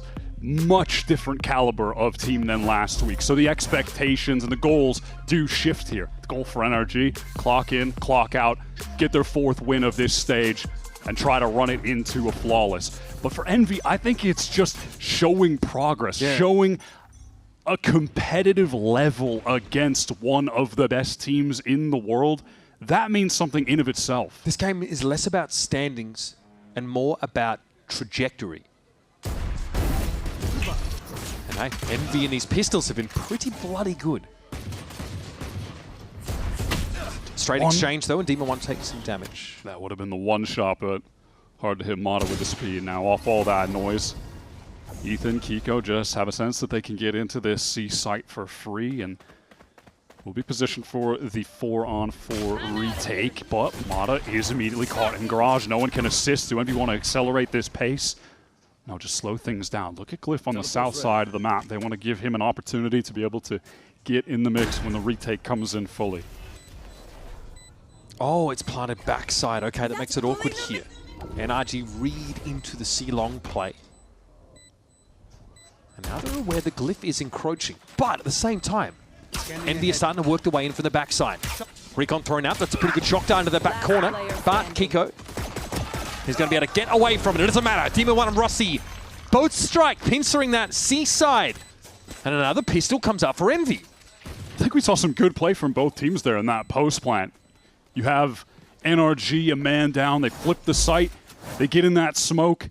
They play to their win con, which is catching a timing off of an Ethan flash to fight into spawn, but Envy are able to dodge that out, and then when that's happening, Glyph knows it's time to work up long, but he doesn't overplay his hand either. We've seen Glyph, like a pretty intelligent, high game sense player. He just tucks back, stays alive, is throwing out the recon, a bit of util coming NRG's way, and then Envy get back in together. I think, honestly, some good decisions from both teams. Ultimately, it's Envy with the numbers, though, who are able to swarm onto NRG and close that out. That NRG pistol round win rate has been slaughtered in this game. Yeah, it's Envy are, at least on the pistols, they're up 3-1. They've got NRG's number. How can Envy glean on a round like this? No chance to recover Kesnet's weapon there. NRG actually fighting their way inside Garage. If we look at side presence now, this is a little bit too early there for Demon 1, but luckily for him, Rossi was there with the Bulldog. Otherwise, that could have gone very differently. Brock with the recovered Judge is going to at least get his. Kesnet, maybe a little bit too excited to go hunting for the eco kills, but you know, when it comes to Kesnet, I think I'd... Bro, whatever it takes. I'd rather see him lose from being too aggressive than lose from losing his confidence and playing too passive. Kesnet is a off-the-server, emotional guy, but on the server as well. When it comes to the competition, he can be emotion-driven. When everything is going his way, a relentless player. Honestly, when things start to slip, sometimes it's hard for him to bounce back. So, you know, I want to see him keep his foot on the gas. It feels like there's always a sense of inertia with Kesnet. Yeah, with Kesnet. It can be hard to stop when he gets rolling. And that's kind of generally like how Crew used to be when he was on that team. It felt like it carried over all five. I mean, at the beginning of the series, we were talking about how Kesnet and that team went on the LCQ run in 2023 to make it to champs after being 0-9 in the stage. You know, feels like there's going to be a parallel to draw here. But that is the perfect display of what we're talking about, what kind of encapsulates him as a player. Something I'm looking at pretty closely in this half is something that Sunnis said back on Breeze. He said the communication is good, the listening is not. Now, if you want to be a pedant, listening is part of, you know, communication. But the point is that there's plenty of ideas being thrown around. Focus now. People are not afraid to speak up and give input. It's reacting to that information or passing it that Envy are still working on. Envy are laying a little bonus round trap here where Demon 1 is going to be taking that contact for Knights, takes a shot, teleports away, and then flash out to try and get a pick. It is a very light bonus round look for Envy. Demon 1 with a lot of the cash reserves, just wants to get an operator when we actually get to the gun rounds. All right, Travis Smith sprung here, and Envy come up with nothing. Brock's going to be waiting for them. I love this little insertion up, beaten though by Keston, and he's asking for more. They are not ready for this. Nice little double down with the Bulldog, and already a lot of value being obtained, considering the minimal investment in this round for Envy. And even Rossi's got a corner, but Scuba spots him out. And there's no way Brock's going to back it up unless it's for a double swing.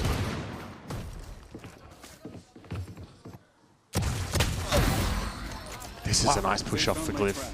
Yeah, what a catch. Just with the Sheriff. Doesn't even connect the headshot, but he's able to find that kill.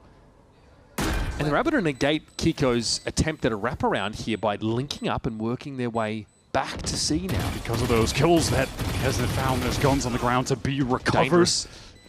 Very dangerous, Kiko! Brock is healthy enough for this, though. Whereas Envy are looking haggard. Push ahead of this. Drone! It's through the masonry. Some free damage. Glyph and Rossi both low. Brock, though, mindful he's playing into a 1v2. He's heard the footsteps, and it's an easy splay transfer to deal with Glyph. Rossi behind the side. Tough to win these! Brock doesn't even see him. 4K Red Bull clutch for your 2025 MVP. You never want to be up against the guy with the Odin at the low HP, but respect to Envy for keeping that a close round. I mean, after we're discussing Kesnet trying to keep up that aggression, well, here's one where he just straight up runs through the wall and is able to catch a second pick because of it onto Ethan. Inject that into my veins. That is great to see from Envy, and also definitely threw NRG off. Round loss for Envy, but they brought into his three Bulldogs. Yeah, Sheriff, Headhunter for Demon 1. And now they've got the NRG economy reeling to the extent that Bonkar wants to get some involvement with the team. This is a crucial round. They can't afford to lose it. And see, a dangerous game here for NRG. Bonkar saying as well, Envy are not playing the way that they were when we VOD reviewed them. They're being really unpredictable right now, or at least as far as they're concerned. But that's also the hallmark of a team that is still trying to not even reinvent themselves, just invent themselves in the first place. Week to week, they're going to look pretty drastically different. They could be hard to keep tabs on, and eventually, someone's going to fall victim to that. It was Furia last week. So it's no surprise to me that NRG are constantly having to take these opportunities to take stock of things and react to what they're seeing from Envy, who are going to be a volatile team on any day of the week. So Envy team, though, hey, maybe when we look back on it, first 3 games of this stage, we saw them at their floor. It's only going to be up since then. And maybe they are able to hit the ground running and get into the form that they want to be in to actually do some damage in the play-ins. The fact of the matter is they are going to be tested, likely, against some of our up-and-coming Challengers prospects. And there are a couple of players from America's Challengers that have a score to settle. All right. Let's listen in now to NRG as they hit the seaside. I'm always spawned when they retake. I'm getting spawned. I'm going to play close. I'll play close. Fake. They're waving. Care garage block. They have dark. Someone feather, okay? Wait, flanking. I think never mind. One garage. Might have to be you, Scoo. It might have to be you. I can't feather. I'm with you, Ethan. Yeah, it's fun. They got stun. Wait for it. Spawn this. Heavy spawn. 3. Go. 2. 1. One on the right. I have garage. 6. I'm off your garage. 2 spawn. Flashing. Blend. Oh, 3. Last player standing. Nice try. That's fine. Not only do NRG lose around in stunning fashion, they sound uncomfortable. They sound nervous. Wow, what a retake from Envy, though. I'm so impressed by... We saw this on the pistol round, and we saw it here again. When NRG are trying to get proactive in some way after getting the spike down, Envy have been able to circumvent that and then go right back into them. They mostly dodge out the Ethan flash. Yeah, it picks up Kesnet, but he gets a spam kill, is able to tuck away, can't get traded on. And you just see from Ethan's point of view, every Envy player tucked. As soon as they hear Ethan backing up, they take advantage of it. They're immediately in off the Knight's flash. Kesnet's taking advantage of it with the overdrive.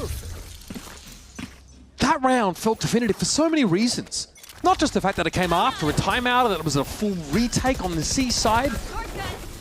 Envy looking good. And they're looking good against one of the best to do it. Brock had the extra money coming into this round. He throws a Vandal into the hands of Kiko. Oh, that's punishing. Yeah, that individual skill metric there for Kiko off the charts. Now, can NRG land the plane with these awkward weapons? Mana burning down inside the molly. Yeah, it's such low HP. That one does him in. Almost could have died to the wall.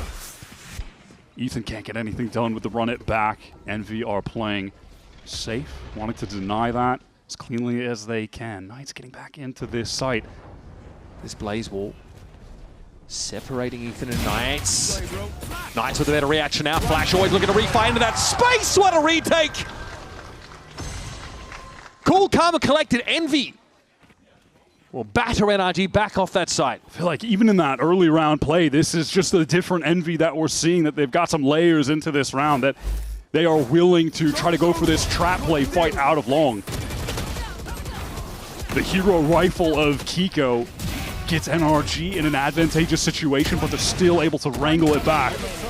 You've got Knights versus Ethan and Hell, the most experienced player in this server versus the least, but Knights has got the aim, he's got the mechanics to deal with him in the 1v1, and then Envy, they're just flooding back in. Playing so much more together than we've ever seen. NRG are back to this fast C well. They get the site again. Rossi is out of there. Envy's retakes here have been stunning. We think of that last gun round, doing another pistol round as well. They were about to see the best part of Envy's game on this defense side be tested again. Have NRG made the little adaptations? Blazewall, he's going to make this complicated. Kiko has got a really wide flank. Is he going to be a factor? He is trying to get there as fast as possible. Envy, they're making their way in. I think he's going to be there in time, but will it be quick enough? Kesnet, dangerous into the back of the side. Mata didn't know what hit him. Brook playing off this, trying to buy some time, but Kiko's going to have his hands a little too full, I wager. Brook and Scuba also the chime on in.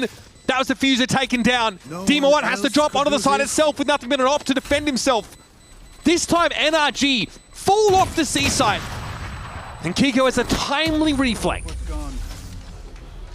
That is the kind of adjustment from NRG that lets you know they're in that world class. I feel like we see this from them a lot. They'll run and execute, and they'll immediately understand without a timeout why it went wrong, and then they'll make that adjustment this time, planting where Kiko can get the spam. He's there on that super long flank. All right, let's add a different layer, and it works out for them. Does that work without the Kiko late flank, though? No, I mean, that's the difference. That's what they insert to completely change the situation. It's what they were lacking before. That's just what makes NRG a top-tier team in the world, one of the most consistent teams in the world. Not everyone has the wherewithal to be able to fix things in the moment like that. Oh, this is the trap set for Demon 1. There's no way he's getting away. And that was, of course, with Rendezvous active and usable. Now, NRG are not inclined to fully commit to this A side. Rossi's got some space, but is he asking for too much here? This is so aggressive. Gets a kill, sure. But Envy are getting spread more and more thinly across the map. Again, it gets that catch, but the trade is instant. And they don't favor the defenders here. This would have to be an incredible moment from Knights. Gotta believe he can pull it off. What a timing from Glyph, just catches Kiko on the jump. Doesn't have help from the other NRG players. They are stalled out. The util from Knights made it impossible for NRG to actually do anything about that pick on Kiko. He was too far ahead in that context.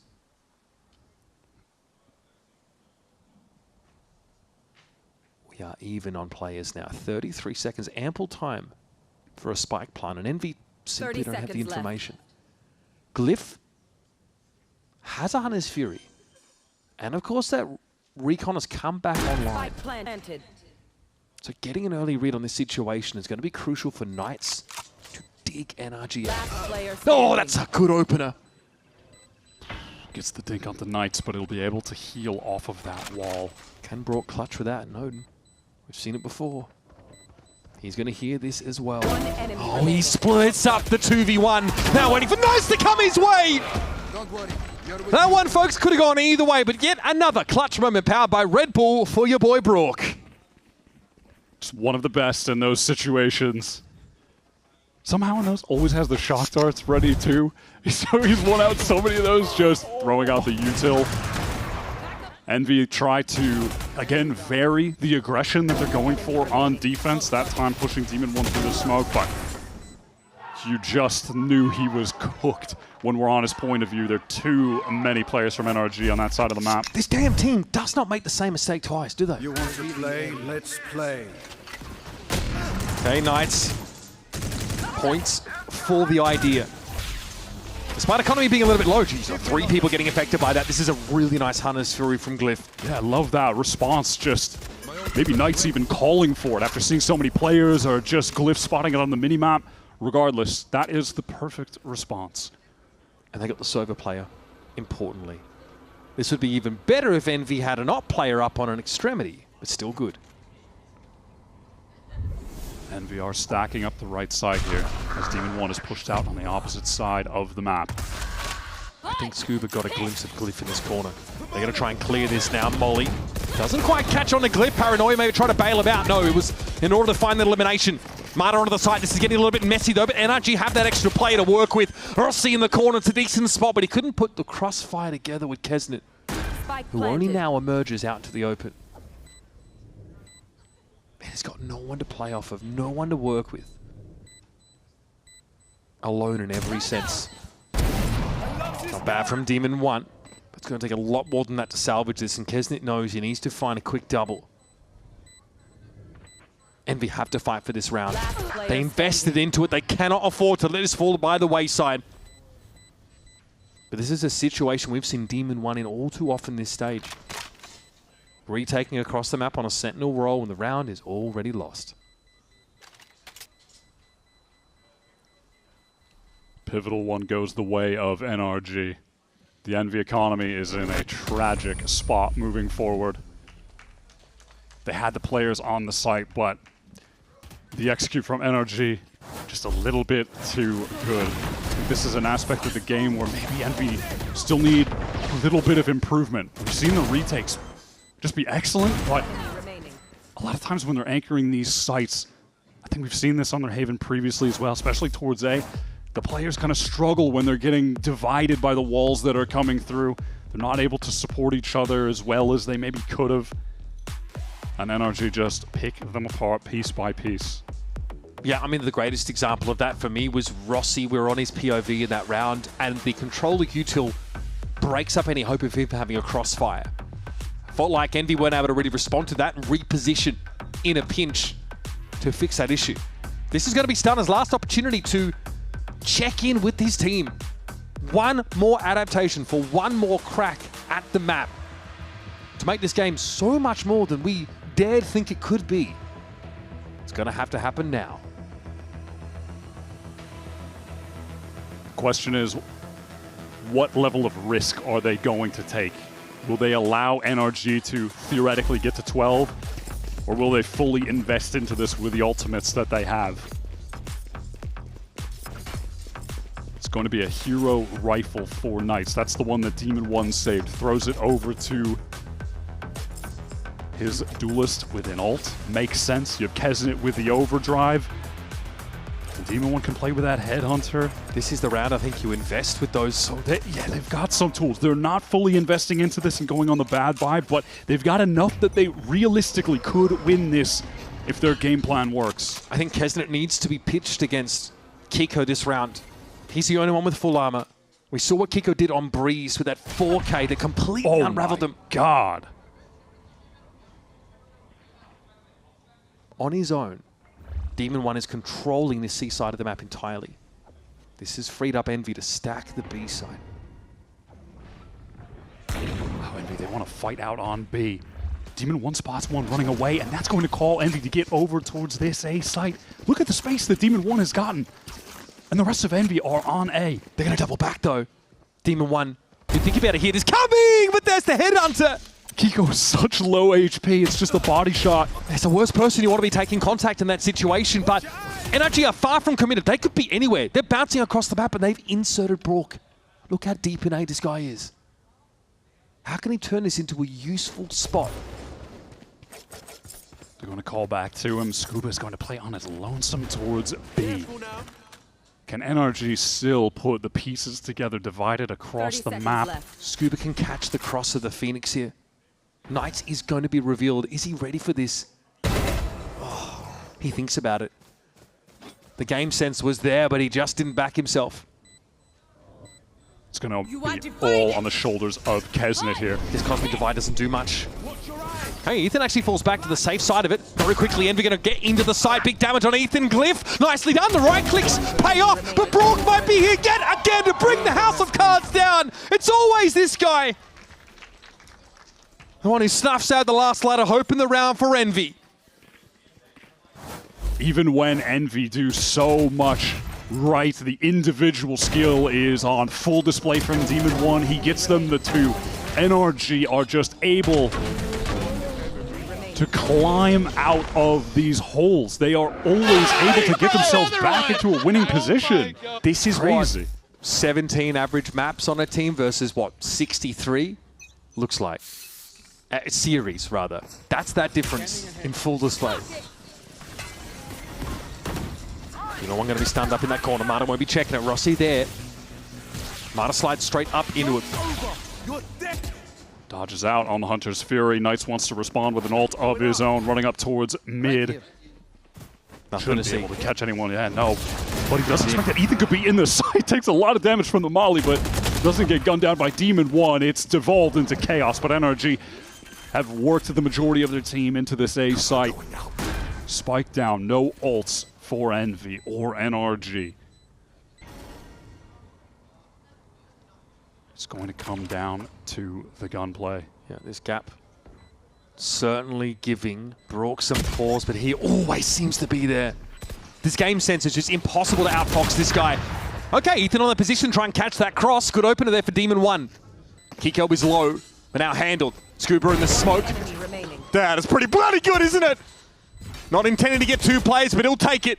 It's all on Knights. The revelation here for this Envy squad. To try and put another real dent in this NRG team. Brook fully commits to it and is punished for it now, but Scuba can stop this defuse entirely.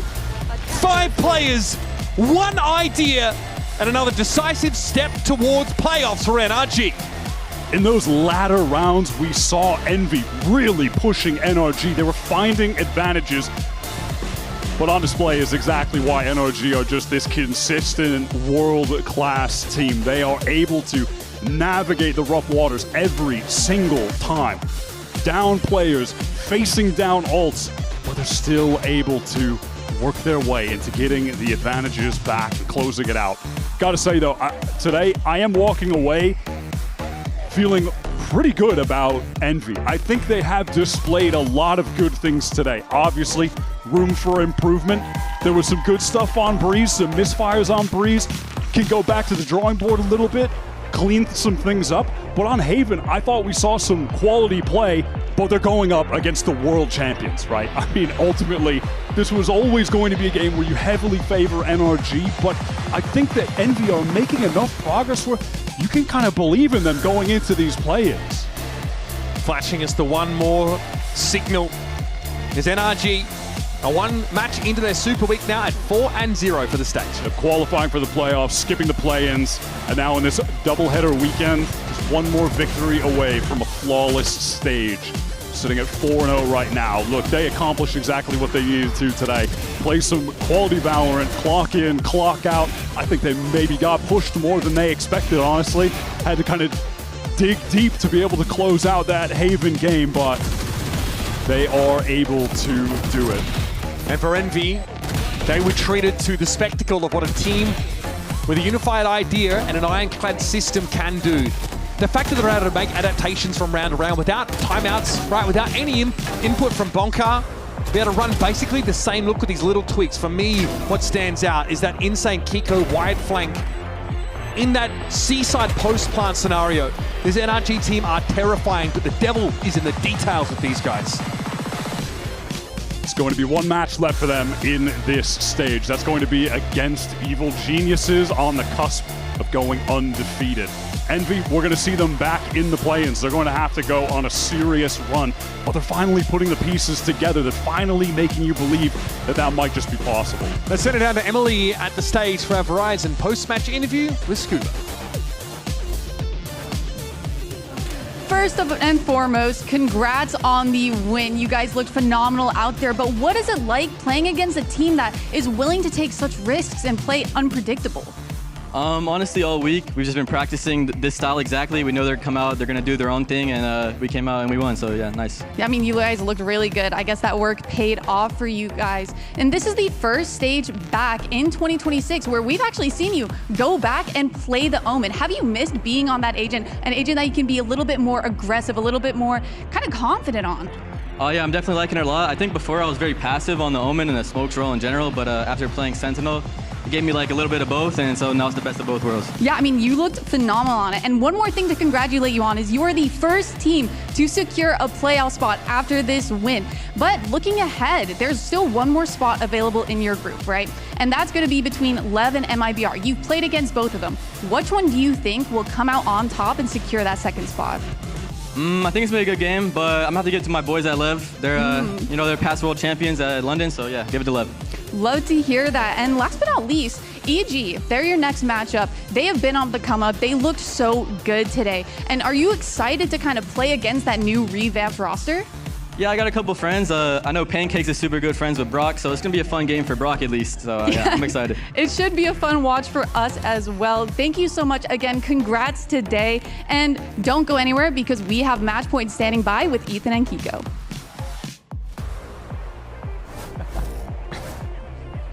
Hello and welcome to Match Point. My name is Zowie and I'm joined by Ethan and Kiko. Congratulations on not just the victory, but also on that first place in Group Alpha and the confirmed lock-in for the playoffs.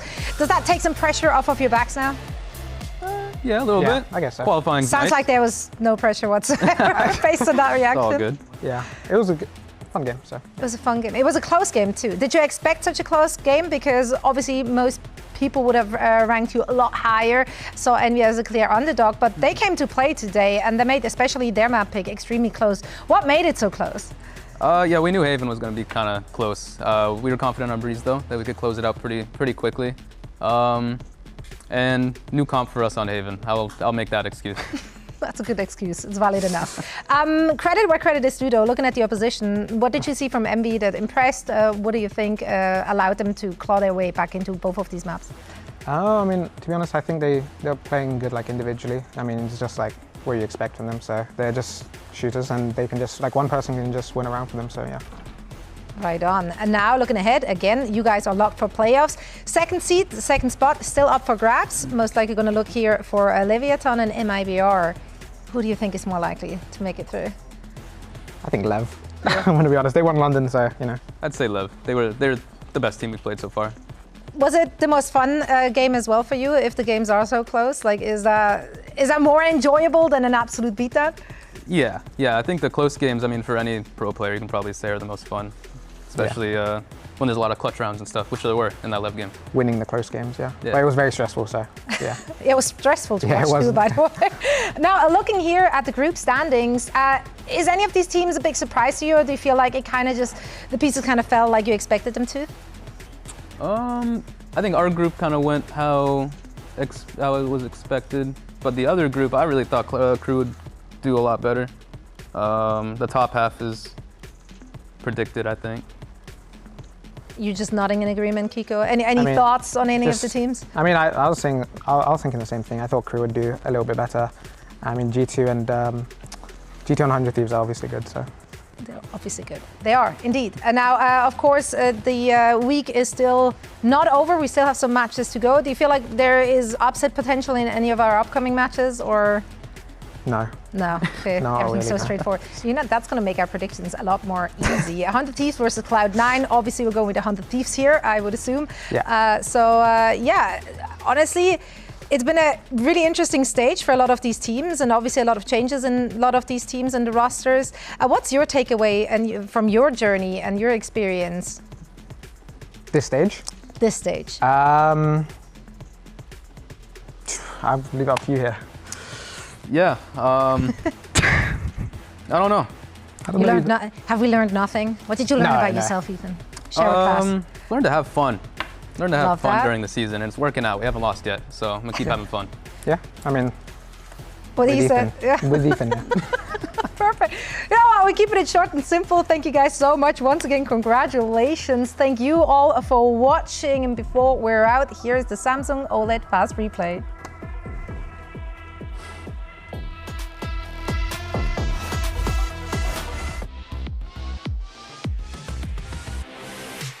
Oh my god, Pancakes gets one here. They're scrambling for the last few kills. Bombs on the fast beep. They can't even get their hands on it. Those Pancakes cleans up the Red Bull clutch. Zerona now is going to be pinned down by 3 and takes 2 of them out alone. Set up the crossfire and he runs in for another pick. Zerona, the 4K.